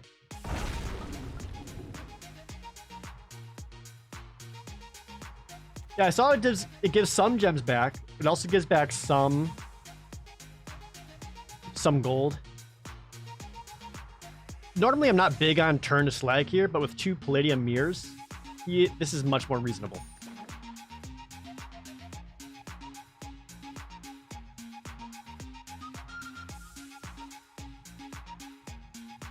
Master Pass is worth it if you value cosmetics, which I don't, but I was just like looking more like the kickback of gold and all that.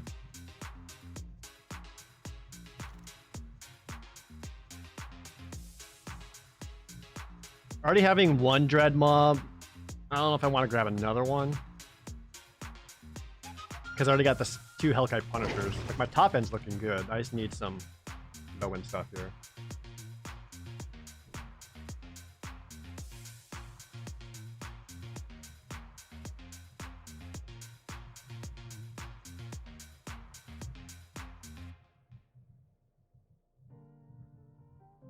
We're looking at it being mostly red with some green support as a second Hunter's Edge comes around? Hell yeah. You're losing gems or gold even when you count the draft token. It's only a profit if you want the packs. See, that's kind of worried about Boker's Palace because I didn't really want the packs because I do enough drafting that I don't really need it.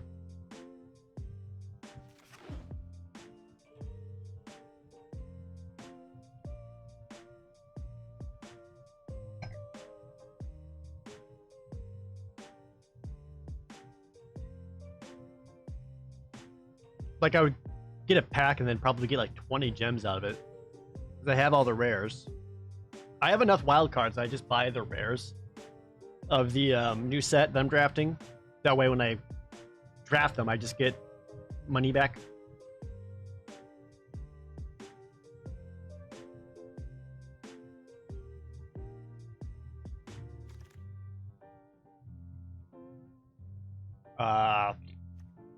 I'm actually going to take Fear of the Bitten, because on a Drowsing Pteranodon, that could be kind of funny. The Anaki Ogre versus Thrift possibility. I guess the Ogre, just because I got the Furious Rise. And we'll see more Thrills of Possibilities. Even though, I don't know if this is a Thrill Possibility deck, because I have the Furious Rise. I never get good enough rares, that's fair. 3 Anaki Ogres. That's too many Anaki Ogres.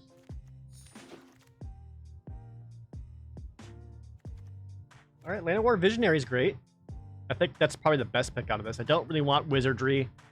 I already got 2 Gnarled Sages, don't really need another one. Titanic Growth's also okay, but we're more likely to see those come around than Visionaries.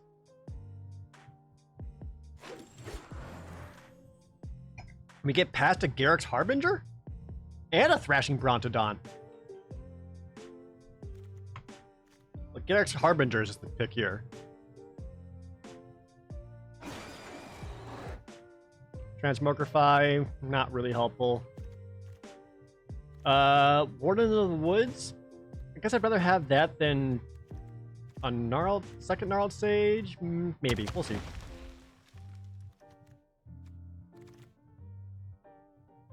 There's the Scorching Dragonfire, which we desperately need. Which puts our removal really good. 2 Shocks, Scorching Dragonfire, 2 Hunter's Edge, and a Return to Slag. Could probably just go down a shock at this point.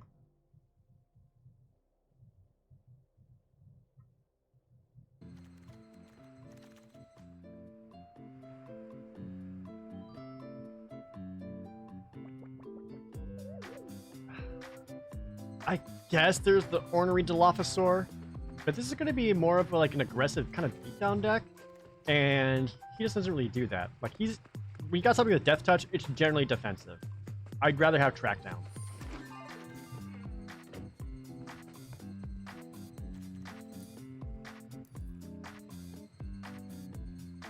Spark Hunter Mastercore, I don't think so. Not too crazy about any of these. Probably just the Titanic growth. Well, there's also a Crash Through. I got enough big dicks that I want them to trample through. A Bolt Hound? I don't know if we're quite aggressive enough for Bolt Hound. Another Rugged Highlands I don't hate.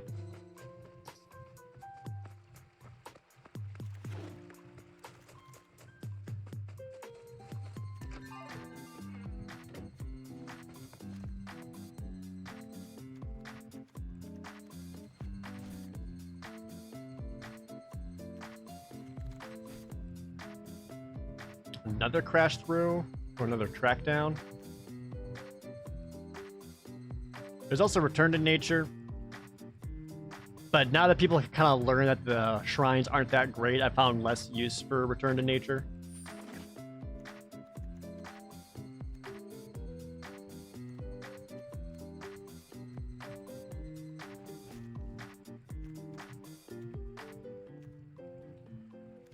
Also keep in mind that every 4-power creature we play gets extra mana for the Leafkin Avenger, which means he can tap into himself, get a bunch of mana, and then spend that to activate himself.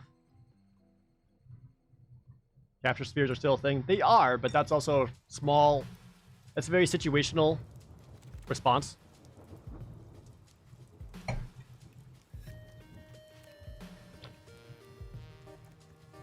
Eh.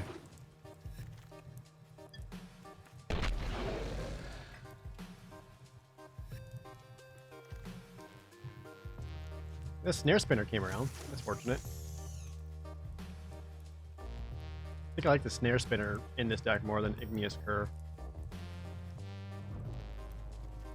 We've got enough early creatures, and then, yeah, we're just got early creatures, and then we're just gonna build to our fucking big dicks. Did you miss any Mimi decks? Yeah, our last one was pretty Mimi. 2 Teferi's Tutelage. Only got to mill out one guy.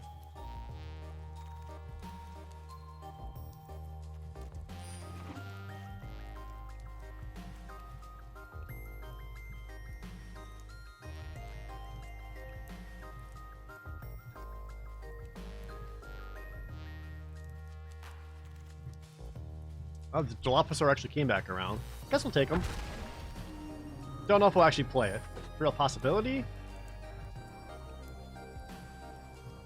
Last game I got 5 swamps before one island. It was like 3 or 4 swamps. It was rough regardless.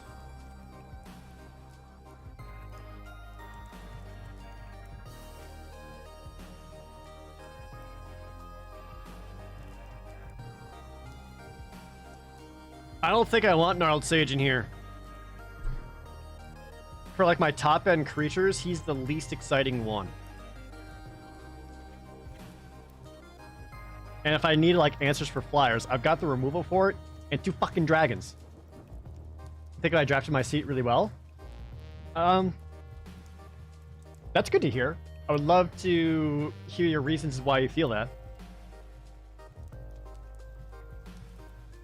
This is not a Hobble Fiend deck.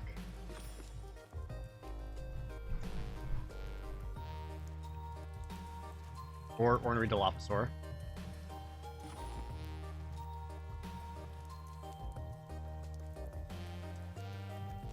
Don't need Thrill Possibility because we got Furious Rise. We're going to be relying on that quite a bit.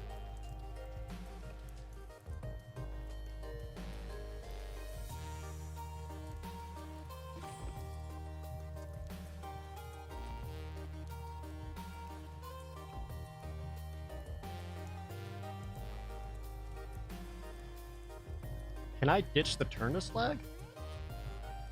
And should I?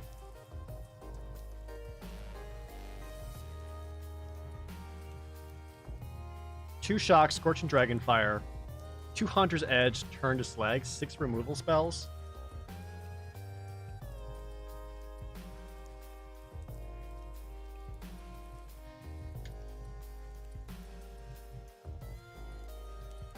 I guess it's never that bad to have turn to slag. Usually I don't like it at 5 mana, but we also have enough cheap removal and the Palladium Mirrors to cast those. They are sorcery speed. Kilted Killer with a resub. Thank you so much.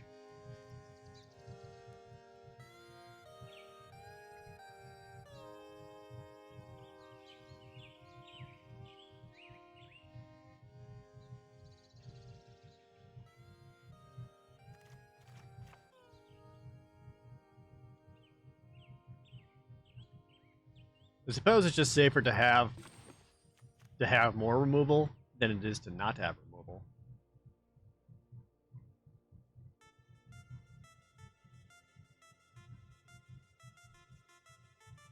I might be able to cut the Warden of the Woods because, you know, what are you doing? Versus like my beatdowns with evasion. And then I think because I've got 2 Llanowar Visionaries and 2 Palladium Mirrors, I can cut a land. I also got 2 Rugged Highlands. I think I can cut a land. You recognize what the deck was trying to do and what took cards that, while not always the best on pure pro level, were good for the strategy. We mixed enough solid playables, the deck won't fall apart without a plan in its place. I guess. I don't know if I was feeling it at the time. That's fair. We could drop Slag because I could be ramping into my bigger creatures before that.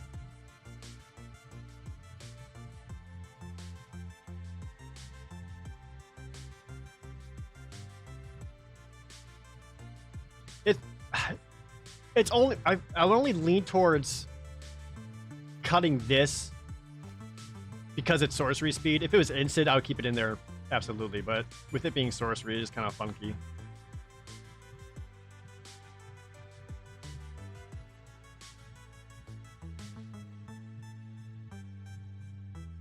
I don't know. No, I actually think I like having this in instead of a land instead.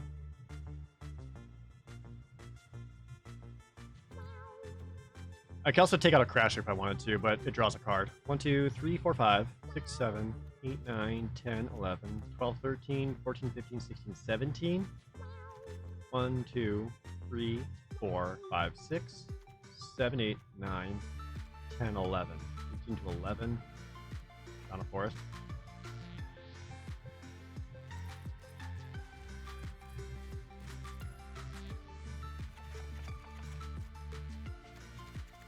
Oops, did not mean to hit that just land button. Get out of there. So I have way more than 7 green sources. I also have the Elvish Visionaries being a green source. I think I can get away with this. I like this.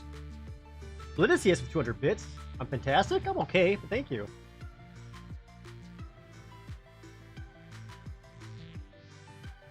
Dreadmaw over Warden feels like a mistake.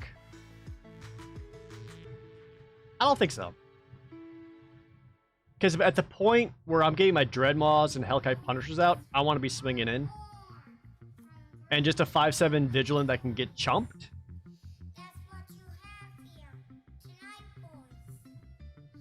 I don't know.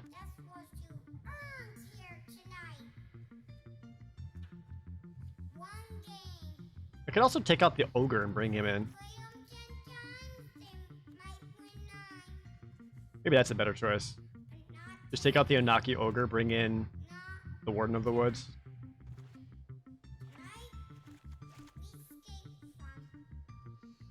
Yeah, maybe I like that a little bit more. Onaki Ogre was just kind of there.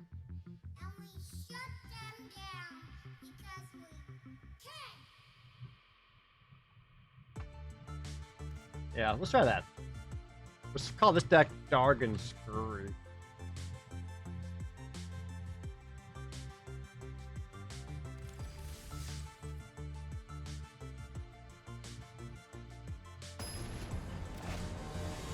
I do like that the Warden punishes the opponent for trying to remove it by targeting with anything. I go first.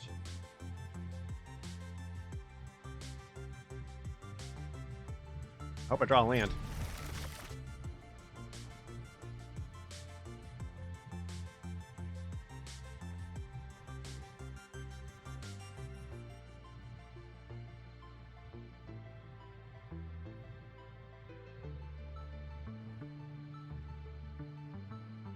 I told the story earlier in the stream, but I'll tell it again. I did a 7-1 draft a couple nights ago, just off stream on my own, where my pack 1 pick 1 was Ugin the Spirit Dragon. And as I picked it, I was like, okay, well, if I get a Palladium Mirror, this guy's awesome. Pack 1 pick 2, Palladium Mirror. And then I just drew blue-green, card draw, and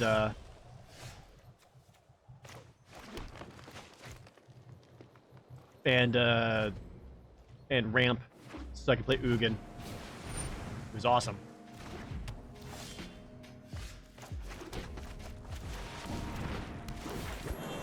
Palladium Mirror? Damn. Cost 7 mana. 1, 2, 3, 4. So 1, 2, 3, 4, 5, 6, 7. Okay. Was he ineffable? He did not get effed at any point.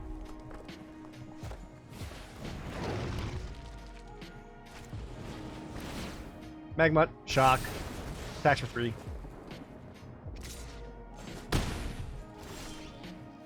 Another land. Go Visionary, draw a card. Shock. 1, 2, 3, 4, 5. I go up to 6 mana next turn. Damn it. I need to keep this Visionary alive.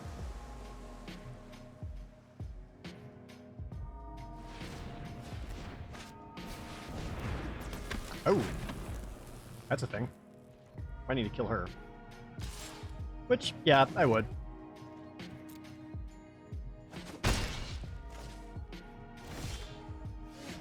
Okay, just in case he counterspells 1. Just in case.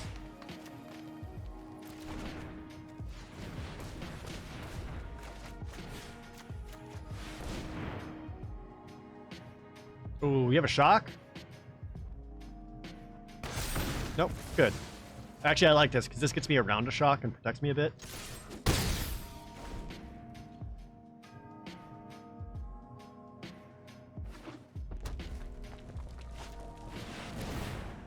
Turn a slag on just that?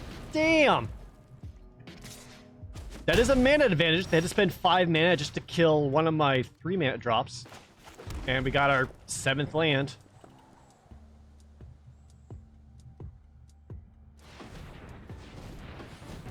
Keep tapping. Tap all your blue. A main face cry? Confirm stream sniper.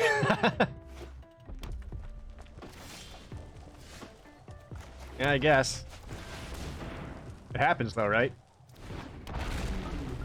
I do often wonder how many times I've been legitimately stream sniped. I did face someone earlier that who came by, dropped a donation, said he just played me. I don't think they stream sniped.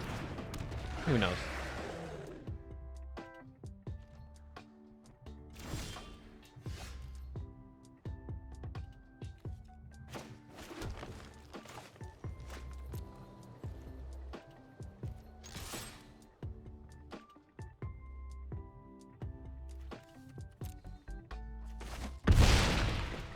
I guess I could have pumped him for 1. Oh well. Second Dargon!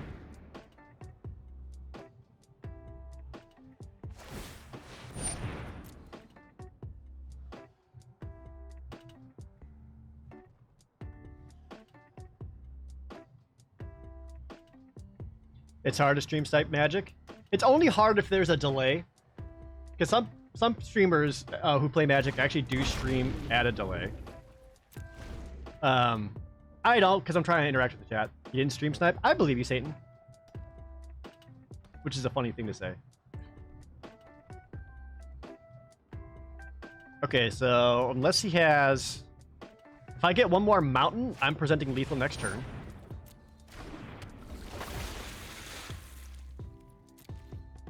I'm presenting lethal next turn regardless, huh? I just go forest. Go 1, 2, 3, 4. Hunter's Edge. Just get a +1/+1 counter. Take out your weird. Who cares? That brings him up to a 7/7. I attack him with both. He'll probably activate Riddle Form as a blocker, is my guess.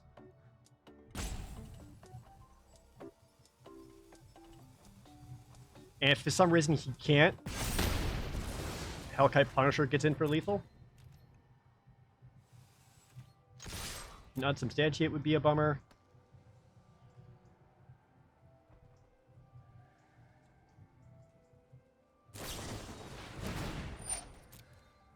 There's the activation. Which he had to hit on his Arcanist. Couldn't even like sure strike the Riddle Form. Block the 6/6, right?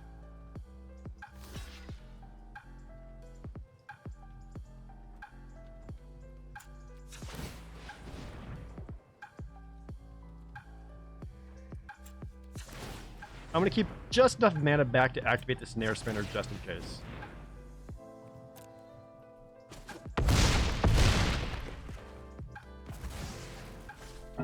Yeah, and this is just another threat, an extra point of damage that he has to answer to.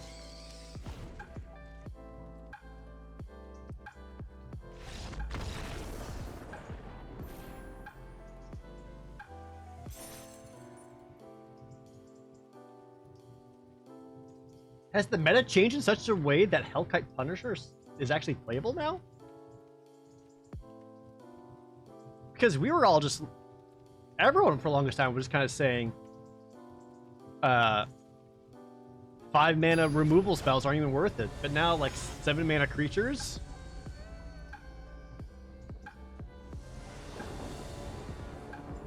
You go first. Oh, this is a beautiful curve out. I love this. Now that's a hand.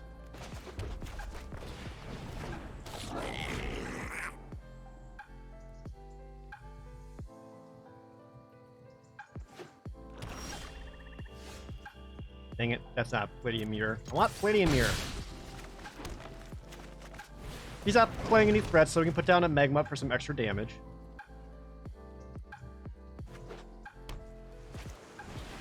Plays a Fetidin. Kind of same thing here. I'm good with attack with both. If he wants to block the Imp with the Arsonist, that is a fine trade out for me.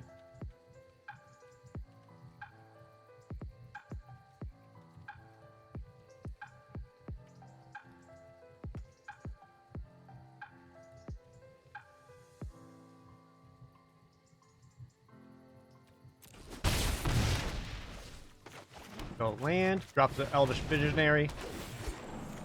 Help us ramp into that Dreadmaw. We got 1, 2, 3, 4, 5 lands. And we sped up our Dreadmaw count by a turn. Mistral Singer? Yeah, you're worth Dragon Firing or going Hunter's Edge.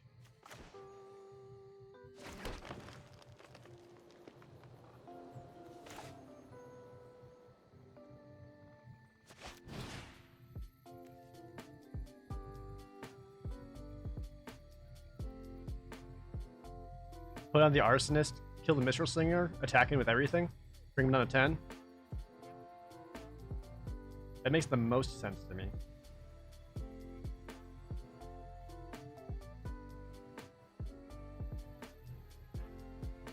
Is there a benefit to playing the new creature after the attack instead of before? Yes, it gives your opponent less information. If I'm attacking and all my mana is still untapped, I could have any kind of instant spell or combat trick to help me. But if I play a creature before the attack, well, suddenly my mana is tapped, and my opponent has less to worry about.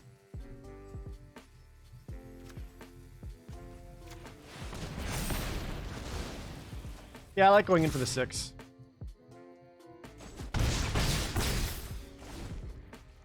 Because then, even if he uses Fetid Imp to Death Touch the Arsonist, I can still pop him. There's the mirror.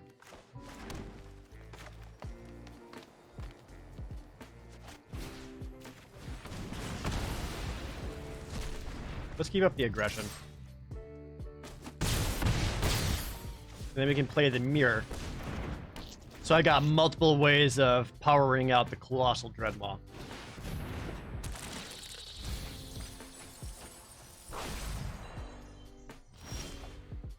Or I could just win. What if I just win? Hear me out? What if I win? Yeah, what if I win? Yeah, block the Arsonist. That's an extra point of damage to help.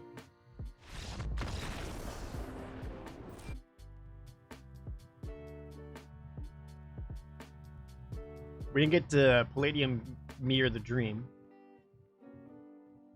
Not winning. Sad Dreadmaw noises.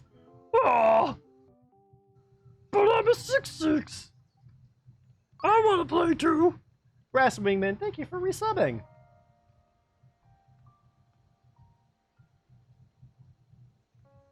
That one was straightforward. That one was pretty straightforward. I don't know where the white came out of. Like, he went blue-black, played Carrion Grub, which suggests a Reanimator deck, so why do you have white? Beta resistance? Dreadmaw's so good, wins games while in your hand. Hell yeah.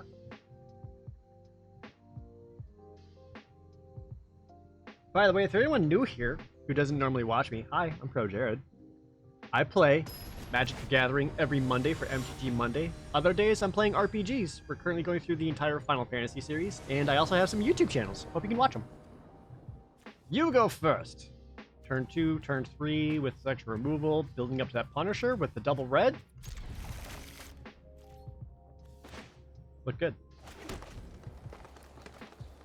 The dog that disenchants. That's 2 white. Oh, and we got Palladium Mirror? The dream's alive! Oh, that's right, the bird thing, that's right. He did play the 2/3 Adept.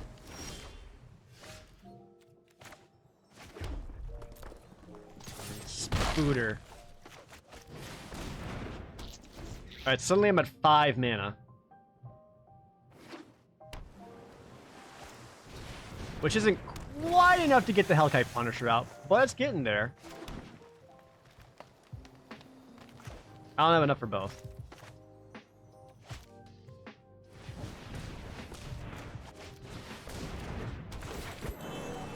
I want to keep up my red mana to threaten some spells. Or I could just get in there. Yeah, let's just get in there. Alright, so y'all ready for him to go Rousing Reed on the Larcenist, make him fly, attack, draw an extra card, and also get the Riddle Form activated, but then be tapped out, allowing me to drop the Hellkite Punisher?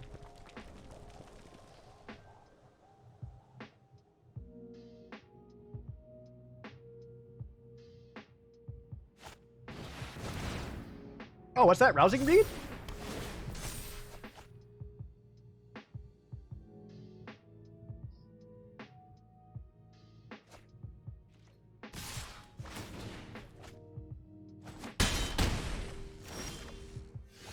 Just blow your fucking mind.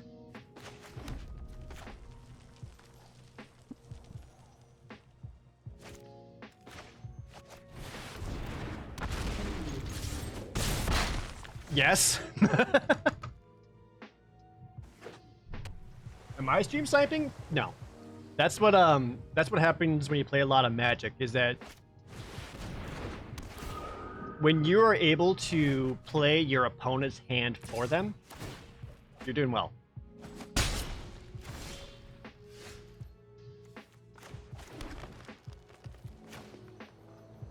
Am I actually better off just attacking my ground creatures at this point?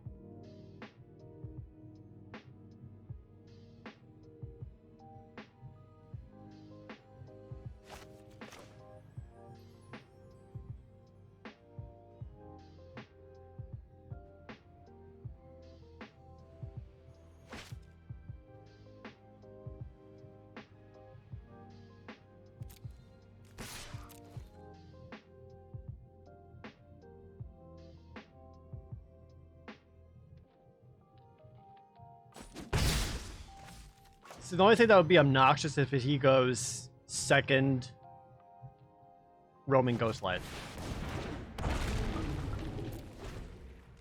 A second Roman Ghost Light would be a pain. Which if he does, he would be tapped out. And I do have the Snare Spinner to shut down some of his attacks.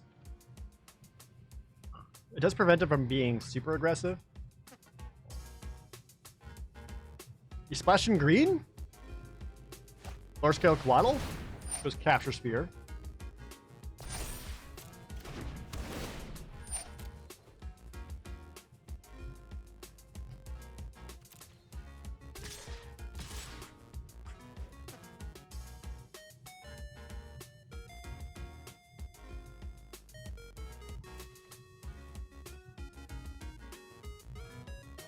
I think I just take it, because I can Hunter's Edge, Snare Spinner, kill Roaming Ghostlight.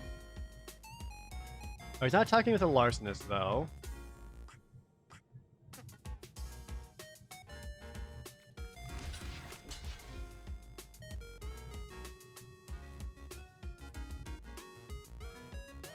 Will we be talking back for 5?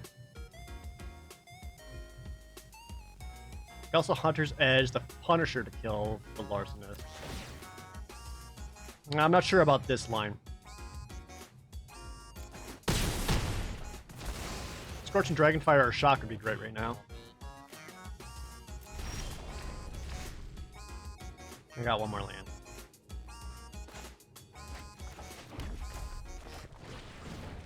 Let's look for answers.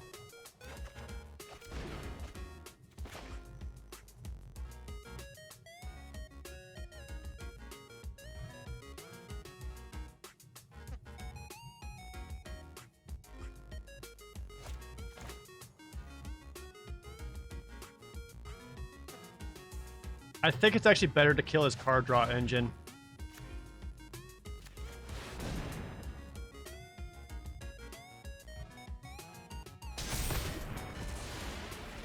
Because as long as my opponent's drawing cards, I'm in trouble.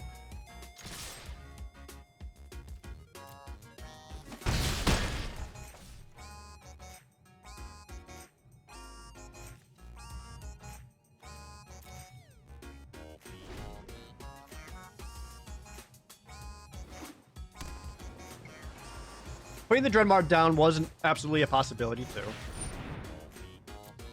Maker of Waves.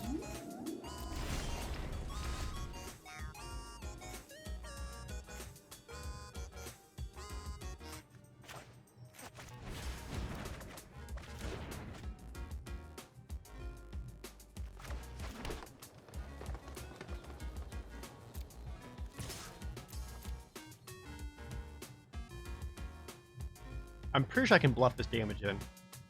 I wouldn't be attacking for nothing, so I don't think he'd take the block. I think he's forced to take the 2 damage here.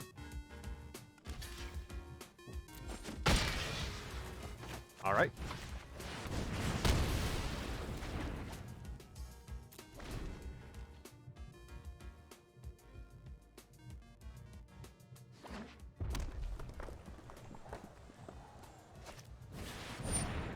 Look at the Palladium Mirror also isn't that bad because Lord knows I got mana now.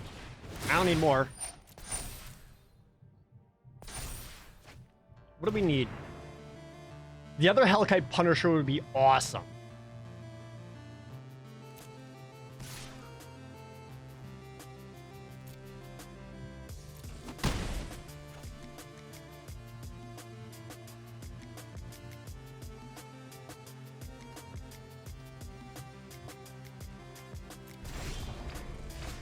Man.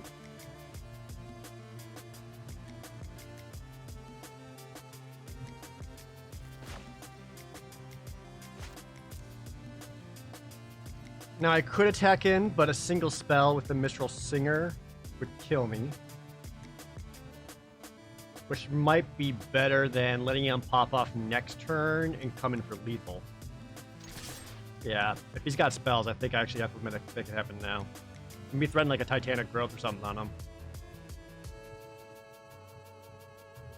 Is there a version of this kind of thing for Commander yet? I don't think there really is.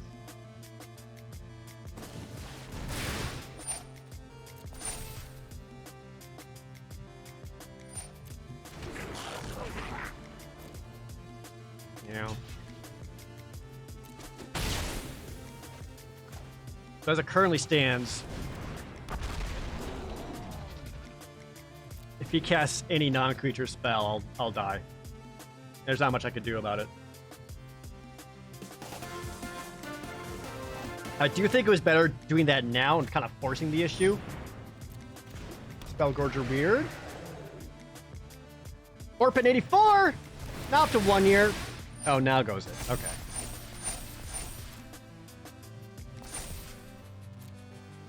Yeah, I'm dead.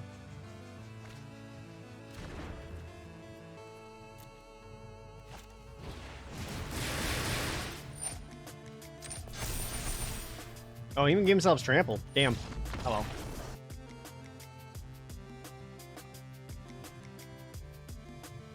Had a couple choices in there that, like I said, I wasn't super sure on. Like with the, when I did the Hunter's Edge. No, I still think taking out his card engine was still the right choice.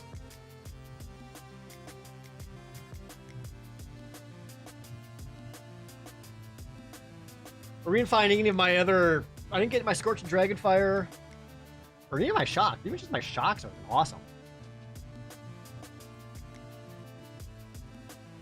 I got a surprising amount of land. For going 16 lands, I had 8 out.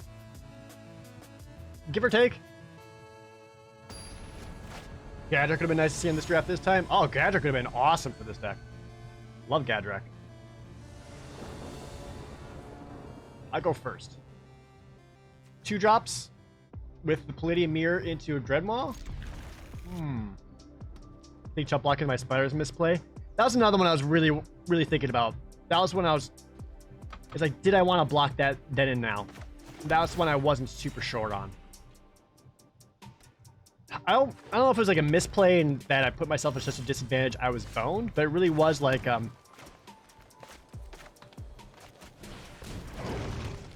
there were like a lot of very different outcomes compared to that.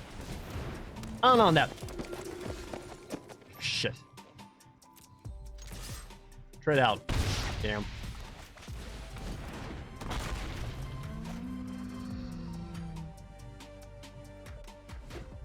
And I'm missing land drops, so that feels bad. I will block that. Attack. I will block it.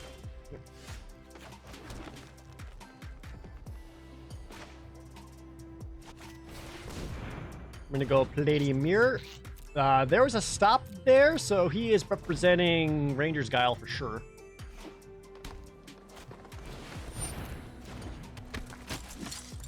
If I draw just one land, yeah! We in there! I forgot to tap Chainer's Magma to get in for a point of damage. Whoops. Hoping I reach Mythic soon. I'm doing my best, Paladin. I appreciate it. Have a good night. Wildwood Scourge. Only 5. Psh. Now you spent 4 on X, but because you had the Conclave Mentor out, you actually got up to 5. I'm going to kill that.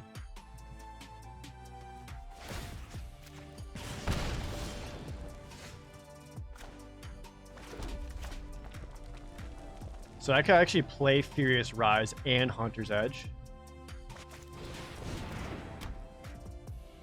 What do I hate more? That Scourge? Or the Mentor? If I take out the Scourge, I can attack with the Colossal Dreadmaw as a 7/7. To kill it, he would need to block with everything.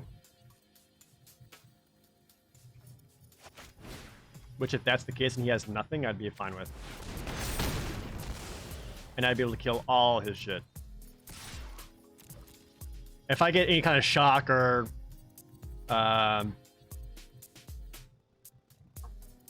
whatever. That'll deal with that.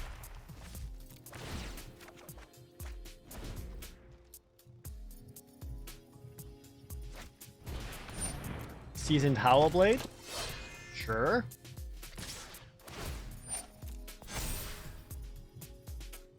Okay, so what we know is he has, at minimum, Ranger's Guile. Hold on. 5, 8, 10. I'll go to 11. I attack back with 7, 9, 12, 14. Can I not just kill him on the crackback here?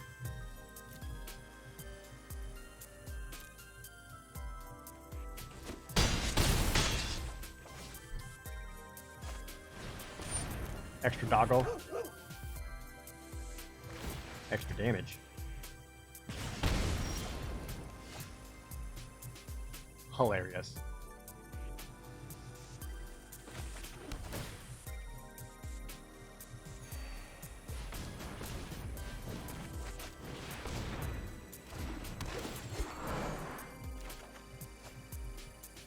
Right. I just shock Doggo and I win. No, he has Ranger's Guile.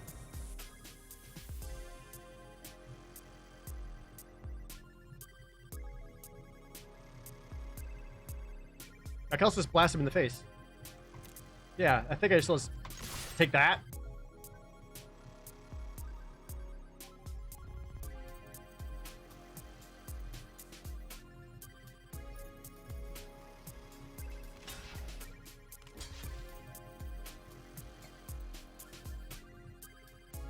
That's 9 damage.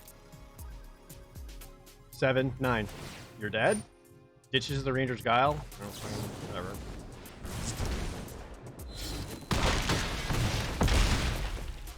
What am I drinking? Some wine.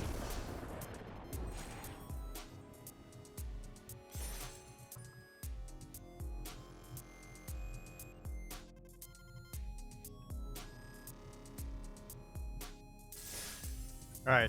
I'm so sorry, chat. I really need to use the restroom. 4 notes. Thank you, Scarlet Moth. I really need to use the restroom. I will be right back. So sorry. BRB.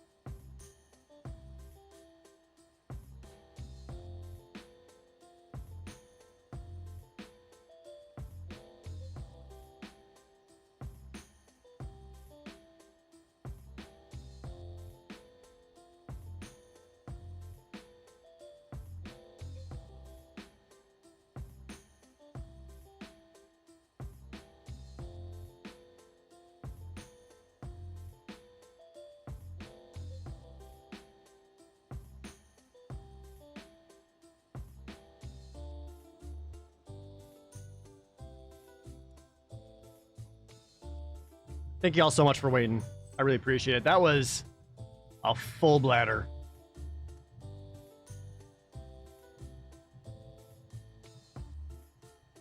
I forgot the emote wall. I did. I just... Let me pee!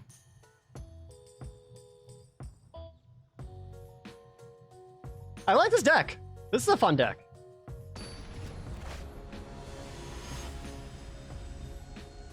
And the reason why I did that is because that last game, I missed out on a point of damage because I forgot to tap the Magmut for actually one more damage. Because I was so distracted by my dang bladder. I pee when we say you pee. Oh.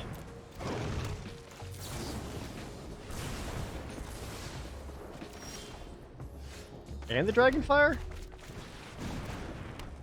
We got a removal. We just gotta hopefully get our card draw engine going that I can actually start finding some stuff. Ooh. Options?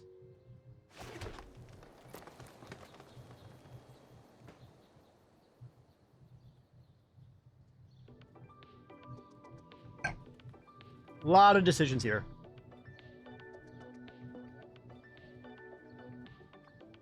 I could Scorching Dragonfire the Mistral Singer end my turn. I could play the Palladium Mirror end my turn. But I think I actually want to go Turret Ogre, which blocks the Singer and gets me the card off of Furious Rise. I need to start drawing some cards.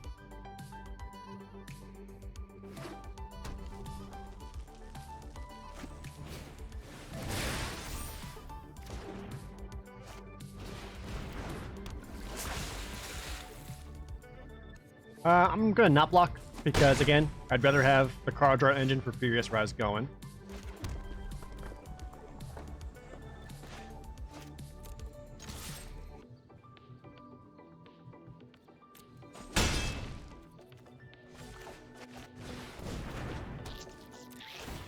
Card draw. Keep up the Scorching Dragonfire for whatever bullshit he does.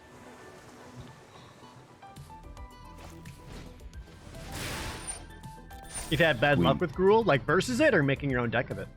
Whisper the Third. Thank you so much for the Twitch Prime resub. Michael Jordan says, sweet. Oh, making your own? Yeah.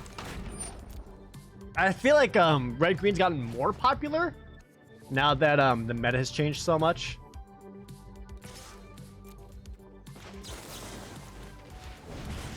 Now we can take him out. Use Hunter's Edge to kill the Kinetic Augur.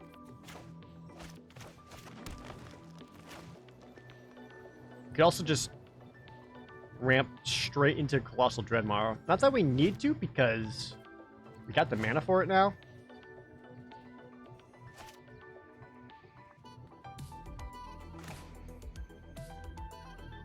Oh, dual voltage, thank you.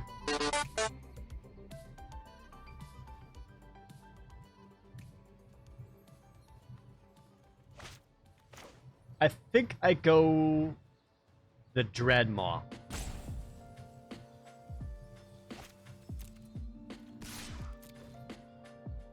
Would you trade out? Okay, cool. That helps my decision. Because now I don't need to waste a Hunter's Edge taking out the Kinetic Augur. You love Radha a lot?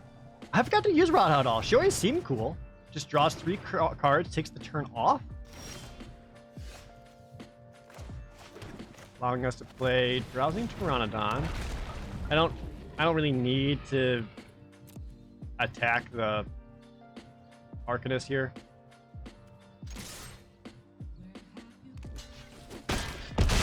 And for 6, play the Arsonist, Furious Rise up another card.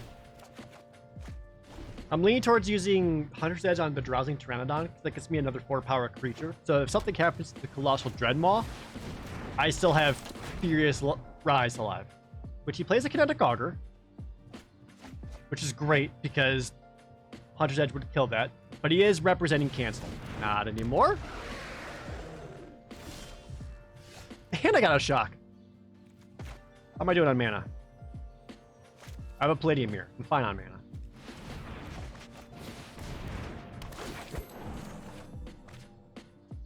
The dream's alive.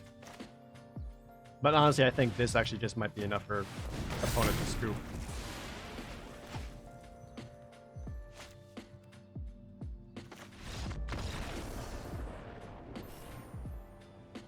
as I said.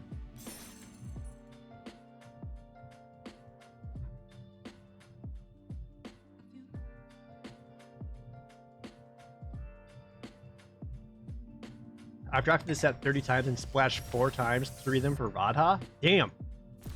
I always found splashing to be really hard in this set. Unless you're green and you're getting like, what, Cultivate or Solemn Simulacrum? What else do you splash for? I haven't like done any splashing because I find it just really difficult to do. Paid actor stream sniping, how does he do it? Neither, shut up. I'm not even mythic. I can't be paid actors. If it's paid actors, I'd be mythic already.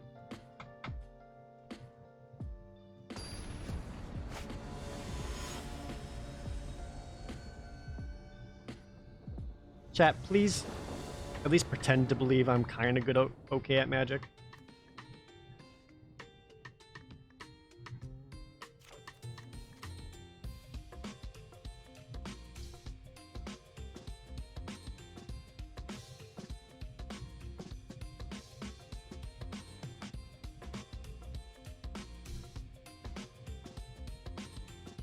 And the opponent goes first.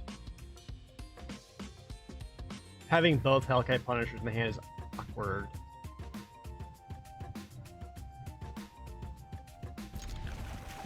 But I do feel like mulliganing down would be more punishing. I hope. The double Dargon. You do alright enough that 1,500 people watch me? I guess.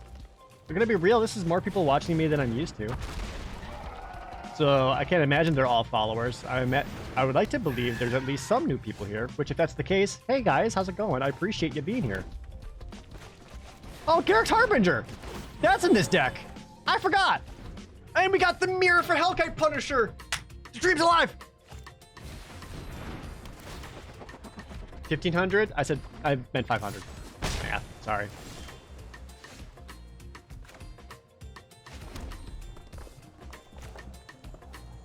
Decisions! Where he's representing blue-white. I think we just go mirror and shock that singer.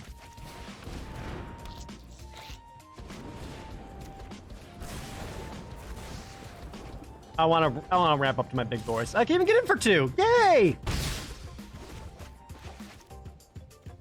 That's 1, 2, 3, 4, 5, 6, 7. We can start dropping Hellkite Punishers. 2 mana up. Is there a lofty denial, though?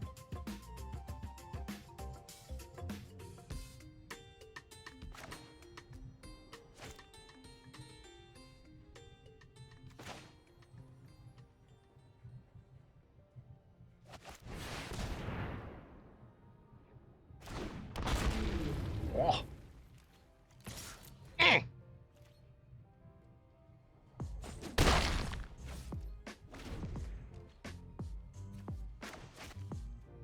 I don't know about that play. And it worked out well for me, but he was representing lofty denial. Well, no, he's going blue-white. So blue-white, if he's doing blue-white, he's going to be aggressive for sure, right? You're going to make him unblockable? Okay.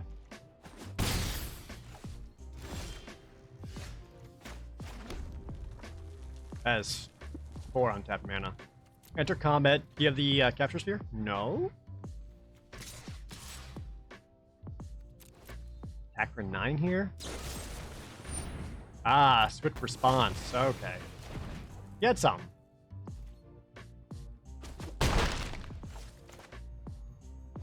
Second Hellkite Punisher!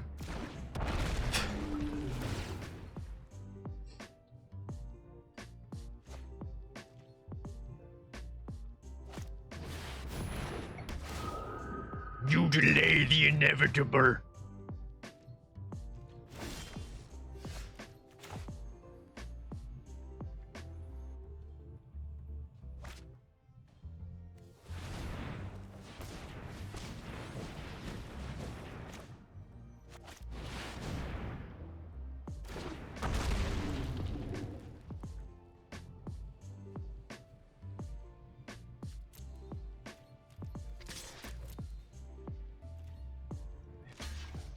third Hellkite Punisher, but really it's the same one.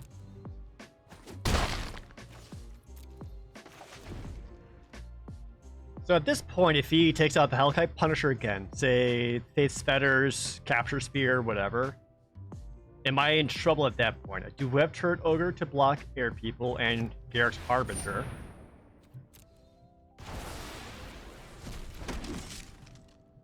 And at this point, I feel like he spent so many resources just taking care of that. I'm still in pretty good position. Does that make sense? He's tapped out, so I can just drop whatever I want here.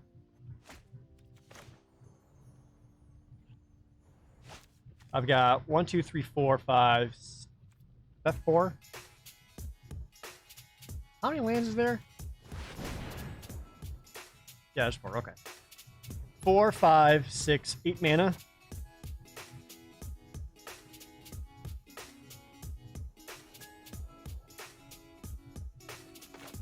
I'm leaning towards going the Visionary just so I can get another green mana out.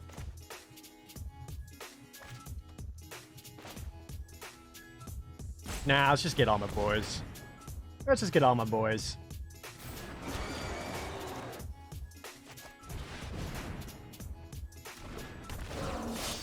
Getting for extra 2 points of damage thanks to that. I'll attack my 1/1 token. Block it, I dare you.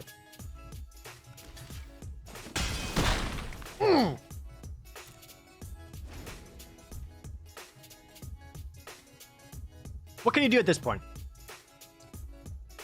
He's got to stop a lot of creatures, and I have Crash Through. You could... What?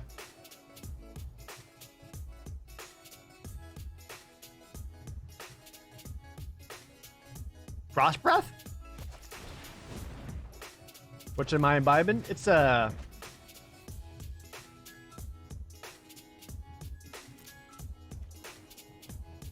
How much that blue spell costs? It does all the blue things. That costs 6. Are you gonna get you down to 2 or down to 1? Which is it gonna be?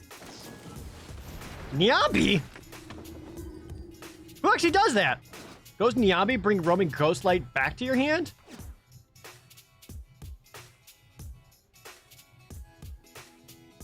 But if you do that, I still have Trample. You can't bounce anyone. If you bounce anyone, you're fucking dead. You have to block.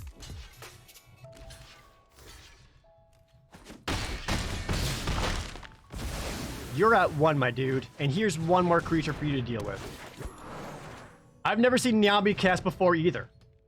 I've never seen that before. And because I defeated a Mythic, I take his powers now, right?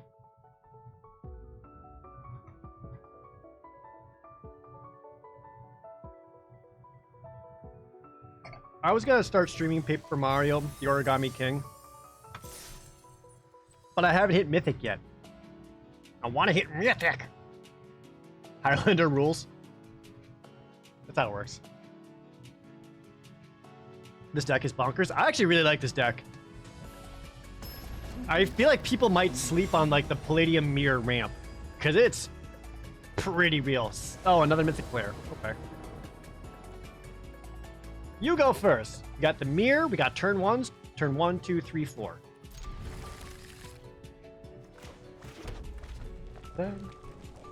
Paper Mario's a good game, but might you suggest more magic? Well, who am I to deny more magic?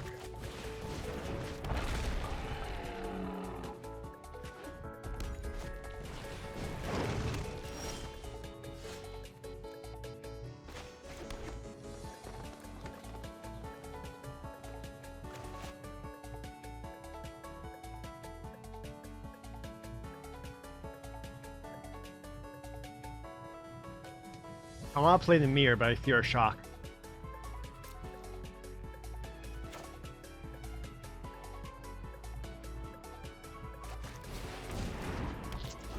Which I guess if that gets shocked, it's not the worst thing in the world because I have nothing else to ramp it up into. Another blue-red deck. Oh yeah, just immediately. Opponent knows what's up.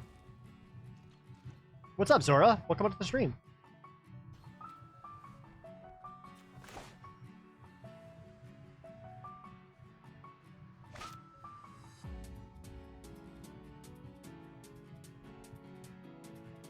Yeah, that was mana advantage, because he had to spend 3 mana just to take out my one dude. How badly do I want that Magmut to die? Did the opponent forget to Magmut you? That was the end of his turn 3, so not yet. If he does it at the end of this turn, he has forgotten. So I could Hunter's Edge, take out the Magmut, get him for 4? Or just go the Visionary, draw a card, and hold up Shock for something a little more worthwhile. If he's playing a Prowess deck, I foresee Mistral Singers. I'd rather Shock that than a Magmut. So I'm kind of leaning towards just going the Visionary.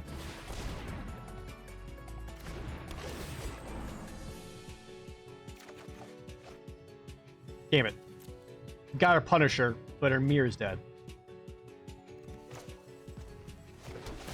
This is a good time to play the tapped land, though, because he'll get in for a point of damage with his Magmut, which, whatever. But he's not going to be able to, like, slam dunk a Mistral Slinger and get away with it. Okay. Bloodfell Caves. What would you splash black for in a blue-red deck?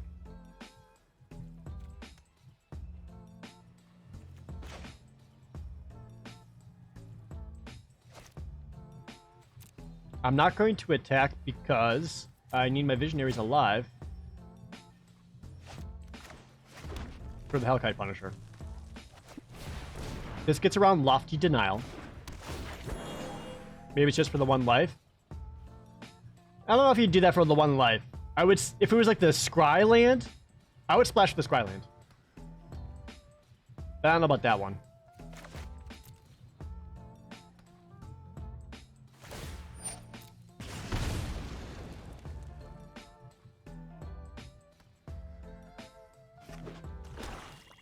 Maybe blue's the splash. Maybe I looked at this wrong.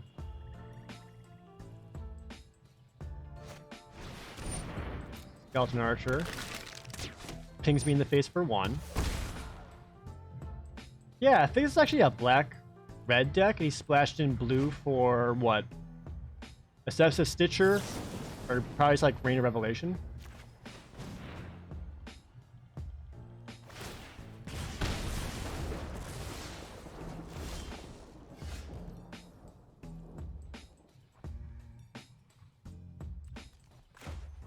Again, aggressive plays here would be Hunter's Edge, the Skeleton Archer. Attacking for 8. Oh, 4 notes. Ah, because it's a skeleton. I get it.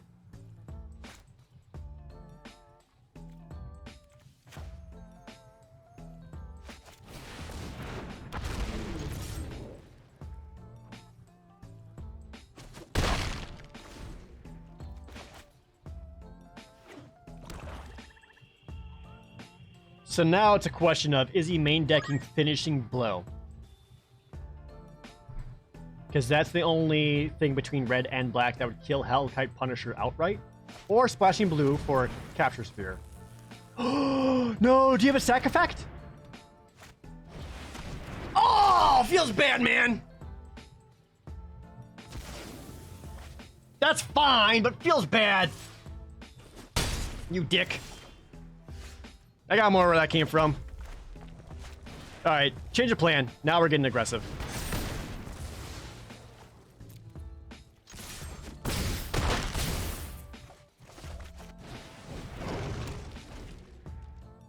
Chrono 6, 3-sub. Surprised he didn't attack first. Well, he wouldn't be able to play the Crypt Lurker after attacks. Because Trader's Greed gives back 2 mana. There's Finishing Blow. Trader's Greed gives back 2 mana. And then...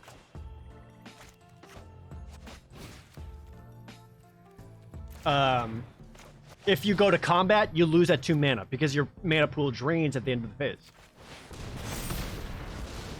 Alright, this brings him down to 3.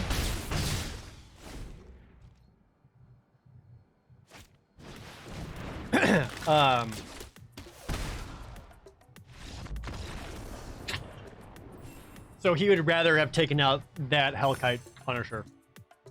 Wait, we're back up to Diamond 1. Which is still better than where we started today. And we're at the final boss.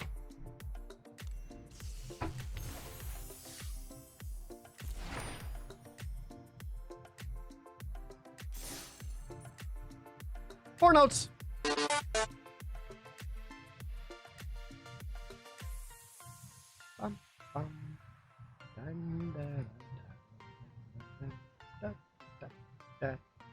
Four notes. Skeleton Archer. Is there no one drop mana dork in this set? There's a lot of 1 mana drops.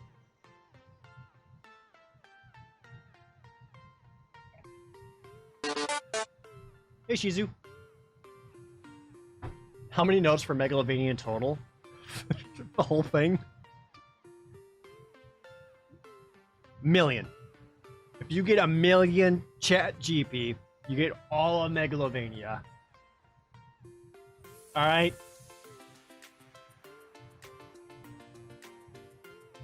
Just imagine me having like a Staples button for the Sans note. Close. It's just it's a stream deck. Can we pool our GP? There actually are. There's an option for that. Oh my god, what a beautiful hand! This looks so good. Okay, sorry, I got excited for this. I'm on the draw, which is a little bit of a bummer. But we got turn 2, Saunders Megbutt.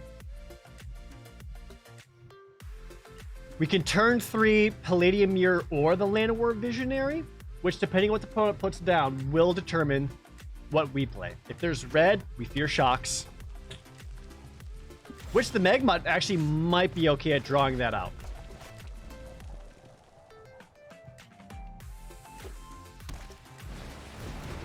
Frick, another blue-red spells? There's Garrick's Harbinger. So maybe I do want to go the Visionary first to get the Harbinger out, or just go Palladium Mirror to just get that sick ramp.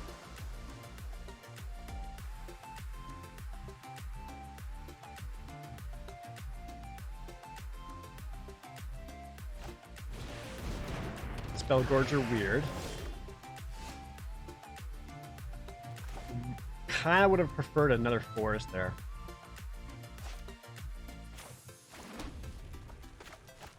So this is another decision time. If we go the Elvish, the Llanowar Visionary, that'll bring us up to 5 mana, which allows us to play Garrick's Harbinger next time. If we go Palladium Mirror, who is vulnerable to shock, would bring me up to 6 mana. I think the Visionary is the better choice.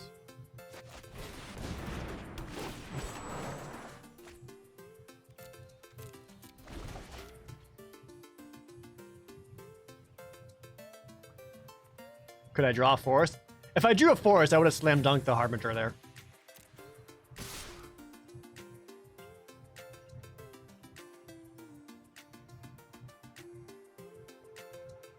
Okay, so this is the opponent saying, I have a spell trick.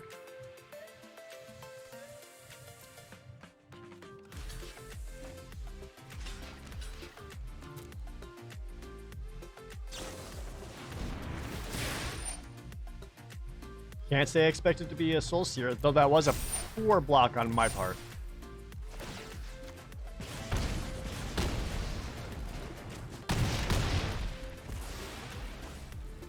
Forest? Nope.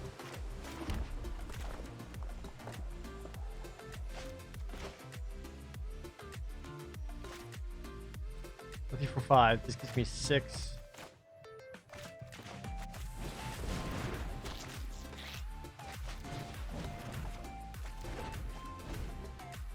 Uh-oh. I'm way behind.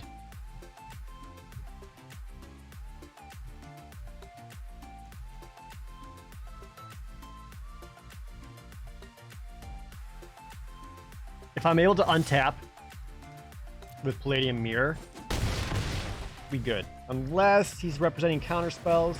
But he plays another Spellgorger weird, so he doesn't. And we got a shock.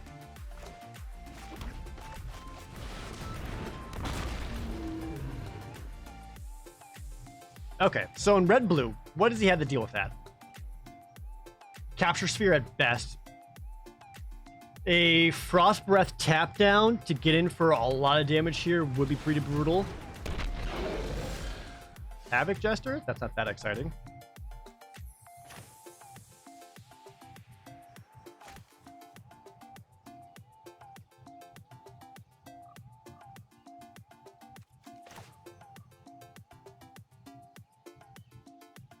Why didn't he pop his emulator to kill the mirror? Because the opponent made a poor choice.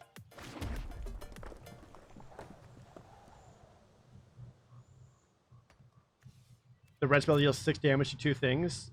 Yeah, there very well could be the Volcanic Geyser. Which, that's another one of those things where it's like, how do you play around that? Which if I drop the second dragon, if those both get Geysered, freaking game over. However, that is double red. And he's missing another mountain.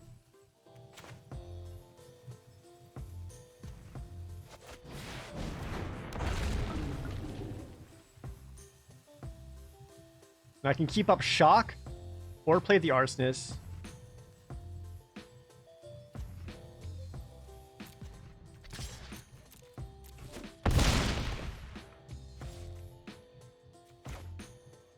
I think I actually shock the emulator now before he can sacrifice it with the Havoc Jester to try to get him for lethal.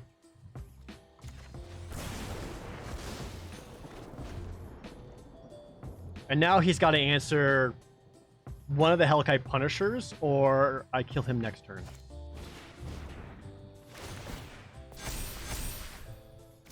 Spends his 1 red mana. Gets another one.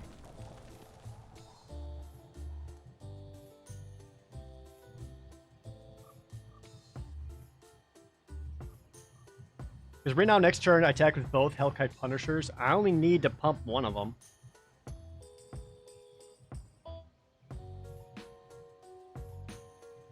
A Frost Breath would kill me. Or even a Capture Sphere.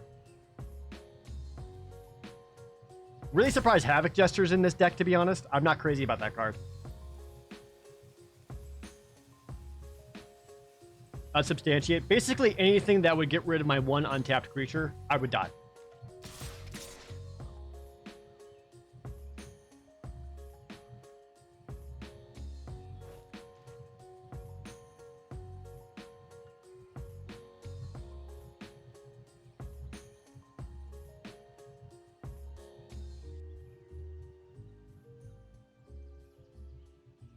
He's representing a Sure Strike. Right now I'm looking at taking 9. Down to 3. He's got a Shock. That would pump the Spell Gorger weird. I would die from that too. So my guess is he's looking to shock 1 Hellkite Punisher or me in the face.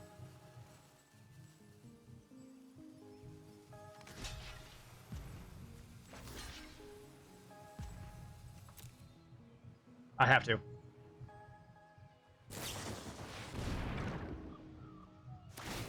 Or Soul Seers? Wait, is that 2 Soul Seers? It sure is.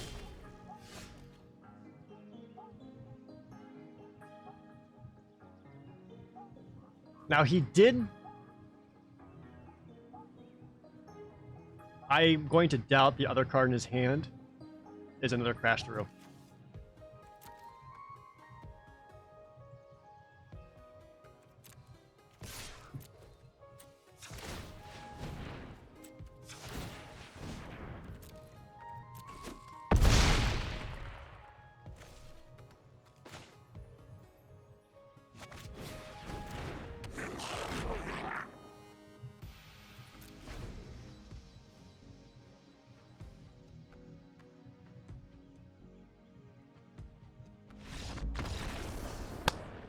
Final loss!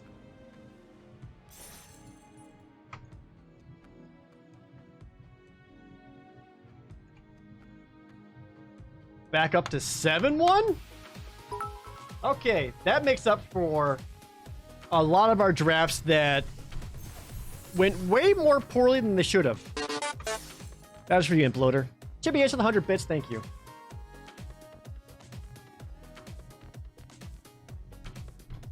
Dude, you know, man, to be real, if you see Palladium Mirrors come around, the ramp is so real.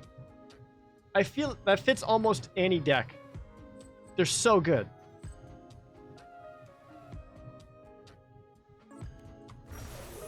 That makes up for a lot of our, man, that, for people who are just new here, our first draft was a prowess deck that should not have gone 0-3. It was an awesome deck. But for whatever reason, the RNG gods were just against us and just didn't get the draws it should have been, because that prowess deck was good. I was really happy with that prowess deck. My first time ever actually drafting it. So, man.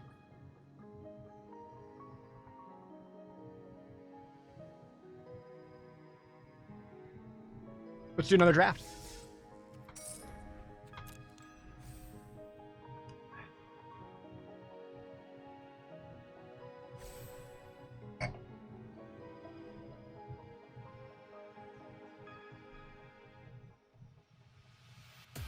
That mythic push, we trying.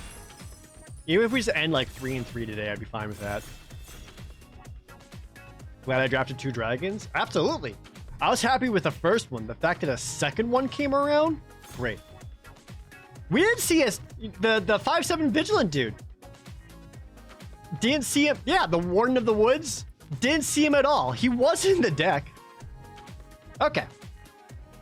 Opening pack. We got a garbage rare that we're not going to play at all. Uncommons. Warden of the Woods is pretty good. I also kind of really like Garrick's Uprising.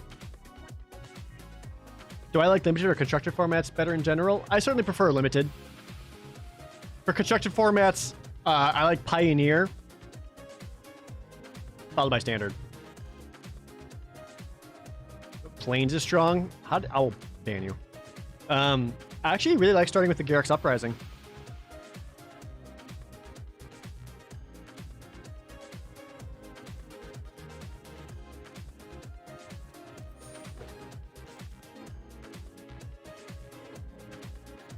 We did get past both a Capture Sphere and a Scorching Dragonfire.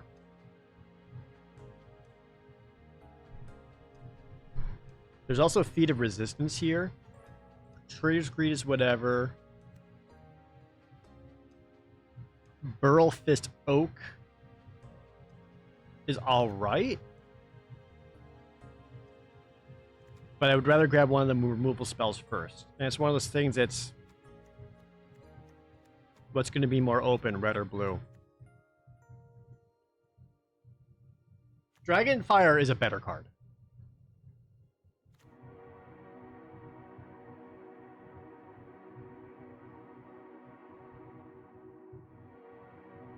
Red is usually more open, but you can't assume that. It is the better choice here, but okay, there's a second Scorching Dragonfire, so maybe we go to red. There's no green in here. God damn.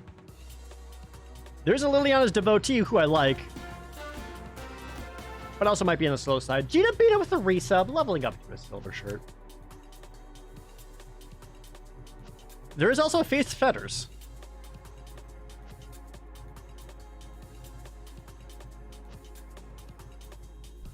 I never see this. I'd rather get my second Scorching Dragonfire before my first Faith's Fetters. Volcanic Geyser, Bolt Hound.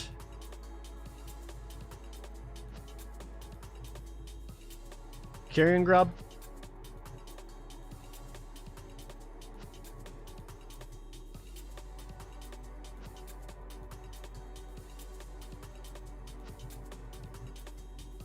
I'd lean towards the Bolt Hound. Well, we're not tied to green by any means.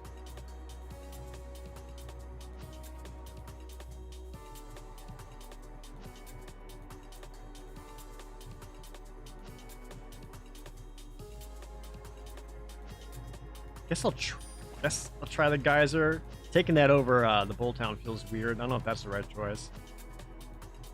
Yikes. I think I like roaming Ghostlight the most out of everything here.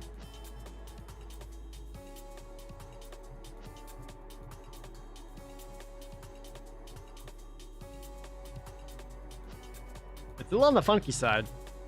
There is a test and training, but I don't think I don't think I want to force that because I'm not tied to green by any means. I don't have to be green.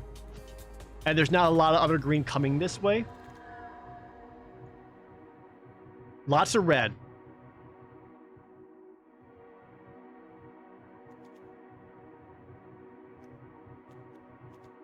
I think this might be a mostly red deck with a little bit of something else. That's a lot of blue.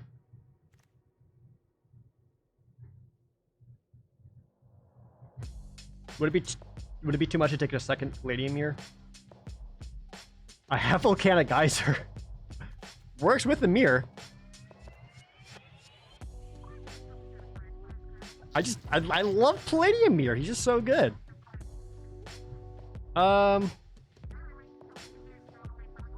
Another situation where with all the cards here, I actually like Gnarled Sage the most.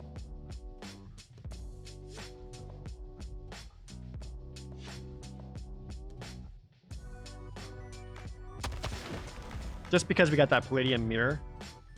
Oh look, my rare wheeled around. Arsonist. Second Arsonist. I'll take my first Truffle Snout. Ooh, that's a lot of black. Might end up going green-black instead.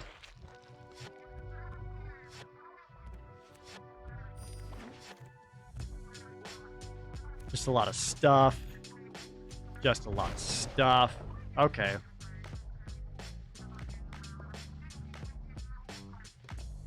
This might end up leaning towards black-red.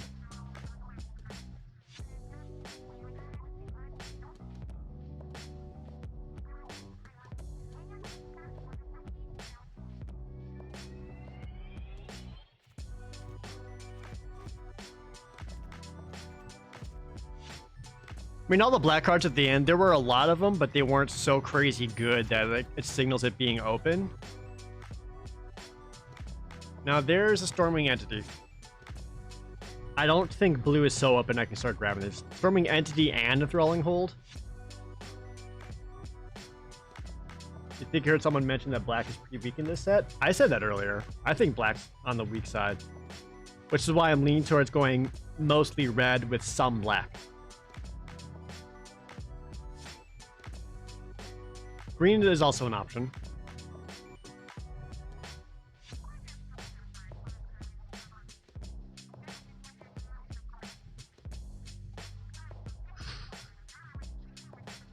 I'm leaning Turret Ogre. I'm not happy about it. But I know I'll see more. I guess I'd rather take my first Enthralling Hold, because I'm not going to be in the Prowess deck where I can get that off. There's another Enthralling Hold. There's also a second Garrick's Uprising. Not Augur. I've been very unimpressed with the Kinetic Augur. I've tried, man. Just hasn't come together for me. Another Enthralling Hold. Roaming Ghostlight. Rousing Reeds.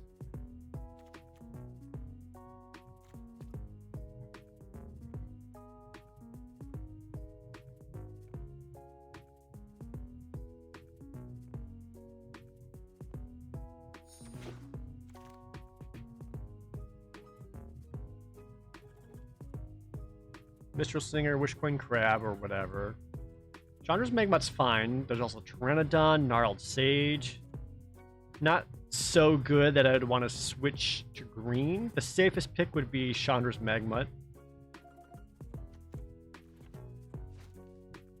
Do you have the Goblin Wizardry?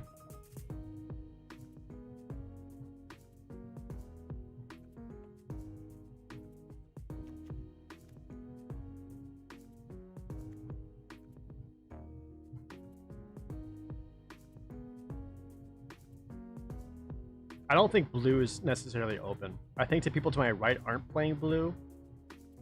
I'm sorry, people to my left aren't playing blue, but the people to my right are.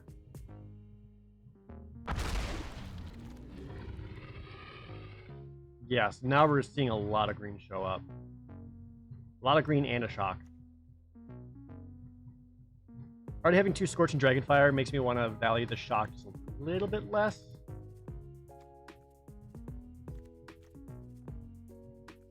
Grab the Warden of the Woods. Battle Rattle Shaman, another shock. I actually like the Battle Rattle Shaman quite a bit because we have Furious Rise and Garruk's Uprising. And this can just help trigger that onto whatever creature.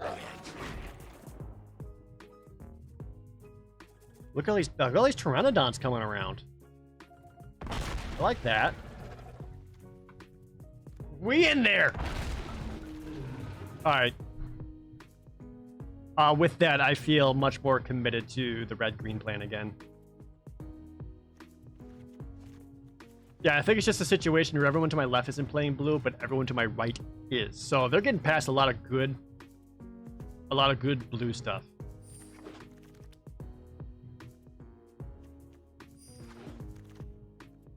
And the Garruk's Uprising wheeled around, which is something that I was actually hoping for. I don't know what I like more, 2 Furious Rise or 2 Garruk's Uprising.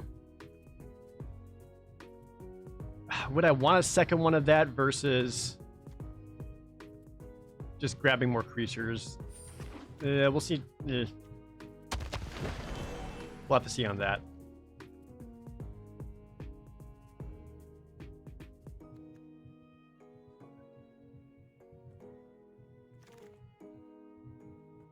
Oh, there's a...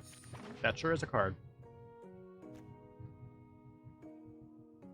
Red-green draw is so amazing. I mean, our last deck with that went 7-1, I agree. I just haven't played with them a whole lot. I don't know what I like more. Like, would I rather go 2 Garruk's Uprising, 1 of each? Or if I got another Furious Rise, would I rather have 2 Furious Rise? Like, in those situations, what's better? I mean, Garruk's Uprising gives all my creatures trample.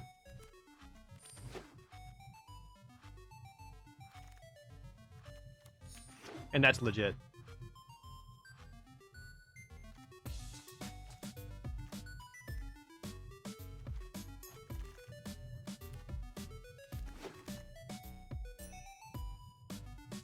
Second, Palladium Mirror.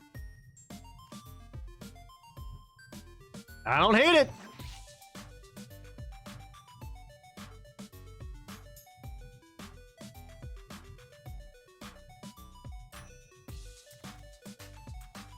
Also, keep in mind, we have Volcanic Geyser with the mirrors.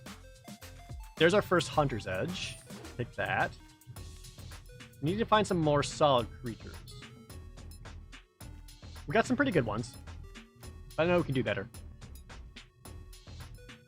Rip the 5-color Dream. The only real 5-color deck in this is the 5-color Shrines deck. Holy shit. Volcanic Salvo with Big Dick Swinging? Snap.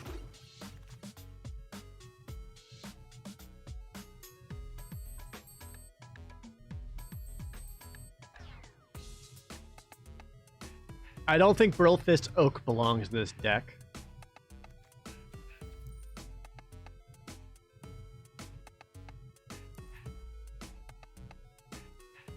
I'm actually leaning towards the Brute.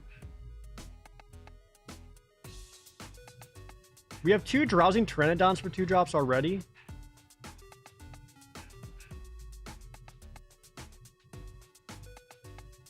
Yeah, lean towards the Brute. Got 1 more Goblin Arsonist, so now our low drops are all fine. How many Garruk's Uprising is too many Garruk's Uprisings?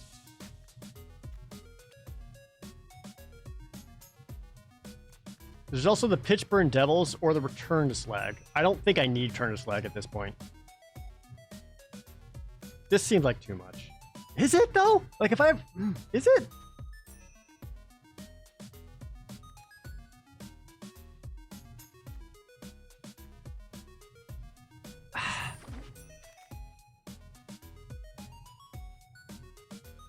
kind of want to go Forgotten Sentinel, just because of much of the 4-power stuff I have. I don't need Turn to Slag at this point. I have so many... I have both Volcanoes. Manaki Ogre? Great.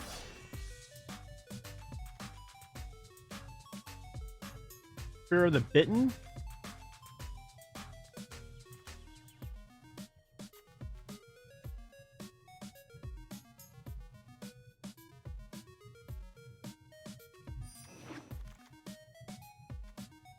Got Track Down. We also got the Dual Land. We already have one Track Down in there, so I'd rather grab the Dual Land. Snare Spinner versus Sabertooth Mauler. I guess I'm leaning towards Sabertooth Mauler just to help make sure we get the 4th power.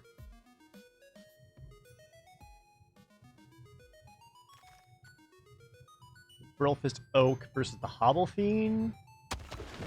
We don't want Hobble Fiend in this deck, but Burlfist at least attacks as a 4/5. That is a Garruk Scorehorn.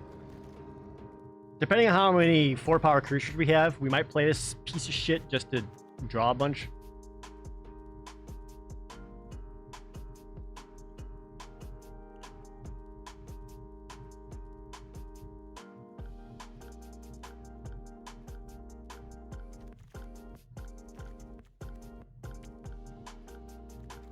Seven 3 isn't a 6/4 though. You're right. That's why he's not as good. 6/4 is way better.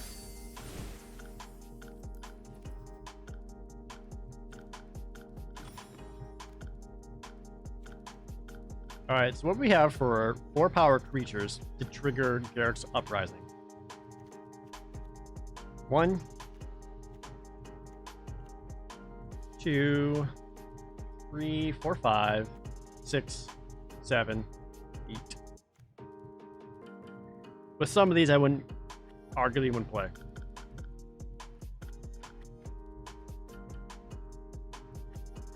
Well, this is another deck where I feel like we can go down to 16 lands because we have both Palladium Mirrors. We didn't get any of the Elvish Visionaries, which is a bummer.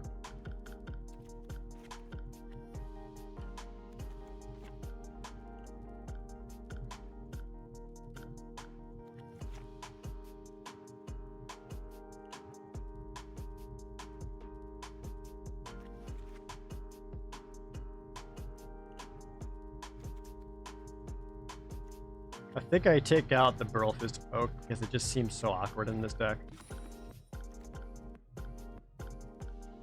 I don't know about 3 Uprising, chat. 3 Uprising and Furious Rise. It's like one or the other. I like doing 2, but 3 seems like a lot.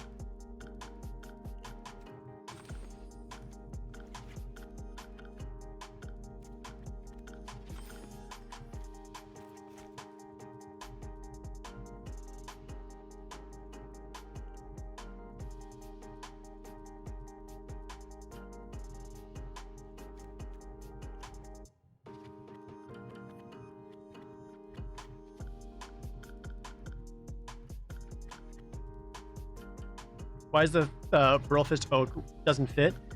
Because on his turn, at best, he plays as a 4/5. If I keep Furious Rise in my deck, he helps.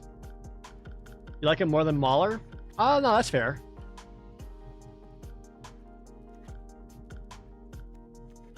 Yeah, I guess Mauler's more on the weird side.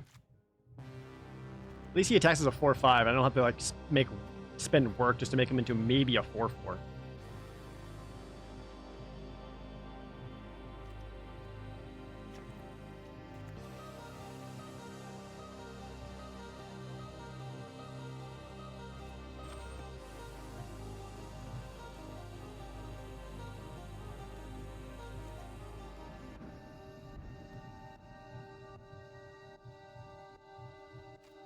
One, 2, 3, 4, 5, 6, 7, 8, 9, 10, 11, 12, 13, 14, 15 red sources.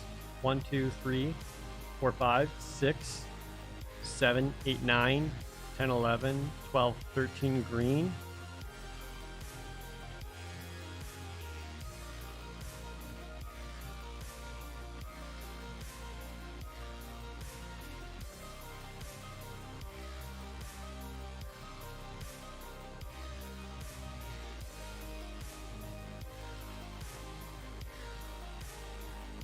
How's this look?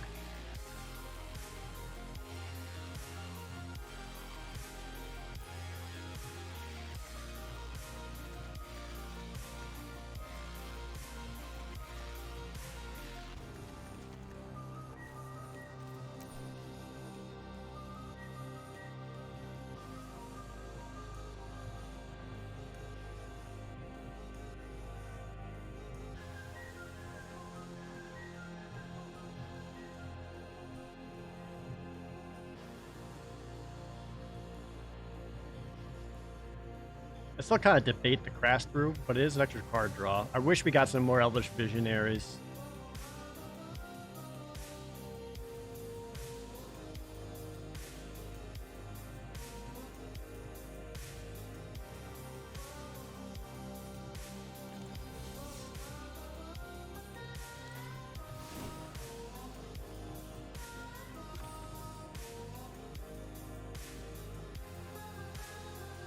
I'm running 16 lands just because we got the 2 Palladium Mirrors.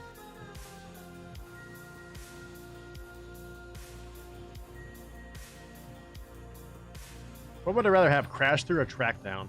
I guess Track Down just helps me smooth more than just going that.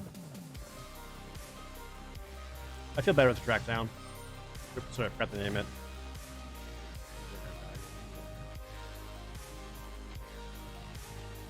We'll call this deck.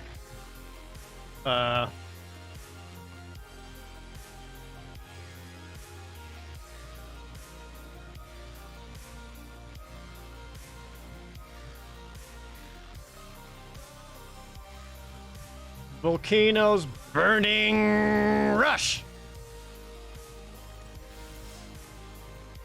Anyone? Anyone? Volcanoes Burning Rush.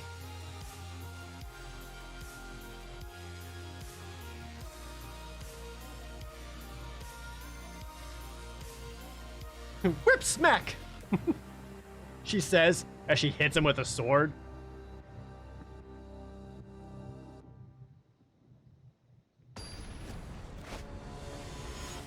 Divine Dragoon Dart. Oh, get it! We're starting off with Mythic. Well, here we go. I have to pee again. God damn it. You go first.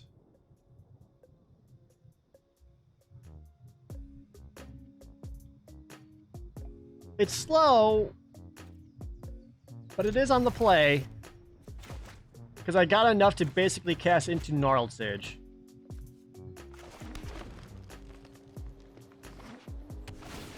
And we got like our top end payoffs.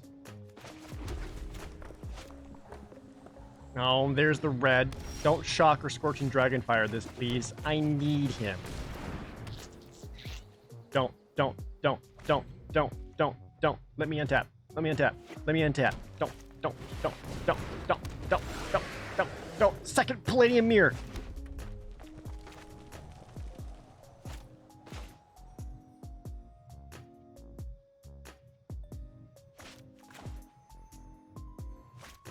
If I go second Palladium Mirror, that's Hellkite Punisher range.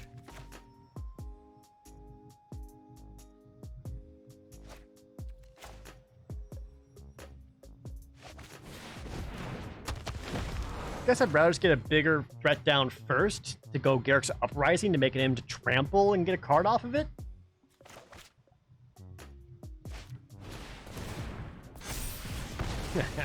Wait until he sees the second Palladium Mirror.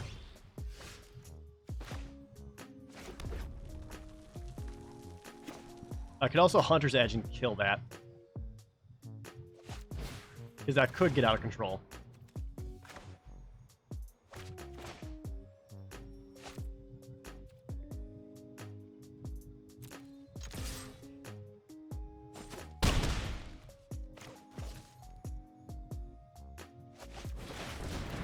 Second Palladium Mirror.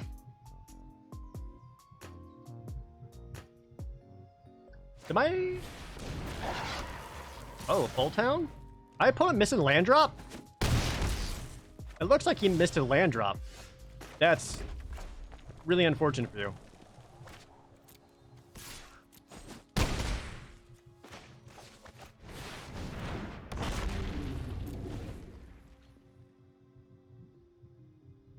Oh, he's missed 2 land drops. Sick. I feel no remorse.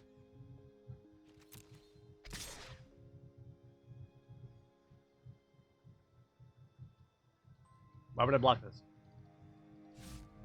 Okay.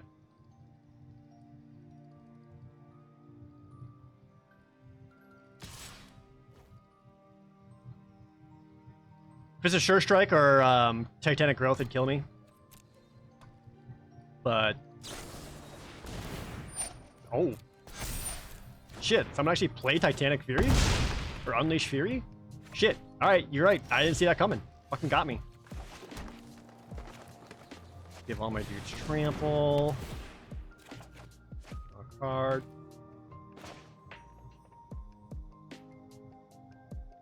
Ten in the air, 14 on the ground, force them to block. This isn't quite lethal, whereas if I go 10, 12, this is lethal.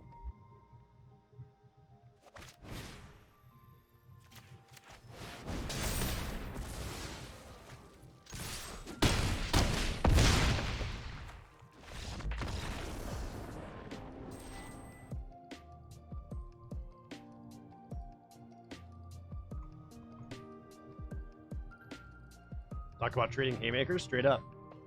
You give me like 60 seconds, chat? 1 second. BRB.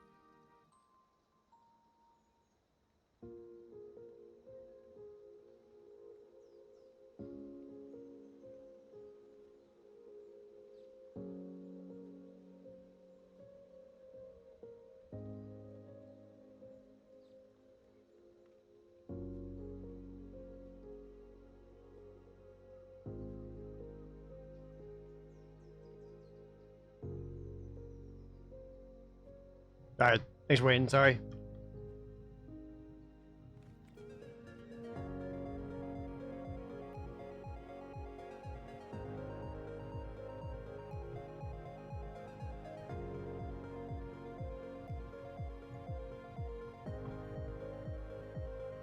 I feel like I've had the most success with playing any kind of Palladium Mirror ramp deck.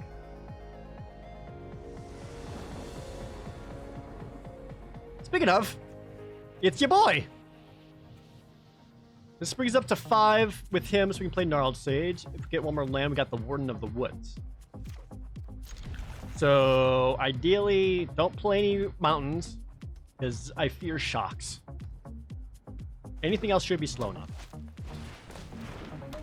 Alright, he played a Portcullis Vine, which says to me he's looking to play slow. When is the new video dropping? I don't know. Depends how long it takes for... Shit. Anime's Mind Tome? Depends how long it takes for the sponsor to approve it. Second Palladium Mirror. Sick. My usual main problem is Mana Screw. I thought my main problem was Mana Flood. It can't be both.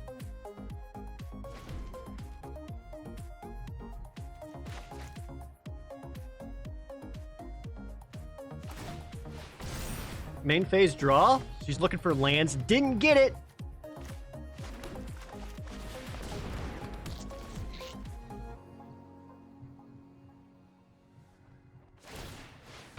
He's looking again. He found the land drop, but didn't have the shock. Ah, boom.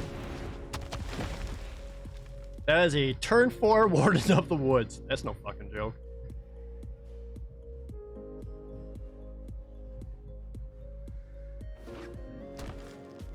And there's like no spells in his repertoire that can handle that, right? Being green-red. No red spell deals enough damage on its own. It's a Leafkin Avenger. That's no joke. Which I kind of want a Hunter's Edge. Because of how badly he needs mana right now.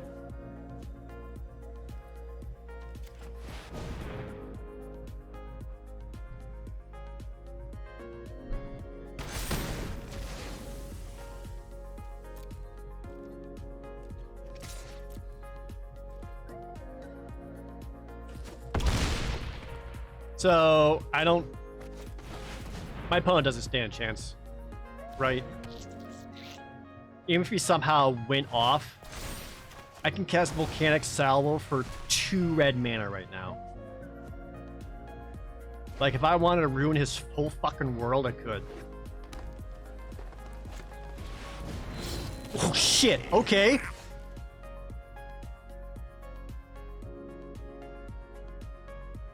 Take that back.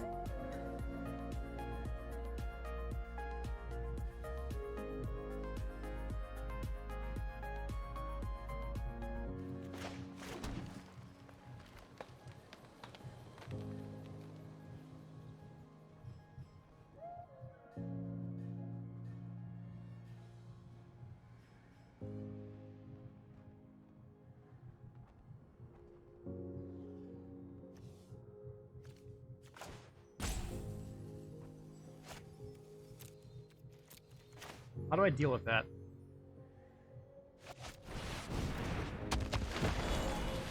Just try to go wider than he can deal with?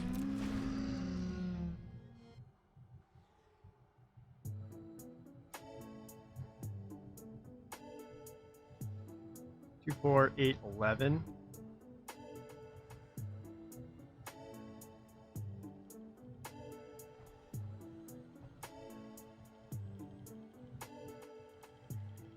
I pretty much need some trample and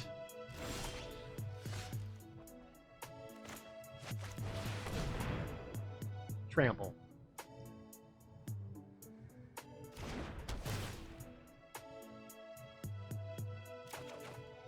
Trample.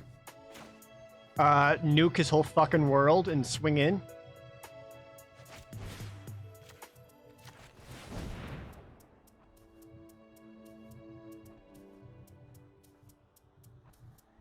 Two, 4, 10, 14, 17.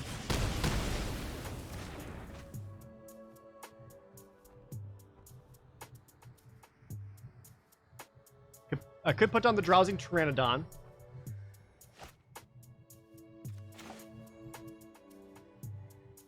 Or bring him down to 1. I think we just bring him down to 1.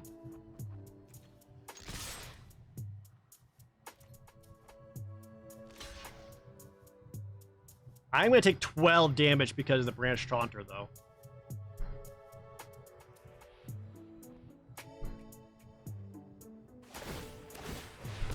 Oh, I get to draw 2 cards because you're targeting me with an ability. Is there a shock in there? Shock would be amazing.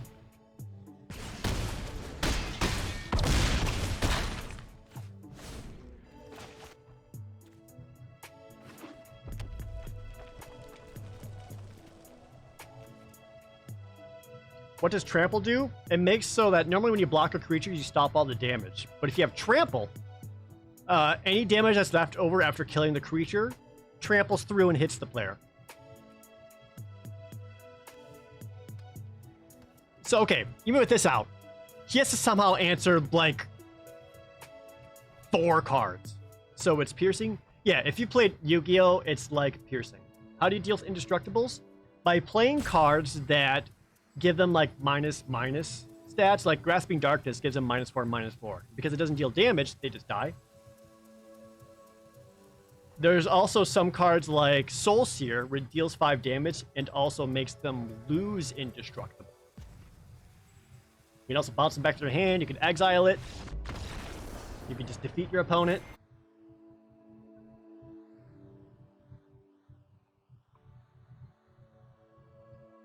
My deck, the only way I could have really responded to that was by having Trample. I needed to have my damage get past him and into the opponent's face. If I didn't have that, it would have been... That would have been rough, because he would just beat me in just a couple of turns there. TBS with 100 bits for defeating Brash Taunter. Thank you.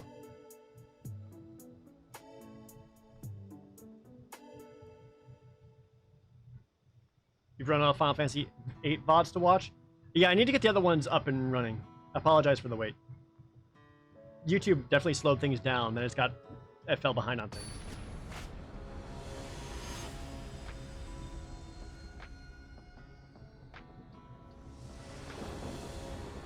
Opponent goes first. Turn 1, 2, 3. If we get another forest with Furious Rise, Burlfist Oak actually works really well. Well, shit.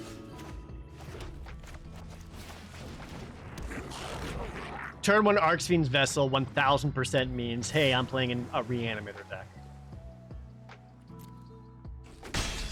And I'd rather just take the 1 damage now than let that thing come back as a 4/4 or whatever.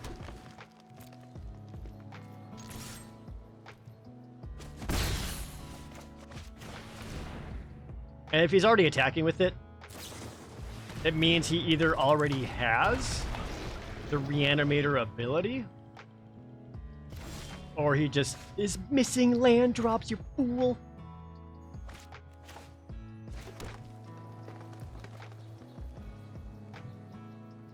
Okay, he's missing land drops. Let's get aggressive.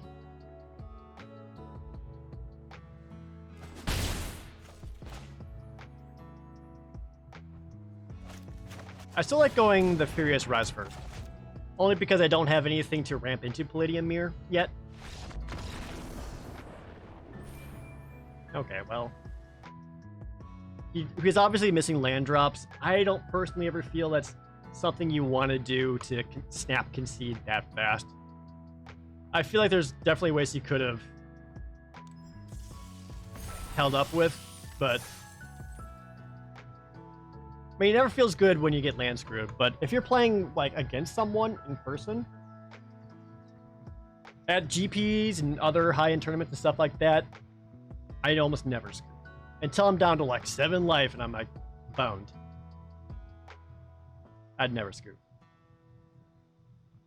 How is the game for total beginners to MTG? Oh, Arena's great because it's free to play. Has a lot of you're able to play against bots to kind of get you taught. Do your daily quest to get gold and buy booster packs. It is definitely a long grind to get all the cards you really want without spending money on the game. It's possible, it just takes a long time. But just keep in mind that if you play against bots and you're feeling pretty good, and then you go face an actual player, totally different. Totally different. Opponent goes first. This is not a keepable hand. Even with the green mana, I'm not a fan. That's better.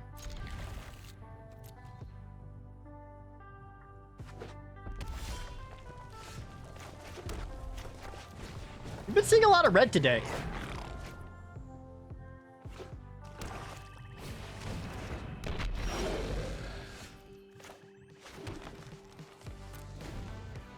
We're gonna stay defensive until I start stabilizing. Ooh, Malefic Scythe deck? That's no joke. Didn't attack. Interesting choice.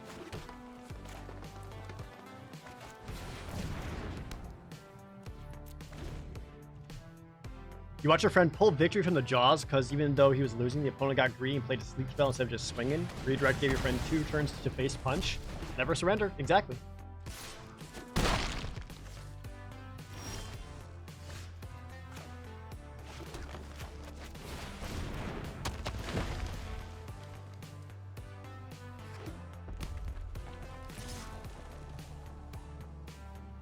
When did that scry on mulligan thing happen? Yeah, so it used to be the old mulligan rule is you go down and then you get to scry one.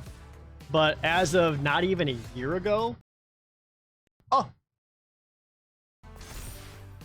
Oh my god, my computer just froze up for the briefest of moments. I was gonna get really upset. Okay.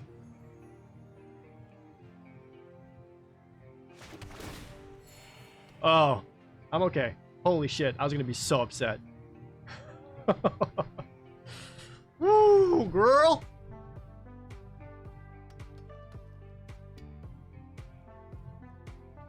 What is he representing with 4 mana? A Soul Seer?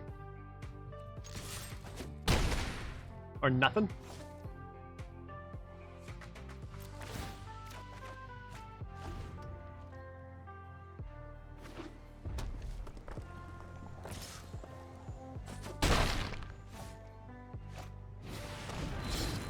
gotta be shitting my whole ass. I can't get a break with this fucking guy.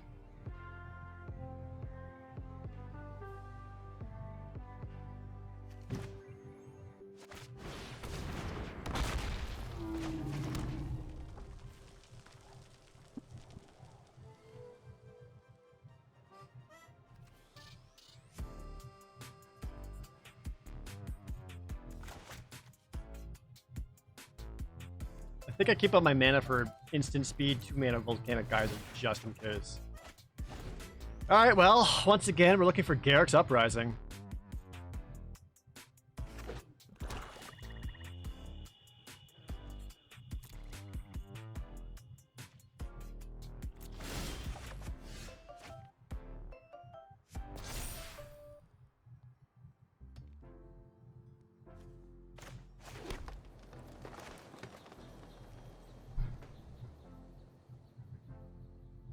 A possible choice is to Hunter's Edge the Hobble Fiend. Attack in for 4. Oh my god, I'm already down to 12 though.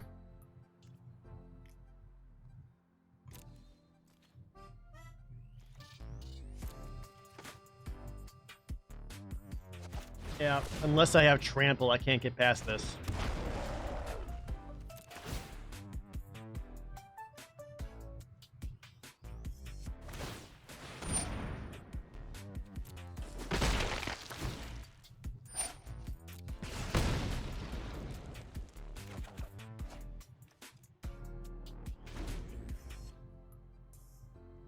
I'm dead in a turn. And I don't think I exactly have any answer here. Outside of miraculously nuking him in the face. Which would have taken a lot of mana. And Palladium Mirror is just a little too slow for that. Because he can fight me this turn. And then next turn, fight me again.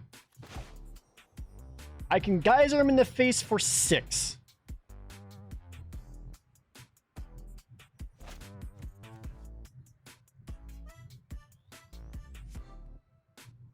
So even if I wanted to...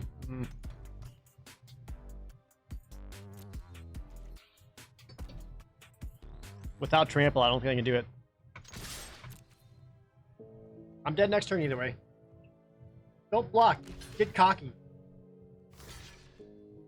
He blocked. Damn.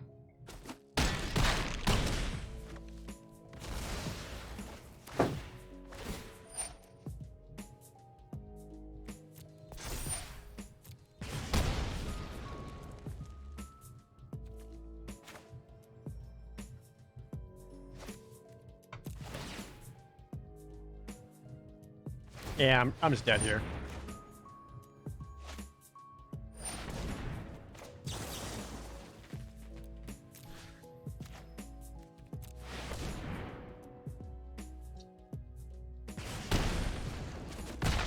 That, man.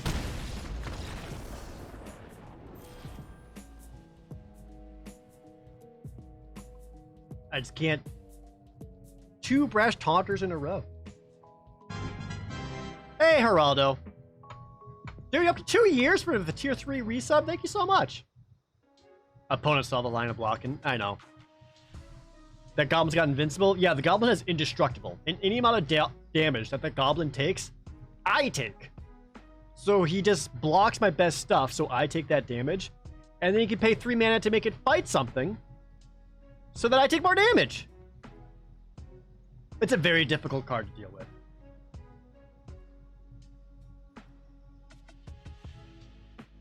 The only way to get past that is with Trample, because he's only got 1 toughness. You get around his low toughness to get at least some damage in on the opponent. And I didn't get the draws. Although I do wonder if I got the Trample and attacked everything there, would I have been able to Volcanic Geyser afterwards and have enough to kill him?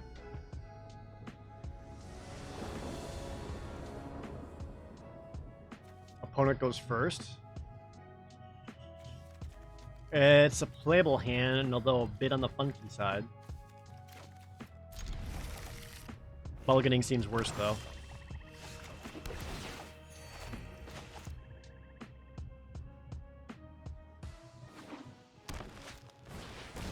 Kitesail freebooter, you get nothing!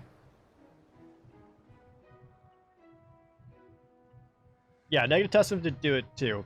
The only answer to that card in red is Soulseer, which I didn't get any of. Good morning, Ray Ray. Dang, you slept in late. That's fine. You're allowed to do what you want.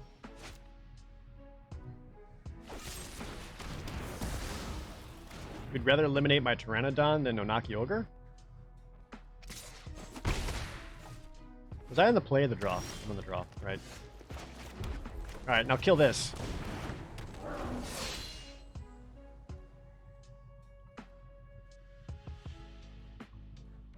Have I played Jumpstart? I did. It was fine. It was kind of like... You know, it was whatever. Jesus Christ.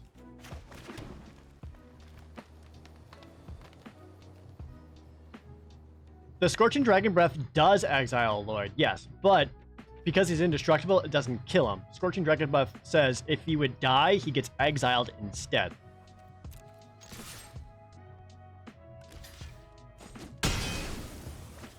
Well, opponent missed a land drop. We got that going for us. And once I have Gnarled Sage out, he does have reach to stop the Kitesail freebooter.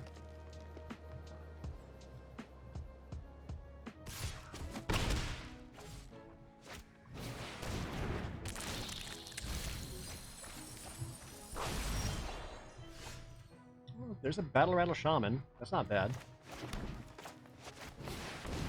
Alright, let's play out my 4-4 here and just start protecting my life total a bit.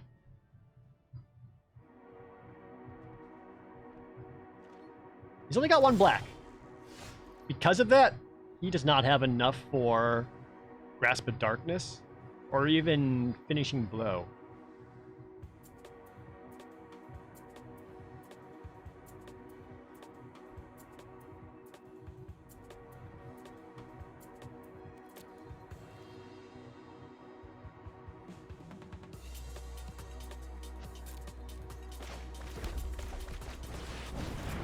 Let's put this guy out.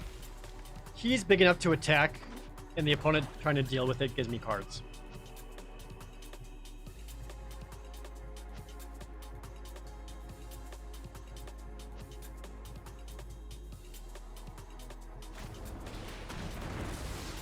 Well, he managed to find the Grasp of Darkness.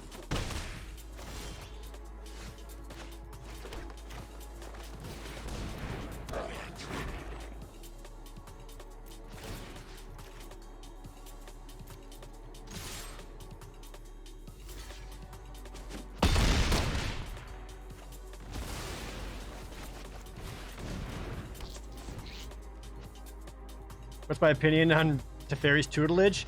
Well, I haven't made a single deck with it until today because chat insisted. We got 2 Teferi's tutelage, and the deck went 2 and 3, so that sucks.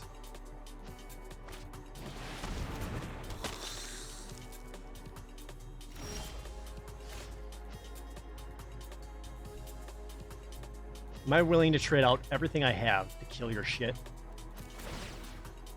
I think I am. Oh wait, no, you can't even block this. Oops. Keep this, nerd.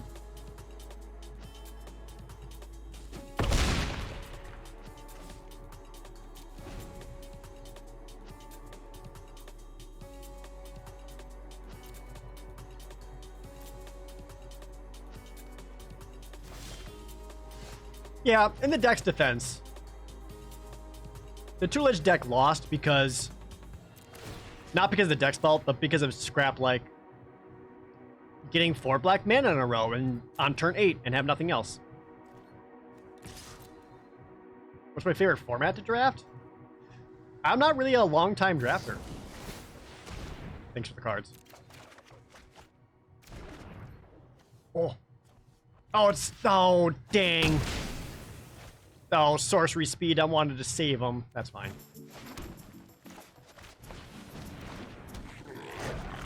Yeah, only 4 swamps with both tutelages in hand. Feels bad. I've liked... So, what was my first draft? My first draft was M15, and I didn't know what I was doing at all. Innistrad was fun. Return to Innistrad. I thought Kaladesh was a fun draft. Alright, I can salvo here, blow him out. Attack in for 4, 6, 7, 10. That sounds good.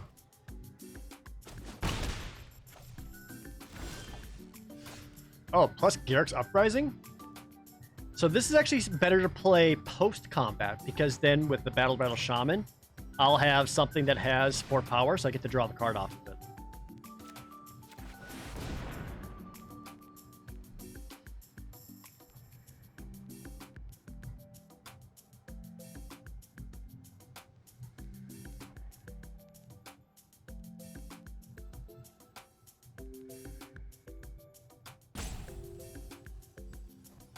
Two black mana has a response, so it's either another Grasp of Darkness. Okay. So I can only get in for 3 now.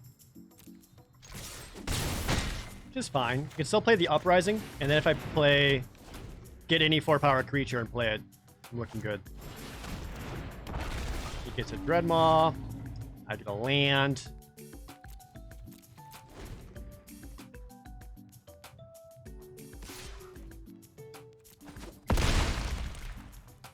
I wonder if a triple block there would have been better. Oh shit, that's a Scavenging Ooze. I got fucking land. I'm dead.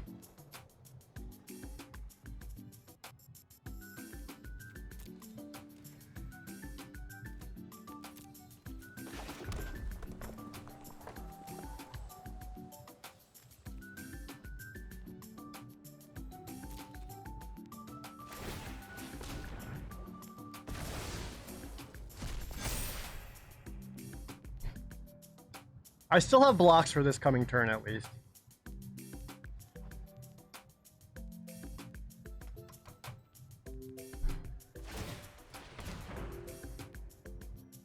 He just gets a +1/+1 counter and gains life for every creature he exiles using 1 green mana. And now he's going to be able to untap and activate him 4 more times. I don't have anything that stops him. I have 6, 9, 10 mana. 6 cards left in the deck are lands.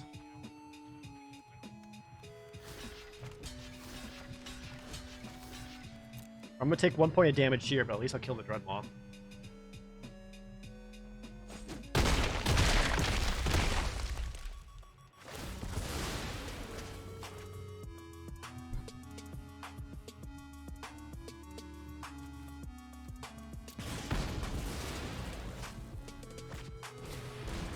What? Second Scavenging Ooze? Okay.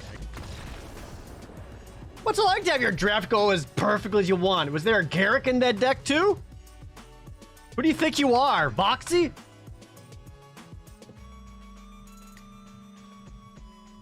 This is getting out of hand. Now there are 2 of them.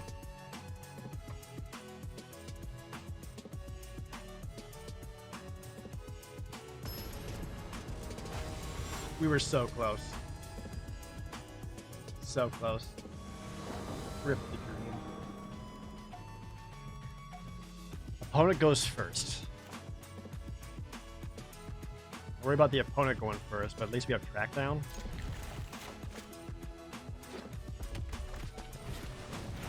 Uh-oh.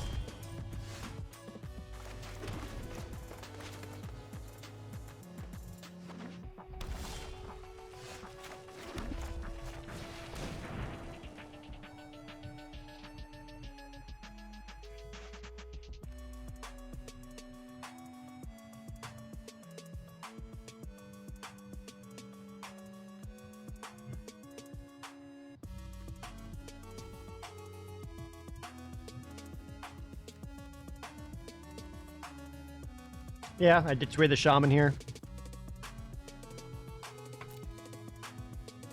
I think that's the right choice. I hope that's the right choice.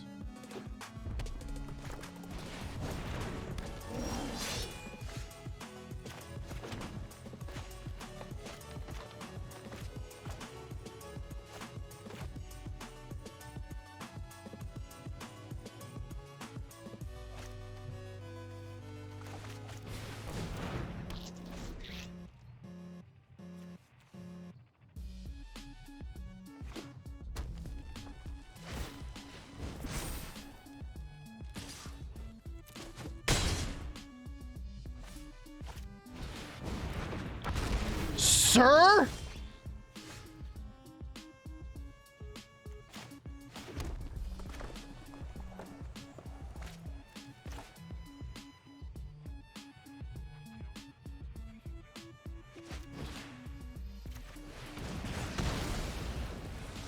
Well, that incentivizes me to kill creatures on his turn.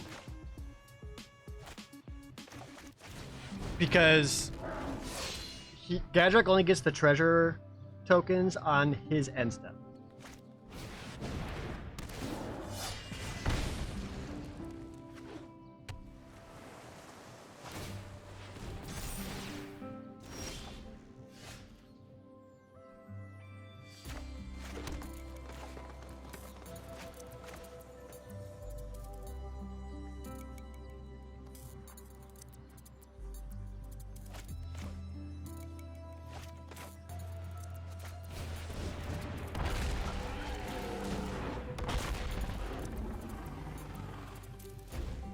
Geez, just Gadrak being a 6/5.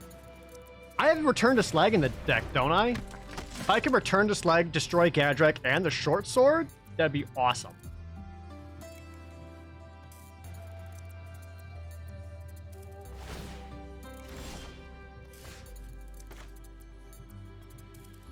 Or did I cut it?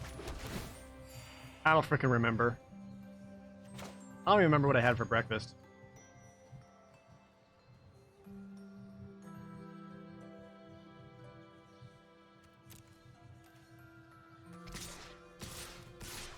I have to be aggressive here.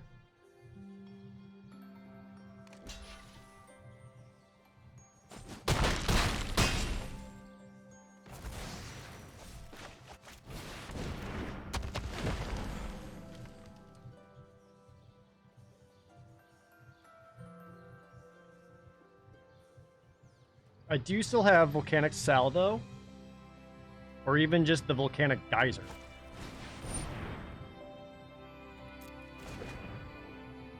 All right, get in for 6. I can't attack back.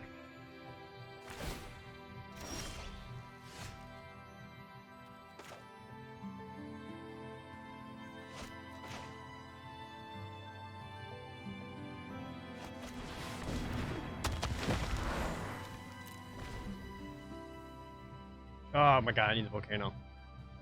Once I get it though, it's gonna cost 2. I have so much power out in the field.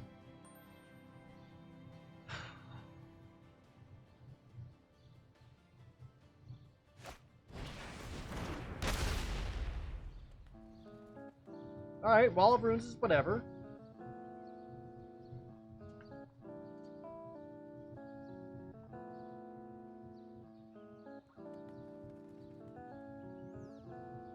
This is gonna be the end of the dream. I already feel it.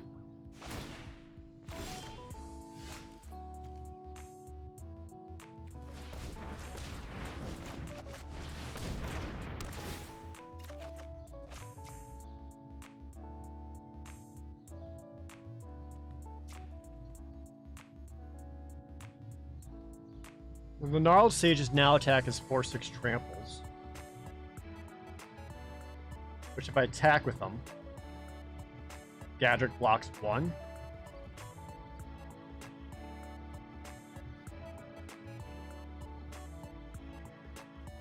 He would need a double block to kill the others.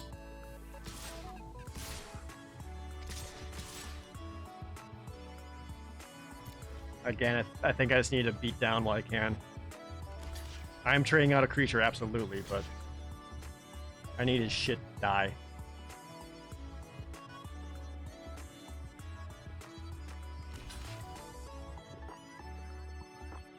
Plug in for 8, bring you down to 5. In for 7. I would love the King Glademaster to die, because that removes a flyer from your repertoire.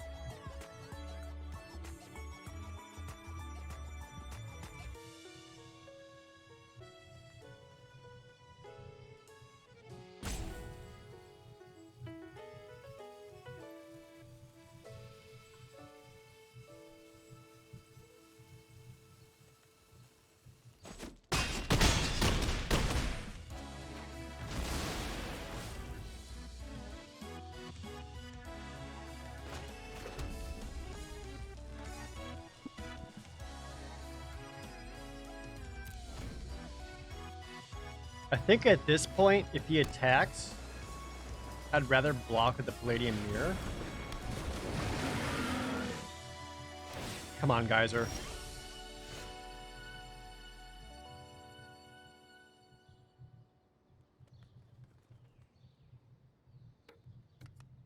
I think I like playing the Truffle Snout and just gaining the life.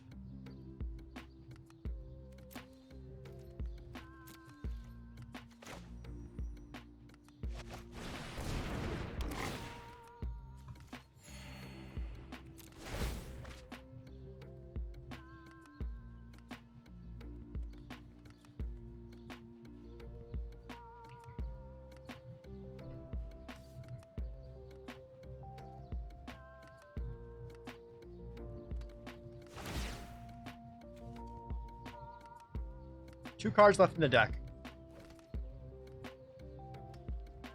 I need either Volcano. Either one.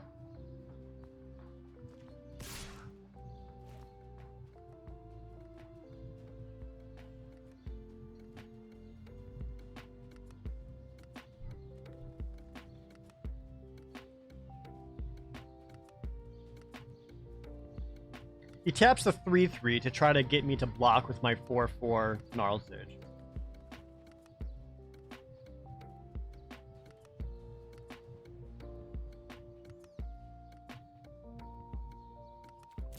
I'm gonna take the 4 for now.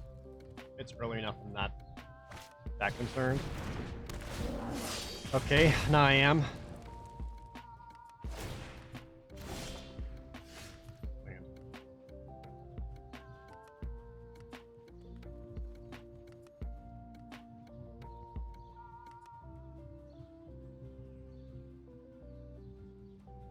Seven, 8, 9.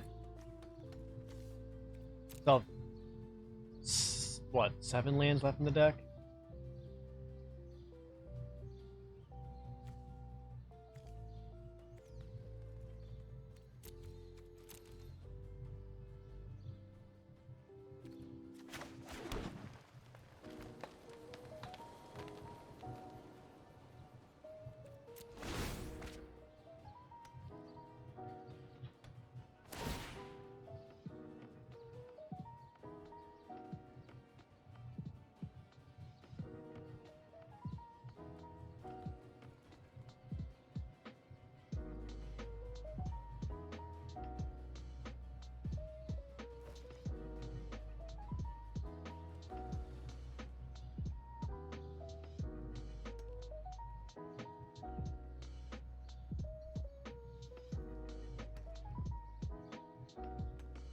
It's too late at this point, right?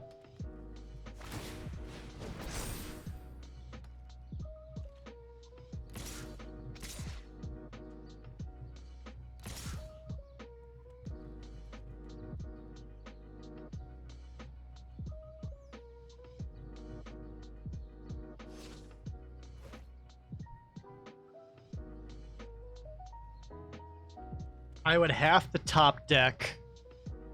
I would have to top deck a Volcano. Nothing else would do it.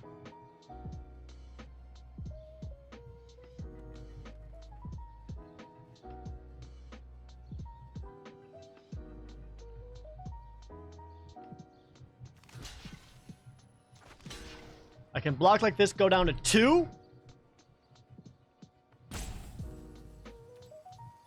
Leave me dead to shock. Leave me dead to...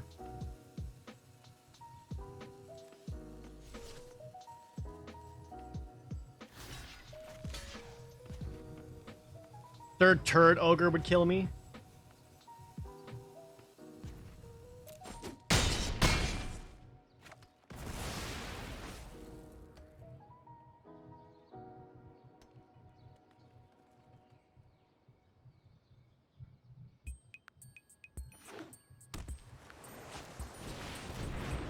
Okay.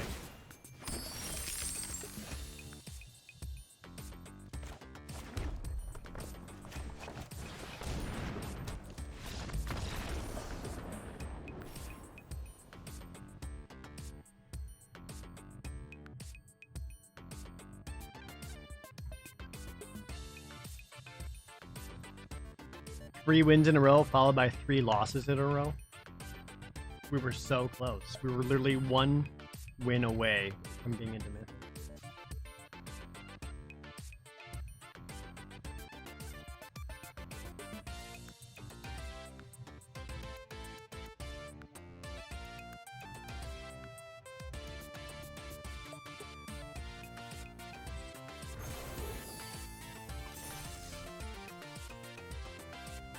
We're just so close.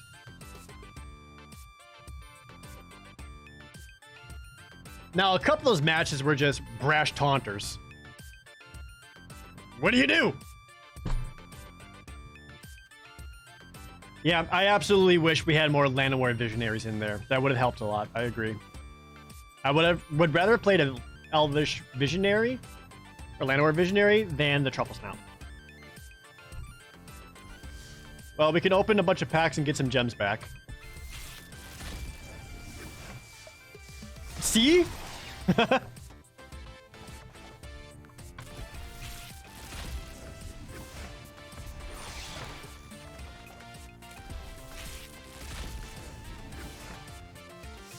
was a lot of brash taunters all in a row.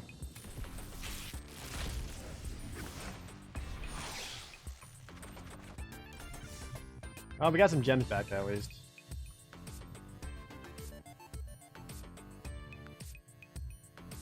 Alright, I gotta go. My dinner is waiting for me. Let's wrap up the stream. So close, chat. So close. I guess we'll try again on Wednesday. That'll be the next stream. We're still aiming for Mythic. It's within reach, and I want to do it.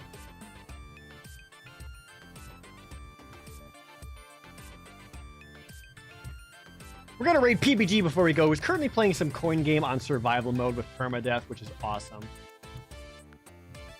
Dang. You know what? A lot of those drafts actually went really well. A lot of those drafts actually went really well. The prowess deck was a good draft, just it didn't happen for whatever reason. And the last 2 red-green decks I actually liked a lot. So, drafting process, great. Just for whatever reason, didn't come together. And you know what? That happens. That's what Magic the Gathering is. You just gotta accept that part of it. So don't take it too personally. But hey, thank you to all the new viewers we had tonight. Yeah, I appreciate you guys being here. Again, I'm Pro Jared. I play Magic the Gathering every Monday. I'm like a 95%, 5% limited drafter. So if limited's your thing, be sure to follow me. We do more limited on Wednesday. Because I want to get the Mythic, god damn it, before the season ends. But we're gonna go raid PBG, my good friend. Hit him with that Pro J raid emote. Show him some love. Follow him over there and all that too. But thank you guys. I really appreciate you all hanging out with me. All the subs, all the resubs, all the bits, etc. Everyone in chat. It does mean a lot. It really does. But that's gonna do it for me. Enjoy PBG's stream. Have yourselves a good night. I'll see you all Wednesday.